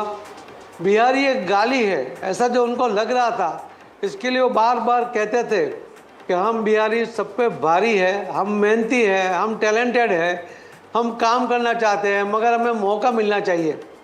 मगर वहाँ बिहार में उनको मौका नहीं मिलता। मेरे सहयोगी सुमित अवस्थी आपसे सवाल करेंगे। सुमित, पाटिल साहब, ये बताइए कि इतनी बड़ी जीत हासिल करने के लिए 243 में से 202 पे आप लीड कर रहे हैं, इसके लिए कितने दिन पहले तैयारी शुरू करनी पड़ती है, कितनी मेहनत लगती है और कैसे कर पाते हैं आप? आज जीत हुई है ना, आज का जो विजय रैली निकलेगी वो अगले इलेक्शन की तैयारी ही होगी। अच्छा, तो उसी दिन से शुरू हो जाता है, जब रिजल्ट आना शुरू होता है वहीं से अगले इलेक्शन की तैयारी करनी पड़ती है। वो एक दिन, एक महीना, एक साल ऐसा इस पर नहीं होता है, पूरा 5 साल उसके लिए मेहनत करनी पड़ती है। और माननीय प्रधानमंत्री मोदी साहब, श्री अमित शाह साहब जिस तरह से प्लानिंग करके मेहनत करते हैं, मेहनत तो करते हैं सब लोग, और प्लानिंग के आधार पर जब मेहनत करते हैं उसका परिणाम ये हमें आज बिहार में देखने को मिल रहा है। पाटिल साहब, एक सवाल और लेने का मन कर रहा है मेरा आपसे। बीजेपी सबसे बड़ी पार्टी है, 91% का स्ट्राइक रेट, 92 सीटें जीतती हुई दिखाई दे रही है। क्या बीजेपी चाहेगी कि अब तो अपना मुख्यमंत्री बनना चाहिए? देखो, मैं वो निर्णय करने में उसमें नहीं हूँ, और मैं ऐसा मानता हूँ कि पार्टी ने नीतीश कुमार जी को ही मुख्यमंत्री बनाना और उसी का नाम आगे करके ये इलेक्शन लड़ा हुआ है, और पार्टी उसी के रास्ते पे शायद आगे जाएगी ऐसा लगता है, और बिहार के लोग भी यही चाहते हैं। और माननीय प्रधानमंत्री मोदी साहब का और जी नीतीश कुमार जी का जिस तरह से एक दूसरे के प्रति संबंध है, एक प्रेम है, एक भावना है, एक विश्वास है, और जिस तरह नीतीश कुमार जी सुशासन की बात करते हैं, उन्होंने 20 साल में कभी उनके ऊपर कोई करप्शन का आक्षेप नहीं लगा। उन्होंने बिहार को पूरा जंगल राज से बाहर निकालने के लिए सफलतापूर्वक प्रयत्न किए। मोदी साहब के साथ मिलकर डेवलपमेंट में भी उन्होंने कई अचीवमेंट किए, बहुत बड़े बड़े काम उसके होने के कारण लोगों को आज वहाँ पर एयर कनेक्टिविटी मिली, रोड कनेक्टिविटी मिली, ट्रेन कनेक्टिविटी मिली, खेलकूद के लिए स्टेडियम मिला, उनको मेट्रो मिला, उनको 5-6 एयरपोर्ट नए बिहार में बने, और इसके कारण लोगों को भी लगता है कि बिहार अब जो विकास के मार्ग पर है, तो उसको आगे बढ़ाने में ये जो गठबंधन है, ये जो डबल इंजन की सरकार है, ये अच्छा काम करती है। और इसी के कारण उन्होंने विश्वास भी रखा है, उसको उन्होंने उसके ऊपर सपोर्ट भी किया है। अच्छा, दिलचस्प बात यह है कि आपको सीमांचल के इलाके में भेजा गया। मुकेश सहनी जी जुड़े हैं विकासशील इंसान पार्टी के हमारे साथ। मुकेश जी 1 मिनट दीजिए, मैं अभी थोड़ी देर में आपके पास आ रहा हूं। अगर हम क्षेत्र के हिसाब से देखते हैं तो सीमांचल की 50 सीटों में सीमांचल की जो 24 सीटें उसमें भी 15 बीजेपी और जेडीयू को मिली है, यानी कि जो इलाका आपका बड़ा कमजोर था वहां पे भी आप जीते। और ये भी चर्चा हुई कि हो सकता है कि ओवैसी की पार्टी इस बार क्रैश कर जाए, ऐसा हुआ नहीं। इस दफा भी असुद्दीन ओवैसी की पार्टी ने अच्छा प्रदर्शन किया, यानी कि जो आपने तमाम समीकरण अलग अलग तरह से बिठाने की कोशिश की सीमांचल के इलाके में, वो भी काफ़ी काम आई। इस बार भी AIMIM की 5 सीटें, पिछली दफ़ा भी इतनी थी, और सीमांचल में भी आपके अलायंस का अच्छा प्रदर्शन हुआ है, जो आपके एकदम खिलाफ का इलाका था। मेरे पास करीब 78 सीट थी, उसमें से हम करीब 72 पे आगे चल रहे हैं या कहीं पे जीत भी गए हैं। हमारी कोशिश है कि 73 का भी फिगर उसके अंदर अगर जुड़ जाए, तो ये कोशिश चल रही है। और अभी तो वोटिंग सिर्फ काउंटिंग ही है, मगर हमें अपेक्षा है कि हम 73 तक पहुंच जाएंगे। और मुझे लगता है कि हमने इसमें कुछ किया ऐसा नहीं है। माननीय प्रधानमंत्री मोदी साहब के लिए और श्री नीतीश कुमार के लिए जो लोगों के मन में भावना थी, और लोगों ने ही ये निर्णय तक कर लिया था कि एनडीए को जिताना है। हमने कई प्रयोग किए, हमने गुजरात में अलग अलग विधानसभा में से, कर्नाटक में से, कच्छ में से, यहाँ जो बिहार के लोग रहते थे उनके साथ वर्चुअल मैंने वहाँ से किया, पूर्णिया से किया, वहाँ बेगूसराय से किया। हजारों लोग उसके अंदर एक एक मीटिंग में जुड़े। उनको हमने कहा था कि आपके दोस्त, रिश्तेदार, व्यापारी, उन सबको आप रिक्वेस्ट करें कि एनडीए का कोई भी कैंडिडेट जहाँ भी है उसको वोट कीजिए। वो भी यानी हर प्रयोग, कोई एक प्रयोग के कारण इलेक्शन जीता नहीं जाता है, हर सब कुछ करना पड़ता है और हर जगह अलग अलग करना पड़ता है। मुझे लगता है कि हमने जो सुमित, मैं आपको कहानी सुनाता हूँ। हम लोग लौटे दिन भर कैंपेन देखने के बाद, ये CR पाटिल साहब की मीटिंग चल रही थी। उसके बाद हम लोग डिनर के लिए गए, वापस आए, रात को अब 11:30-12 बज गए थे। तब भी वो अपने टेबल पे अपनी पूरी फौज को बैठा, अलग अलग जो सांसद थे, निशिकांत दुबे थे, अलग अलग जगह से अलग अलग लोग आए हुए थे। सीमांचल का पूरी मीटिंग चल रही थी। 11:30, 12:30, मतलब उसके बाद तो मैं जाके सो गया, लेकिन इनकी मीटिंगों का सिलसिला लगातार चल रहा था। और ये भी एक बहुत बड़ी वजह है कि इतनी बड़ी जेडीयू बीजेपी की जीत हुई है। CR पाटिल साहब, शुभकामनाएं, बहुत बहुत धन्यवाद, आप हमारे साथ जुड़े। अब हम चलते हैं मुकेश साहनी जी के पास, विकासशील इंसान पार्टी के हैं। बड़ी बातें हुई कि किस तरीके से मल्ला वोट जुड़ेगा। Waiting for the Prime Minister who's just made that statement. He's going to be at the BJP headquarters in just a short while from now. Let's take you live now to Vasudha Venugopal, our political editor, who's at the BJP headquarters in Delhi. We also have Aishwarya Jain at the BJP headquarters in Delhi. Vasudha is in Patna. I beg your pardon. Vasudha, what's happening there? The big celebrations. You were unable to hear us when we came to you last. I hope you can hear us now.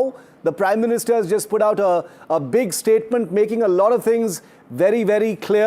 Okay, I apologize for that. We've got to go back to Rahul Gandhi, who's got Mukesh Sahani with him. नहीं पता, लेकिन हमारे studio की आवाज आ रही है कि नहीं मुकेश सैनी जी आपको?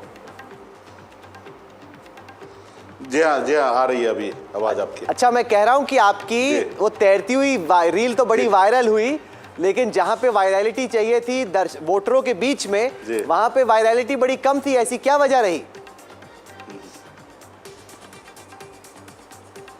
नहीं, देखिए, ये तो सबके सामने में है। 200 प्लस के साथ एनडीए का सरकार बनने के लिए जा रहा है, और इसके लिए मैं मोदी जी को, नीतीश जी को मैं बधाई देता हूं और जनादेश को सम्मान करता हूं। और इसमें जो हम लोगों को अभी आने वाले समय में इस पर रिसर्च करेंगे कि आखिर ऐसा कैसा हुआ है। आज कुछ भी बोल देना सही नहीं होगा, लेकिन फर्स्ट दृष्टिकोण से, क्योंकि मैं राज्य का नागरिक हूँ, राज्य में 11 साल से काम कर रहा हूँ, इस सब चीज़ से मैं अगर एक चीज़ देख रहा हूँ, पहला दृष्टिकोण ये दिख रहा है कि मोदी जी के भाषा में रेवड़ी बांट के सरकार बनाना, तो वही अभी हमें देखने के लिए मिल रहा है कि 10,000 रुपया 20 चुनाव में 1.5 करोड़ माता बहन के खाते में, 1.5 करोड़ लोगों को माता बहन के खाते में पैसा जाना, और उनको बताना कि हम 2 लाख रुपया देंगे, 10,000 रुपया अभी दे रहे हैं और 1,90,000 रुपया हमारी सरकार बनने के बाद देंगे। तो ये देखकर, क्योंकि बिहार में गरीबी है, लाचारी है, परेशानी है, तो इसको देखते हुए लोगों ने मन बना के, माता बहन ने, और भरपूर वोटिंग उनके पक्ष में किए हैं। ऐसा अभी भी 50% वोट मोदी जी क्रॉस नहीं किए या एनडीए ने क्रॉस नहीं किया। अभी भी राज्य में एक बड़ा तबका जो है नहीं, पर ये एक वजूद की लड़ाई थी, मुकेश सहनी के लिए थी, और आपके दावे थे कि जहां पे आप जाएंगे मल्ला वोट, निषाद वोट वहां पे आ जाएगा। सी वोटर का आंकलन मैं आपको दिखा रहा हूं, 23 ऐसी सीटें आइडेंटिफाई हुई। एक सेकंड मेरी बात सुन लीजिए, जहां पे निषाद वोटर्स कम से कम 15% से ज्यादा है, वहां पे इस वक्त के आंकड़े ये बता रहे हैं कि 23 में से 22 सीटें यानी 95.7% स्ट्राइक रेट तो एनडीए का है। आपके अलायंस का स्ट्राइक रेट केवल 1/22 है, केवल 4.6%।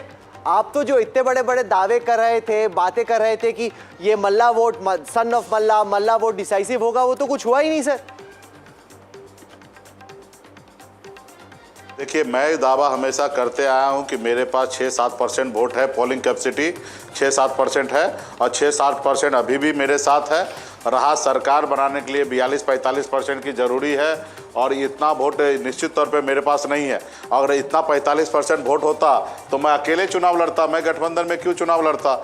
रहा कि मेरे पास 6-7% वोट आज भी है, कल भी रहने वाला है। जब तक अपने लोगों के अधिकार के लिए मैं लड़ाई लड़ते रहूँगा, तब तक ये वोट मेरे साथ है और आगे भी रहेंगे। सुमित अवस्थी आप सवाल करना चाहते हैं? आकर सुमित, राज्य में पैसा बांटकर मुकेश जो भाई, काम पहले दबंग लोग जो है रात के अंधेरे में जाते थे और गांव में पैसा बांटकर वोट ले लेते थे और चुनाव जीत जाते थे, वो काम अगर दिन के उजाला में ये आप जनता के नागरिक, राज्य के नागरिक के मुकेश जी, चुनाव खत्म हो गया, इस तरह की शिकायतें आप चुनाव आयोग को कर सकते थे। आज इंट्रोस्पेक्शन का दिन है, आपने सारा का सारा इल्जाम डाल दिया कि 10,000 रुपए अकाउंट में गए। मेरी बात तो सुन लीजिए, लेट मी कंप्लीट मुकेश भाई। 10,000 रुपए अकाउंट में डाल दिया, इसलिए एनडीए ये चुनाव जीत गया। पर क्या आपको लगता नहीं है कि आपने जिस तरीके से आपने खुद ने अपने आप को अनाउंस कर दिया कि मैं डिप्टी सीएम होऊंगा, मुझे डिप्टी सीएमशिप चाहिए, आपने जिद पकड़ ली थी, प्रेस कॉन्फ्रेंस को 2 बार 3 बार डिले करना पड़ा जिस दिन अनाउंसमेंट हो रहा था। आपको लगता नहीं कि वहां आपकी जो हठधर्मिता थी उसने पूरे अलायंस की यूनिटी पर असर डाला? नहीं, ये सब कोई बात नहीं है, ये सब अभी परसेप्शन कुछ भी बनाइए, ये सब पे मैंने नहीं रखता। ये एनडीए का पार्ट 2020 में मैं भी था, और एनडीए आप देखें कि 125 पुराने में बहुत उसको पसीना छूट रहा था, ठीक है। तो उस समय में भी एनडीए नीतीश कुमार जी भी थे। तो आप 5 साल में नीतीश जी क्या ही कर दिए हैं, बिहार में क्या ही बदलाव कर दिए, क्या ही फैक्ट्री लगा दिए हैं। और रहा कि मेरे फेस पे अगर चुनाव होना है, अगर मेरे पास वोट है, नीतीश कुमार की पार्टी 43 से बढ़कर 84 पर पहुंच गई है, चुनाव में गए उल्टा, और विकासशील इंसान पार्टी 0 पर आ गई है। ये कर दिया नीतीश कुमार ने 5 साल की। ठीक है, उनको शुभकामना देते हैं, जनता ने उनको वोट दिया, उनको शुभकामना देते हैं, बधाई देते हैं। ये जय मृग आपसे सवाल करना चाहते हैं। जय, एक चुनाव अकेले लड़ा हुआ है, उसमें आपका 2.57 2.5% के आसपास वोट है। तो मैं मानता हूं 6 आपका एम्बिशन है, आपकी मनोकामना है कि आपका 6% वोट है।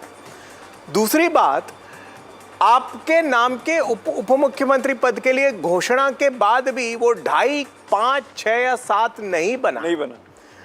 बहुत से सोशल मीडिया रील्स में बहुत बोलवाया गया कि भाई चारों जो कुनबे हैं, तुराहा, केवट, निषाद, मिल्ला, सब कुछ मिलके 9% है, तो मुकेश जी को 6 मिलेगा ही मिलेगा। हमारे साथ इस वक्त स्मृति ईरानी जी जुड़ गई हैं, वो लंदन में हैं, एक कार्यक्रम में थी, तो 1 मिनट में मैं उनके पास जाना चाह रहा हूँ।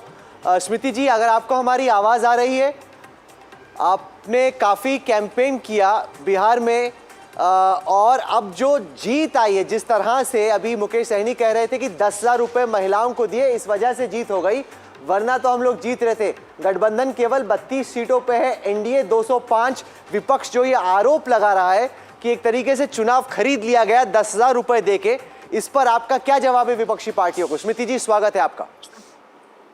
विपक्षी पार्टियों को आज जवाब स्वयं बिहार की जनता ने दिया है।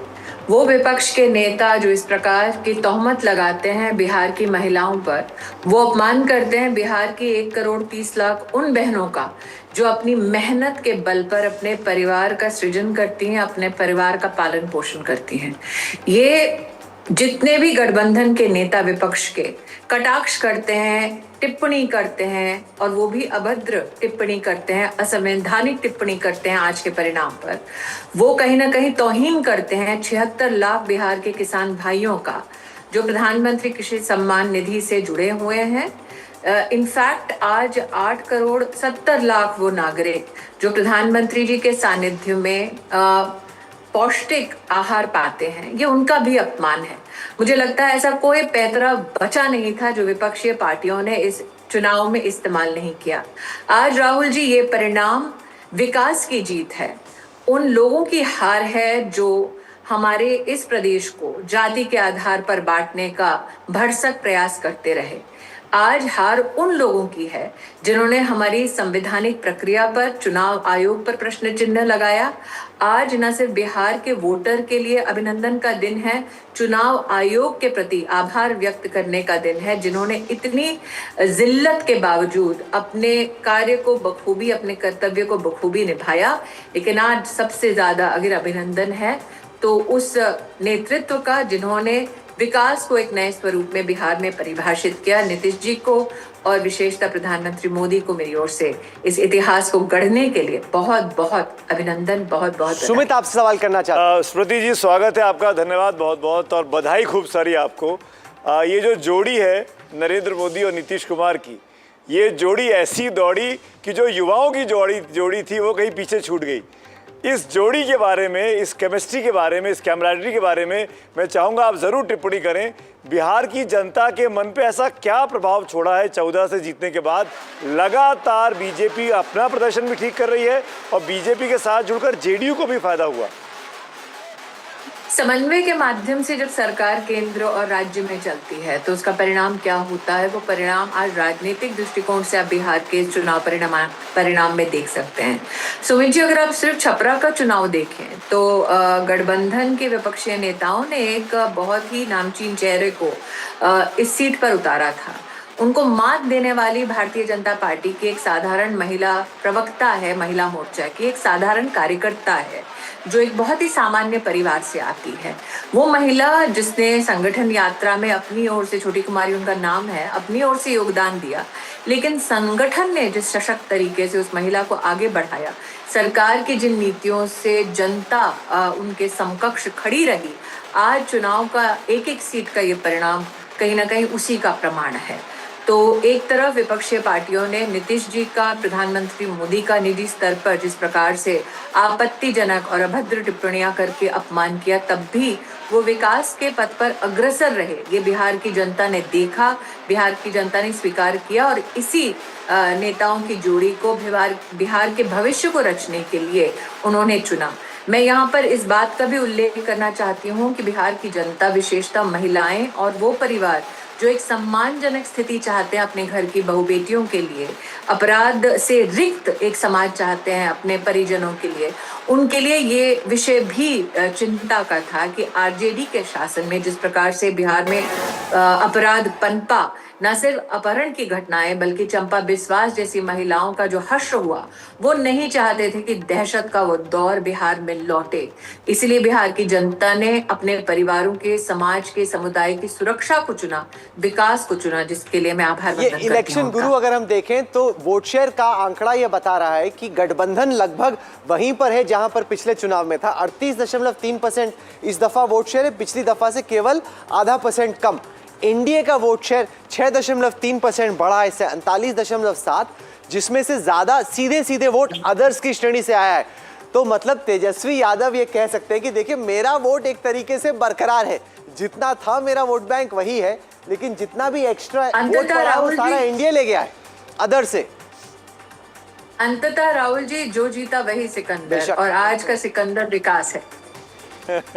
ये भी हकीकत है कि अगर आप चाहें इस दफा बिहार में आपको जरूरत नहीं है किसी जैसे जेडीयू की, आपको जरूरत नहीं। अगर हम देखते हैं एनडीए का ब्रेकअप, तो एनडीए के ब्रेकअप से साफ हो जाता है कि अगर बीजेपी चाहे तो आप जो बाकी पार्टियां हैं, लोक जनशक्ति, हिंदुस्तान आवाम मोर्चा, उपेंद्र कुशवाहा की पार्टी और साथ ही साथ अदर से कुछ लेके आप ऑलमोस्ट अपनी सरकार खुद ही बना सकते। मतलब अब तक बीजेपी थोड़ी जूनियर पार्टी की भूमिका में रही, अब आप 92 पे हैं, जेडीयू 84। आपको लगता है कि रोल रिवर्सल हो गया है बिहार में?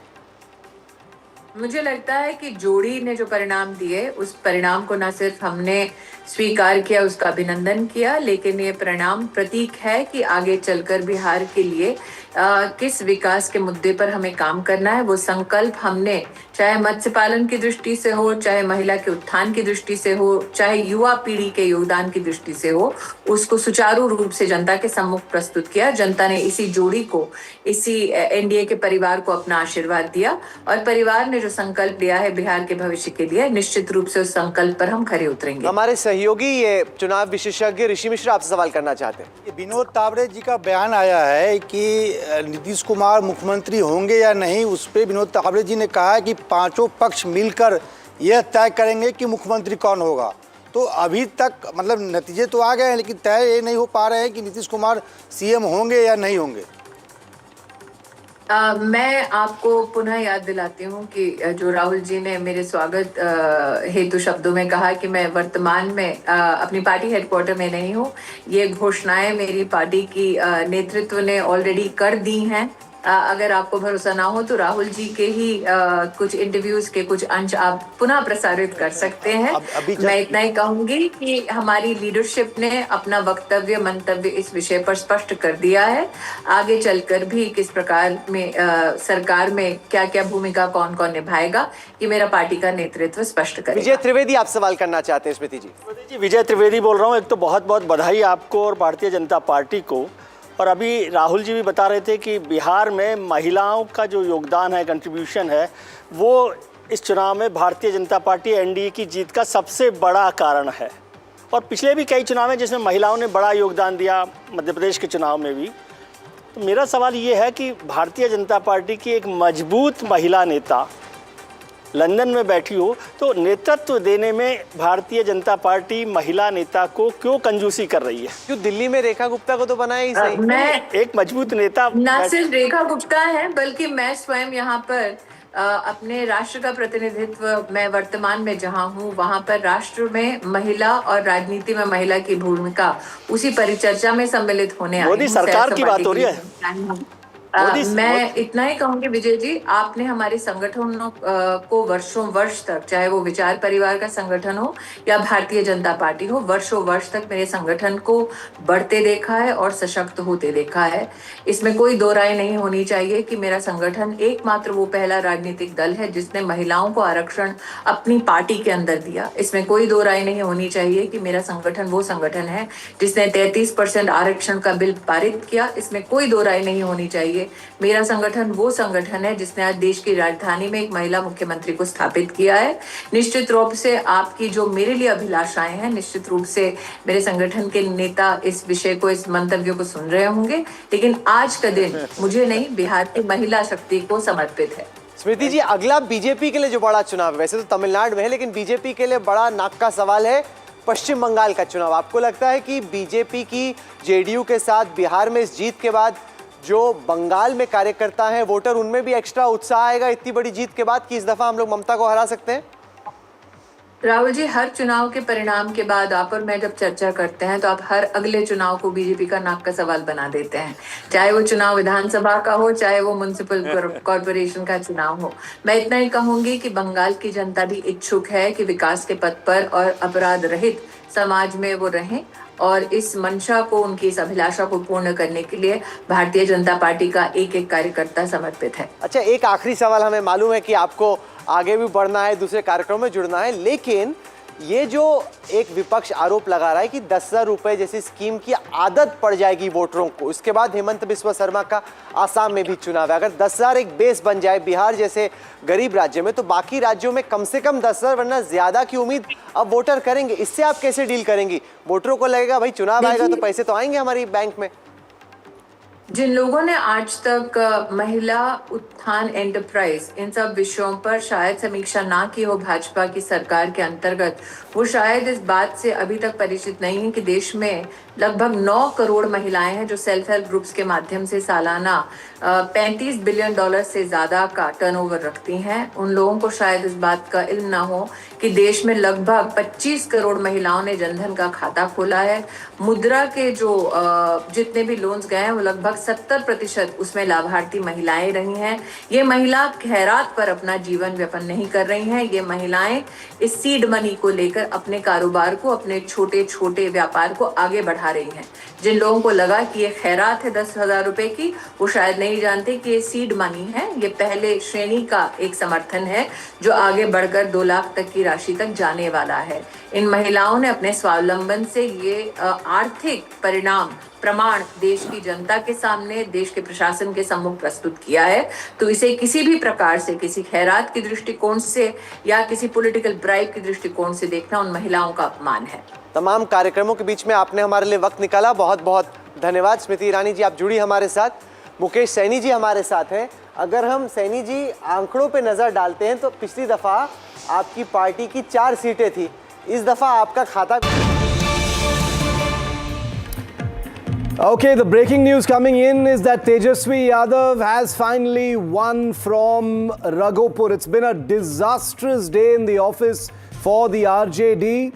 Historic low for Lalu Prasad Yadav's party, but his son Tejashwi Yadav, the chief ministerial face of the Mahagathbandhan, who's just had to stomach one of the worst performances ever, has managed to win by over 11,000 votes. It was a bumpy ride to this victory. He was trailing at one point by 9,000 votes. He was winning and trailing for a bit, and now he's finally managed to close the deal, seal the deal with 11,000 votes. More than just a little bit of solace to at least personally be able to win, because if he had lost, that would have brought its own share of troubles as far as the RJD are concerned. Our political editor Vasudha is with us live from Patna.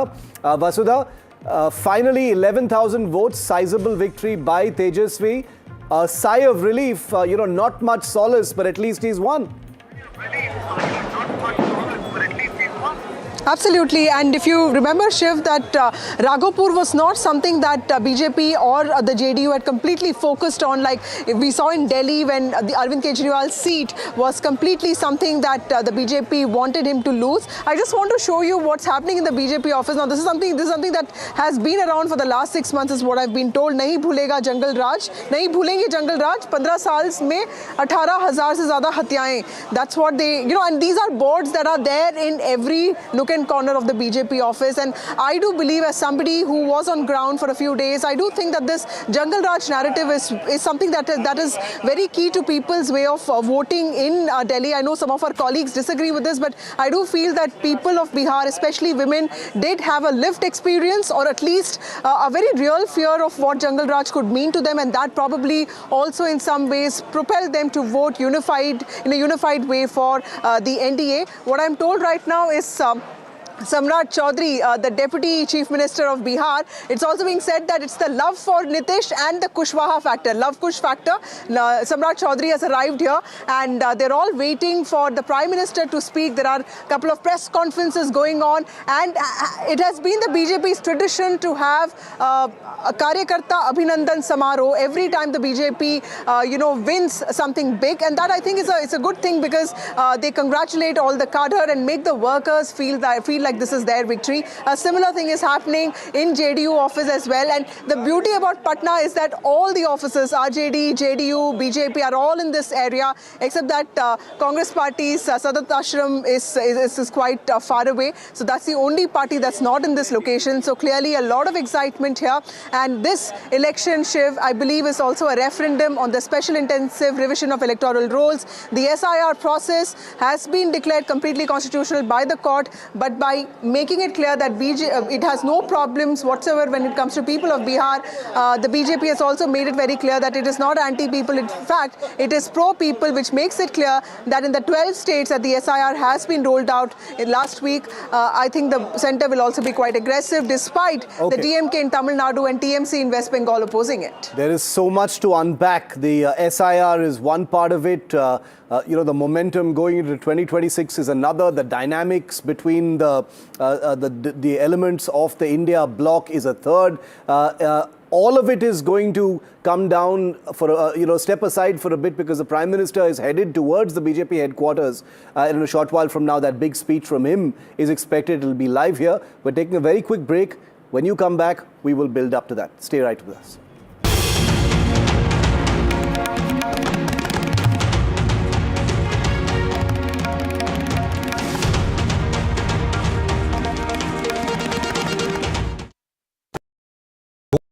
The best app to use is the NDTV app.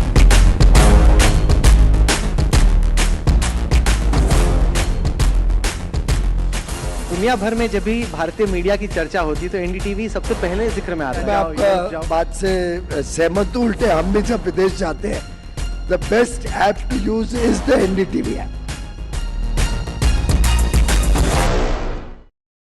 Across the country, he has tracked the pulse of power from Washington to Korea. Witnessed history being made in global capitals and conflict zones. Brought clarity to complex issues of national security and international affairs. Aditya Raj Call, covering international affairs like no one else. Only on NDTV network. Other opposition parties. They argue, I conclude. They deflect, I drill down.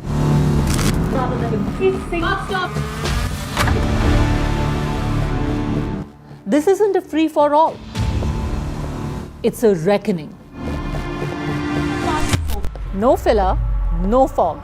Only the facts and where they lead.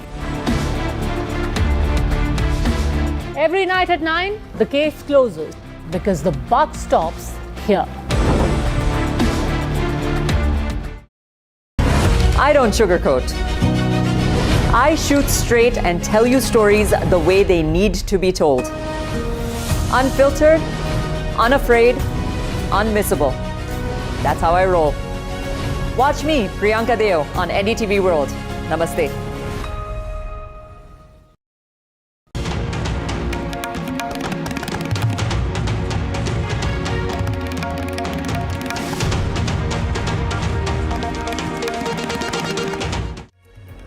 And while the NDA is celebrating and while the BJP and the JDU are exulting in a historic mandate in Bihar, the Congress party's de facto leader Rahul Gandhi is not even reportedly in the country to be with his rank and file, leaving them, abandoning them practically to face this humiliating ignominy in Bihar. And it is incredible because Rahul Gandhi, upon whom enormous resources have been spent in order to craft him as some sort of a Jananayak in Bihar, the huge and expensive vote chori campaign, but Rahul Gandhi is not here on a crucial day. As a leader, he should have been here to be with the men and women of the Congress party to face and to own up and to take responsibility for what has happened in Bihar, but he is not even here. Forget about being in Bihar or Delhi. He apparently, we hear, is not even in the country. But just take a look at that shrinking feeling for the Congress party since the Lok Sabha election in 2024, because this is very, very serious for the Congress party. It's the second largest party in the country. It is the principal opposition party in the country. So this is real. Since that time, 99 seats was good news for the Congress party. They practically doubled their tally. It was the road to recovery, they said, about the Congress. But then in Maharashtra, 16 of 101 seats. In Haryana, 37 of 90 seats. In Jammu and Kashmir, 6 of 32 seats. In Jharkhand, 16 of 30 seats. In Delhi, they were wiped out, obliterated, 0 of 70 seats. And in Bihar now, they're leading in about 5 seats right now and expected to win at least some of those. They went down to 1. They were leading in just 1 seat for a while now. Now that number has become 5. Just take a look at some of this other data that we've been able to pull out for you. 1985 was the last time the Congress was in power in Bihar. At that time, it had 196 of the 323 seats at that time with a vote share of 40%. This is, of course, undivided Bihar. In 1990, the Congress faced its first loss in Bihar. At that time, it won 71 of 323 seats with a vote share of 24%. Flash forward to 2015, it won just 27 of the 243 seats. This is right, at the peak of the entire Nitish Lalu chapter of Bihar politics. Vote share 6%. 2020, 19 of the 70 seats that it fought, with vote share plummeting to 9%.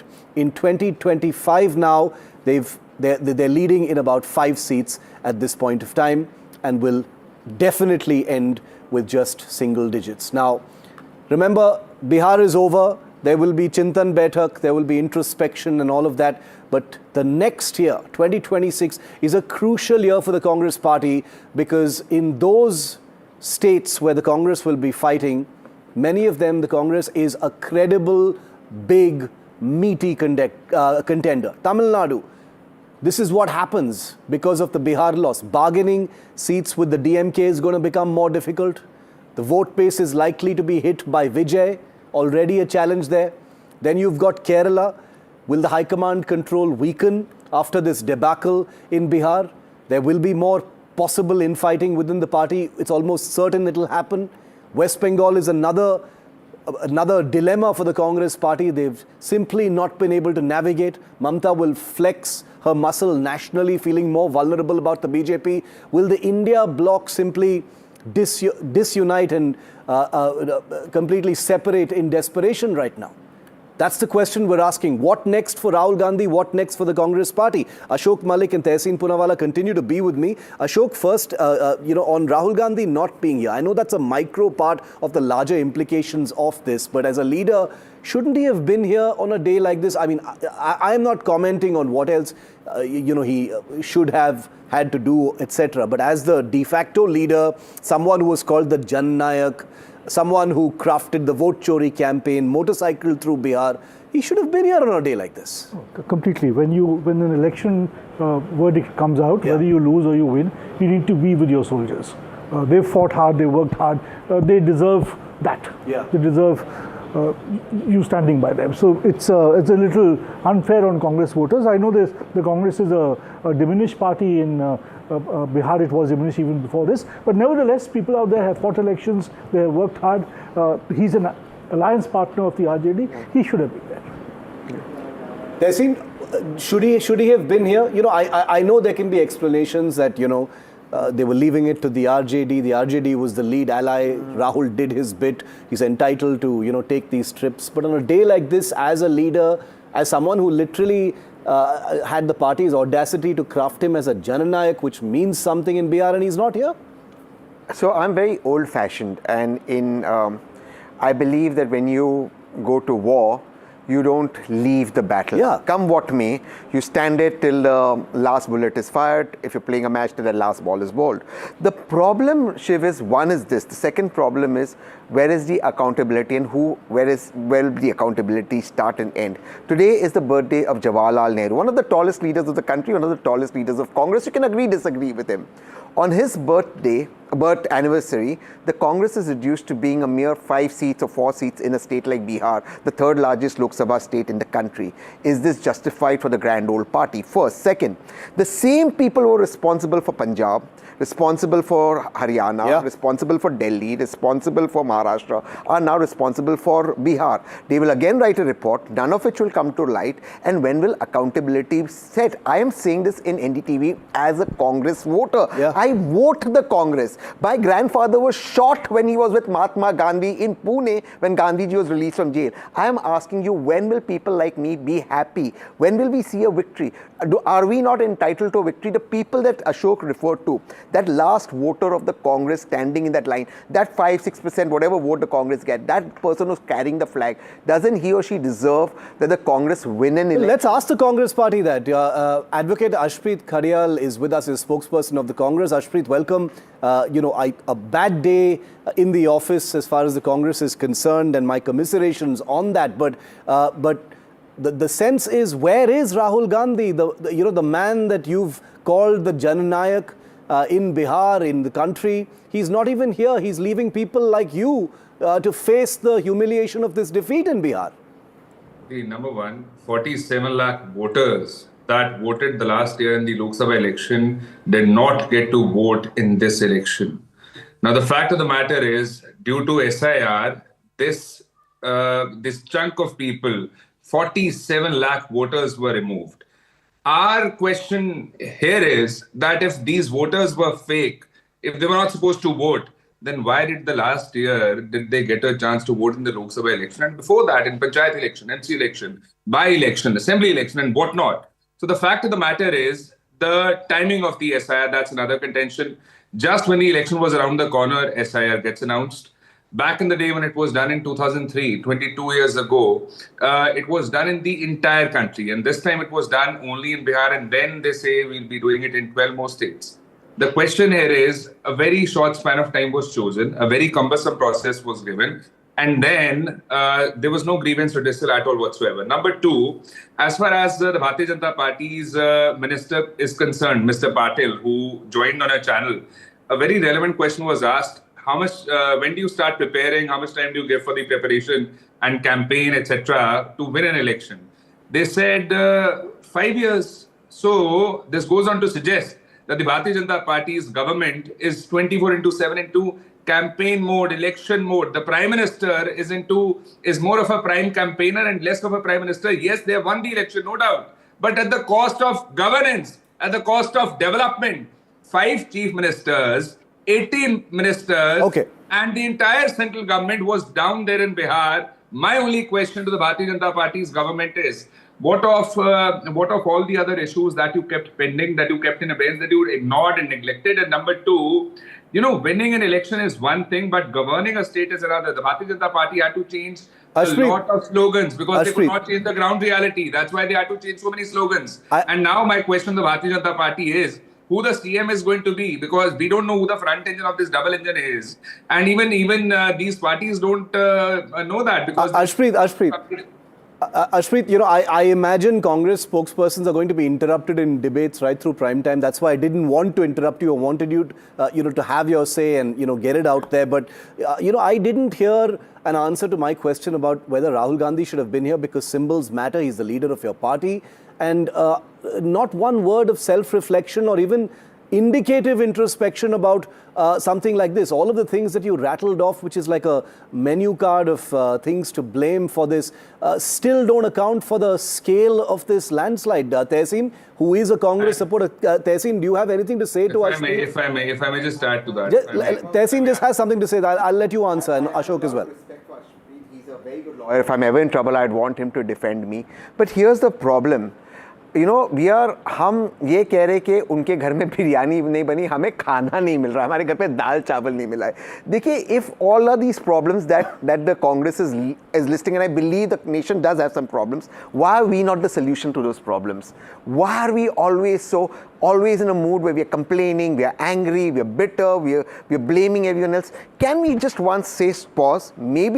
Maybe despite these problems, the people of India are selecting the BJP. Maybe we should introspect that despite all these problems. The Congress has introspected, haven't they? I mean, they've done things in Udaipur, they've done things elsewhere after elections. And still nothing has happened. But where is those results? You've seen Haryana, you've seen Maharashtra, you've seen now Bihar.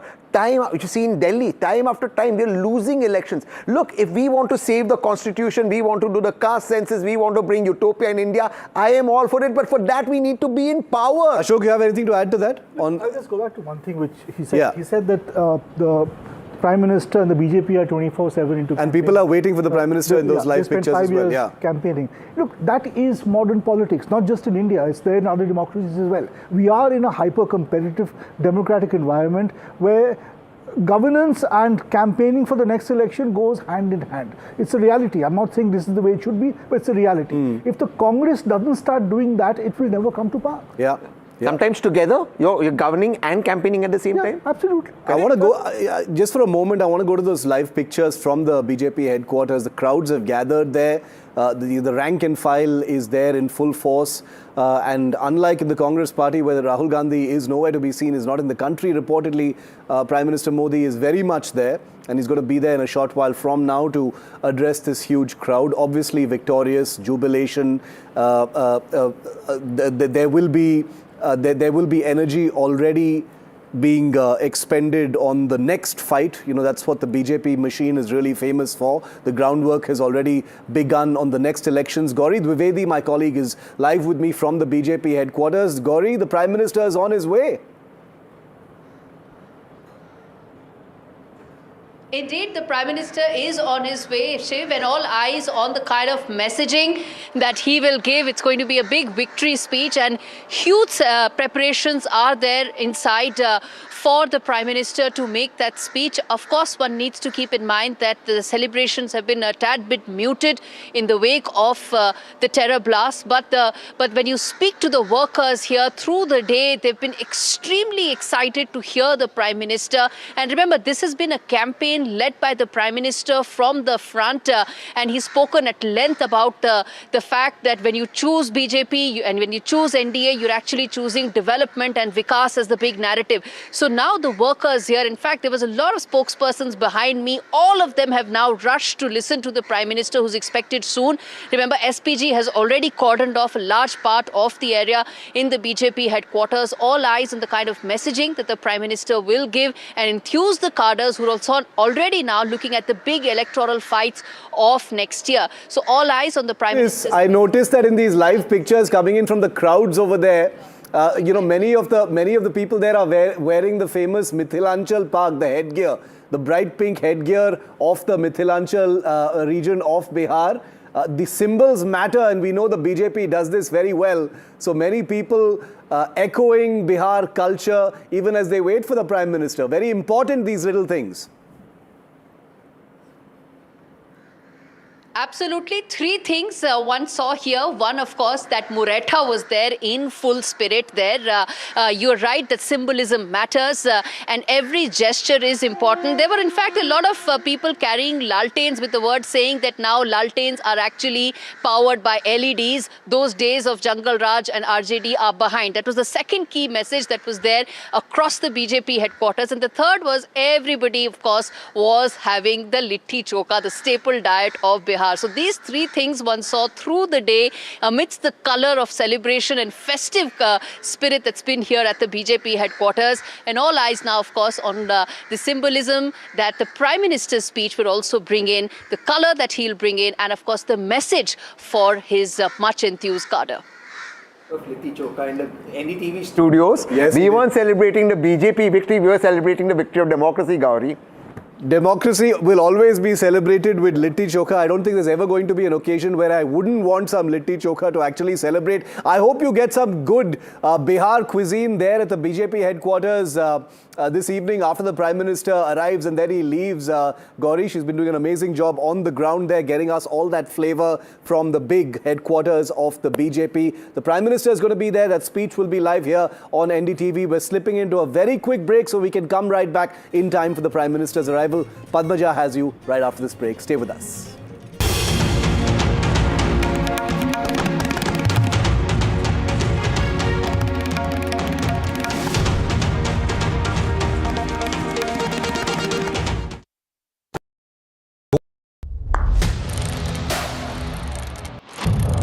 What seems settled for me is unfinished business. So I rewind, I pause, I reflect, I dig until what's buried stands up to be counted. Breaking ground, not just headlines, the meaning behind them. This is Breaking Ground with me, Vedika Sood. Namaste, India. As you all know, I've been traveling around the world with my music. But this one is truly special. Something that's India. You all must have seen the magic that was created in Kun Fayakun. Now it's your chance to experience it with me. So book your tickets from District app and together let's create harmony of hearts. See you, Delhi.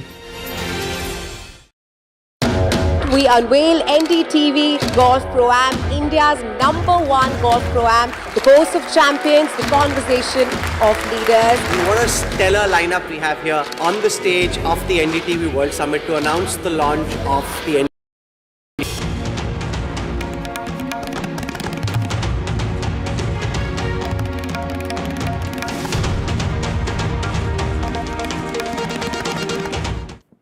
It's a huge understatement to say it's been a disastrous run for the Mahagathbandhan in Bihar as the Tejashwi Rahul duo failed to win the seats that they promised their rank and file despite crowd puller rallies, and saw many youngsters throng the events across the state. They wanted Gen Z and they got, well, Gen Zero, because amidst a landslide victory for the NDA, the Mahagathbandhan is crying foul over vote manipulation claims and inaction by the Election Commission. Take a look.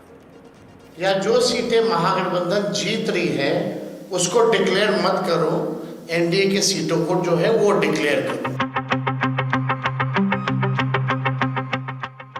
An assertion by the RJD scion at the beginning of the day sounded hollow in a few hours. The Mahagathbandhan's performance this time was a shadow of its 2020 results when the opposition bloc fell just short of forming the government.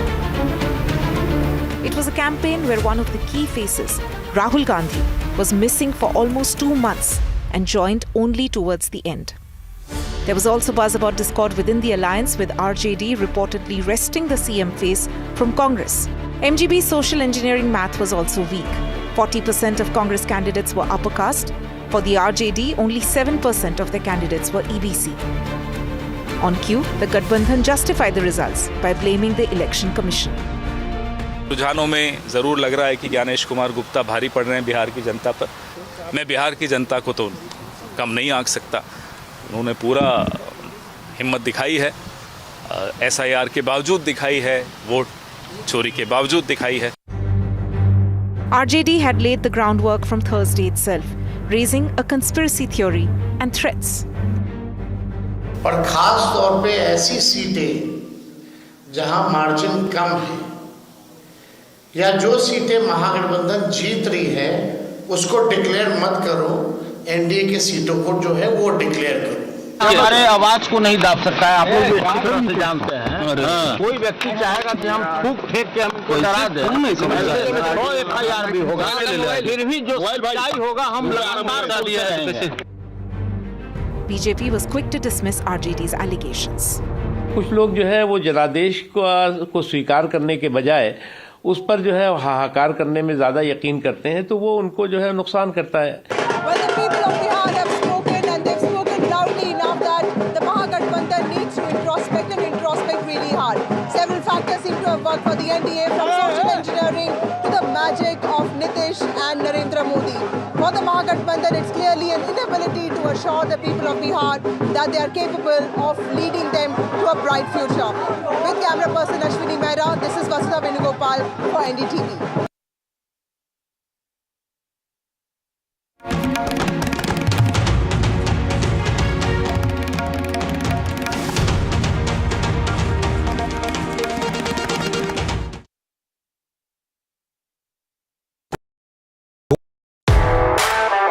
The most coveted invitation in the Indian corporate golf calendar, where top corporates go head-to-head with the finest professional golfers. An exclusive circuit across multiple cities, aspirational, unforgettable. NDTV Golf Pro-Am, India's #1 golf Pro-Am, is here. The course of champions, the conversation of leaders. NDTV Golf Pro-Am, coming soon, stay tuned.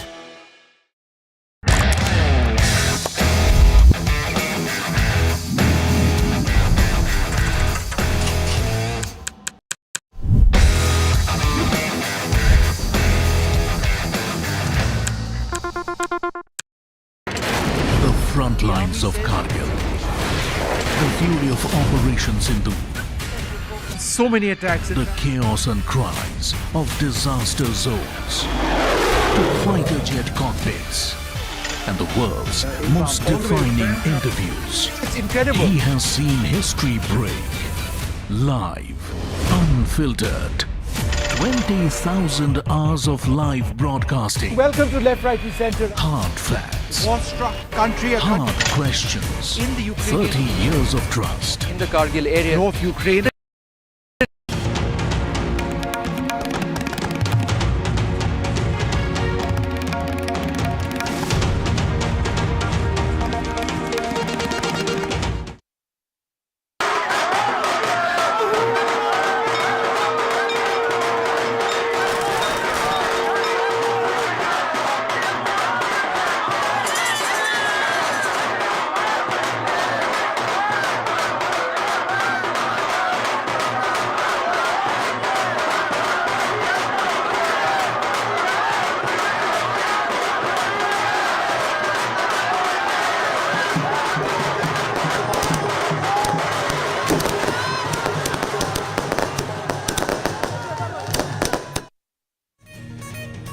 Good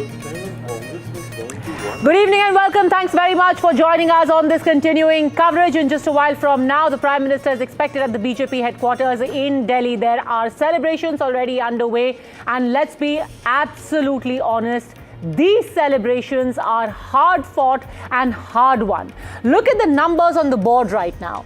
NDA 203, Mahagathbandhan at 34 and others are at 6, which basically means that not only was this a completely bipolar election, but even in that, it was an absolute sweep. I'm Padmaja Joshi, with me my colleague Veera Raghav, and we are going to be dissecting some of the big factors that we have seen over the last few hours as these trends emerged. Let's begin first, Veera, by looking at the breakup of these numbers. Within the NDA, you've got the BJP at 91, the JDU at 84, the LJP Ramvilas at 19, Hindustani Awam Morcha at 4 and the RLM also at 4, which basically means, Hindustani Awam Morcha is at 5. So it had 6 seats that they were fighting and they've managed to translate 4 of them into a win, whereas even RLM has 5 of them. HAM has got 5 out of 6 and RLM got 4 out of 6, which basically translates into this, that in this Gathbandhan, in the ruling alliance, the NDA, everyone did successful vote transfer. Everyone benefited from each other. You've had problems here in seat sharing as well, but it was resolved well in time. The first list came out with, I think, about a month to go for the elections to start, month and a half. And then on the other hand, you've got the Mahagathbandhan. RJD at 25 out of 34. CPI is at 0. IIP is at 0. VIP is at 0, which means that the person who had been declared as the Deputy CM face did not win a single seat. Today, Mukesh Sahani must be thanking his stars that he at least withdrew the nomination of his own brother, Santosh Sahani, from Goda Behram, because the way that elections have gone there as well, perhaps he too would have lost. Imagine this, you'd got people in this opposition alliance who were supposed to be bringing huge caste votes to the table. The IIP was made a part of this particular alliance because they were supposed to be getting the Pantanti vote, a backward, a Dalit caste which wants to be made EBC if I'm not mistaken. It was a big win for the Mahagathbandhan to get that vote on their side, and the VIP was supposed to get the Malla vote. Both of them have ended up with a giant 0. Let's open this up and get our guests who are joining us now. We have Badri Narayan, political commentator, here with us. We've got senior advisor at the Ministry of Information and Broadcasting, Government of India, Kanchan Gupta, and we've got political analyst Tehseen Poonawala, of course, Veera Raghav here with me. Badri Narayan ji, how do you see this? How can two alliances be so different? On the one hand, you've got an alliance which is actually contributing to each other. This same VIP, by the way, last time was in the NDA, and how many seats did they get? Padmaja, I see this election one-sided election, not just a bipolar. It's not bipolar. I was going to say it's more a like one-sided election. And why it became one-sided, in my analysis, I usually talk about it, that it is because of the beneficiary expansion. And beneficiary expansion does not go here and there by the caste or transfer of the vote theory, but it goes for everyone. So the beneficiary votes goes for HAM, or goes for LJP, and also goes for JDU or for the BJP. So it's a huge base vote which they have emerged as a beneficiary base vote, which I used to call. And caste in that debate becomes secondary. So it's a kind of canvas, caste as canvas, but so the forefront mobilizing factor is the beneficiary. No, wait, are you actually saying, the biggest criticism of Bihar is that यहाँ पे caste के beyond कुछ हो ही नहीं सकता. Are you seriously saying that Bihar has bucked that trend? Yes, actually. No, wouldn't it be an overstatement to say that Bihar has voted out of its traditional habit? In political studies or in social studies, there is a shift. And this shift we are not able to understand. And this shift because of this developmental governance. It's the emergence of new category, that is the beneficiary category, which I used to call emerged a beneficiary consciousness, and that also formed a beneficiary identity. No, and that is a massive statement to make. Yeah, and the caste, yes. If you're going to say that, but then how do you then juxtapose or reconcile that with the statement that says that with the with your Chirag Paswan going with the alliance, they anyway had much better arithmetic when they entered the fray. Number one. Number two, are you then saying that the way was, many people have been seeing this as a transformational election? I'll pause you for 10 seconds. I think that is Amit Shah, Home Minister. You know, the Prime Minister is expected any moment. So before that, you will have JP Nadda coming in. This is Amit Shah's cavalcade. That is already reached the BJP office. Okay, Amit Shah is definitely Amit Shah. Over to you, Aishwarya, joining us from the BJP office.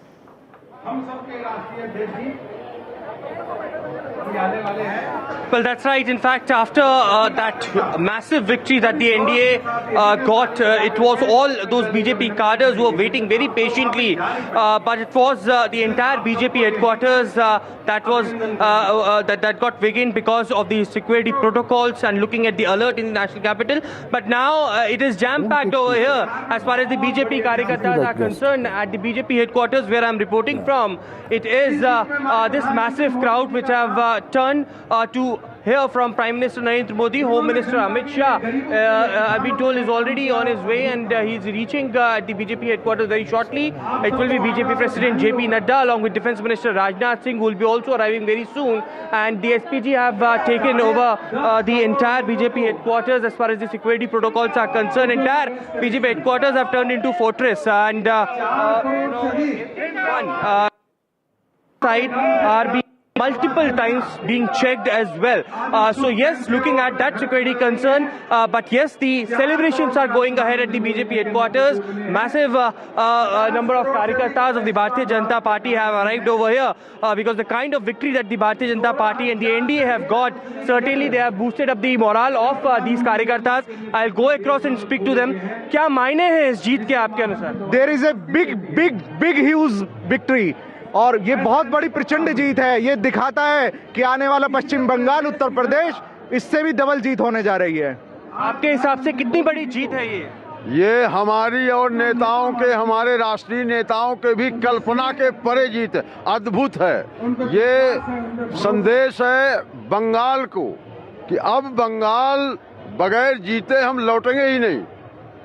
Bihar तो अभी झांकी है, अब बंगाल बाकी है. So these are the slogans that these cadres are raising since afternoon when the NDA, and very shortly we have been told post 6 p.m. Was the time that Prime Minister was supposed to arrive, and he'll be arriving very shortly, and top leadership of the Bharatiya Janata Party will also be accompanying. People have been remarking all day that on a day when you've had a tsunami in Bihar, you are already talking about abhi Bengal baki hai, abhi Assam baki hai, ye to sirf jhanki hai. This is like a juggernaut that simply refuses to stop. But it's important, the angle that you were discussing earlier. No, so I was just, one part of it is that they anyway had better arithmetic when they went in, was the argument that was given. Number two, if you're saying that it has transcended caste, and I want to see this number 202, are we then seeing this transformation of Bihar from the Mandal era caste politics fragments of the Janata movement to one where there can be a united sort of one force, which is absolutely essential for the BJP if it has to build up. Yes. Do you see that transformation happening? Yes, Raghu, I see that transformation. Not only in Bihar, in all over the India, it's a new subjectivity is forming among public. Yeah. But we are again still looking the things from the old optics. Absolutely, Sulaiman Khan, because at a time when you are doing jati, yes, here is the BJP trying to put together an entire electorate which is saying Padmaja, we are going to vote for what benefits we get, yes, what makes our life better, or as Pradeep Gupta said day before yesterday, on how you make me feel rather than my caste. Padmaja, this kind of victory can't achieve from the caste combination. For that you need a cross-caste issues or consciousness or emotional connect. So this cannot be just a caste math. This social engineering, the BJP has been at it since 2012, 2013. And beginning with the 2014 election, this entire attempt to re-engineer your social base from a Brahman Baniya party to a white tent party.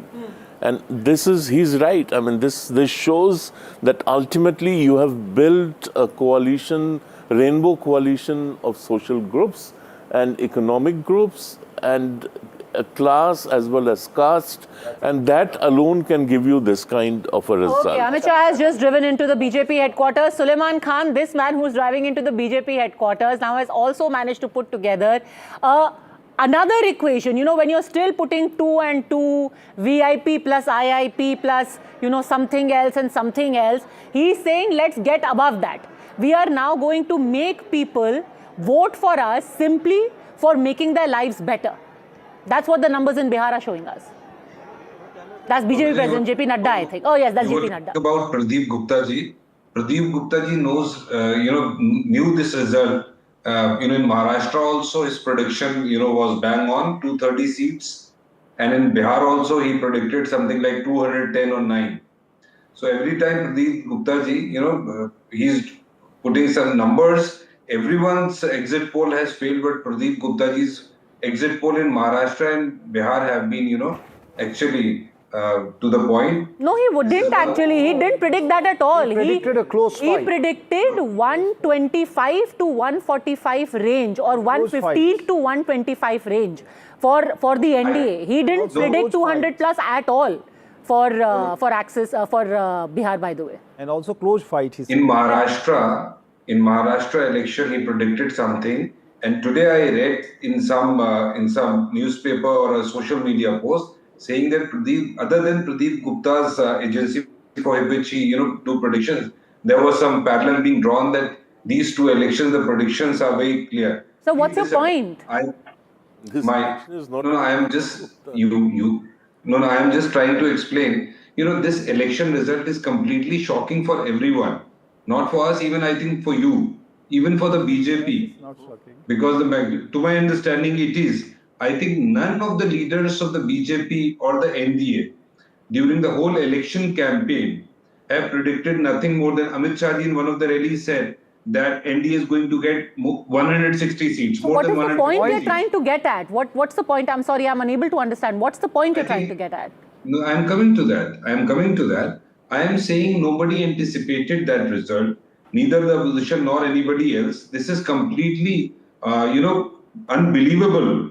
Despite 20 years of anti-incumbency, despite a failed law and order, despite no colleges, no jobs which have been built by them, no colleges, educational institutions, universities being built, no hospitals being built. So what are you saying? Are you saying that you suspect foul play or that you were unable to anticipate the wind on the ground? What are you trying to say? No, please. I am a thinking person. You are also a thinking person. Please try to understand. Elections are voted on work.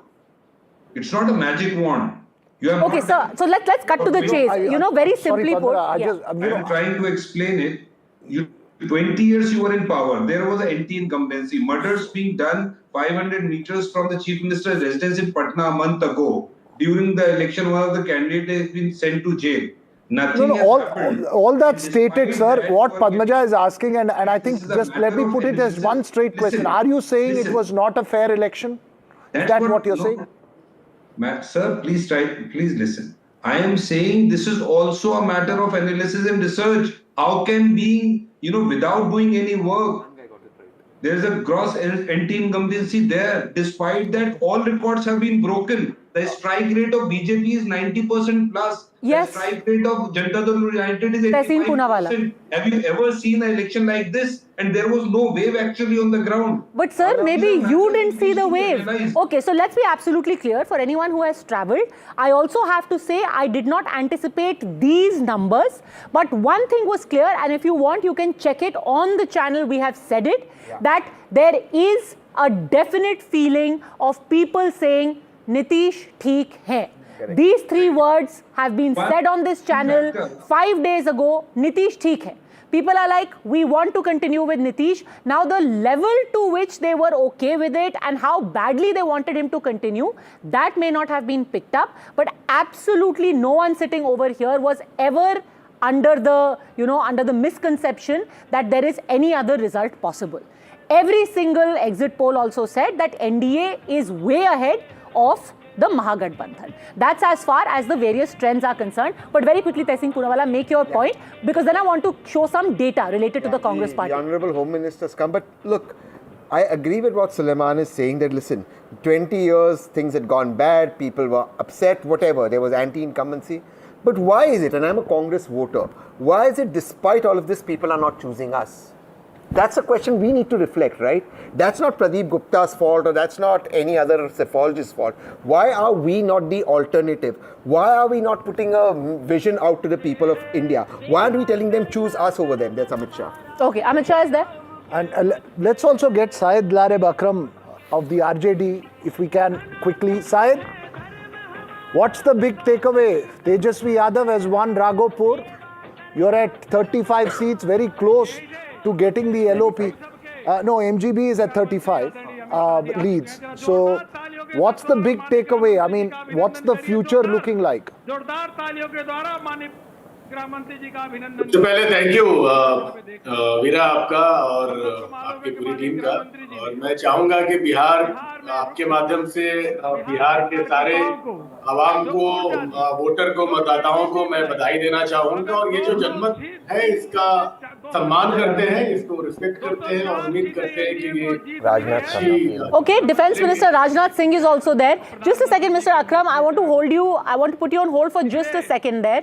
The number of people, this I think in recent memory is going to be the biggest celebration. Yeah. This magnitude of a win, I can't remember. Maharashtra was a surprise. Most people were not giving NDA the kind of performance, a chance for the kind of performance we eventually saw. But even there, the magnitude wasn't this large. Here, even though it's in comparison a smaller state, these numbers are spectacular. Look at this. The BJP is the single largest party. They contested 101 seats and they have won 90, which means a spectacular 90% strike rate. Can you imagine that somebody is winning 90 out of 101 seats? This despite the fact that they only removed 16 of their incumbent MLAs.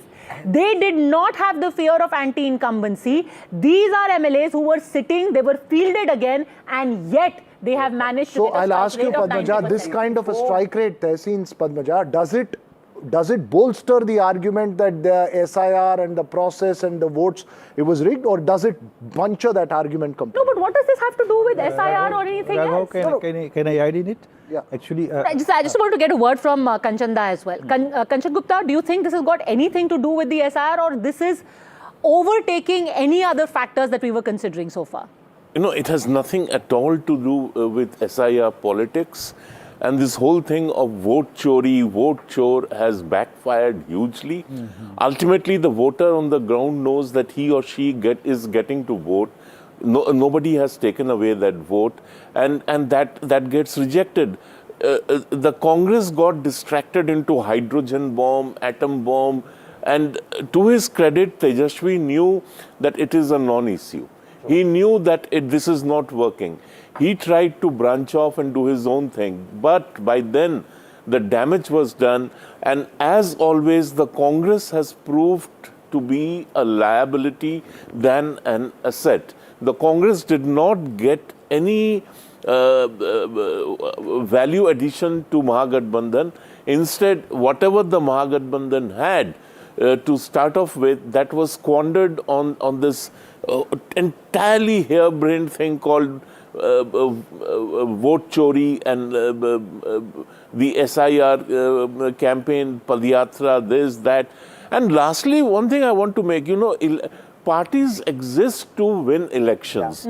Governments exist to govern, but parties exist to win elections. You people have been repeatedly pointing out, Bihar isn't over yet, BJP is already talking about Assam, Bengal. But that is the way it should be. Parties have to constantly go out and fight and win elections. Okay, interesting. Nitish Kumar has reacted. And just one and said, so just one line I want to speak about this. Nitish Kumar has thanked the Prime Minister for his support, and I think the key line over there saying that we won because of unity. All this while the narrative was being built that Nitish Kumar is going to be ousted by the BJP, that Nitish Kumar has not been named by the BJP as its CM face or as its Chief Ministerial candidate, and yet you have first the Prime Minister tweeting, and now you have Nitish Kumar reciprocating, saying we will make Bihar the most developed state. Throughout they've been saying हम 5 पांडव हैं, हम साथ में लड़ेंगे, और अब पांडव के सामने कौन होता है? कौरव होता है. So that was left unsaid, but throughout they said 5 parties, 5 Pandav fighting together. Gauri Dwivedi and Aishwarya Jain both joining us from the BJP headquarters. Some words, Gauri, about Amit Shah. This will be vindication for him. This was said to be a very, very tight fight, but who would have thought? Anything but. Anything but.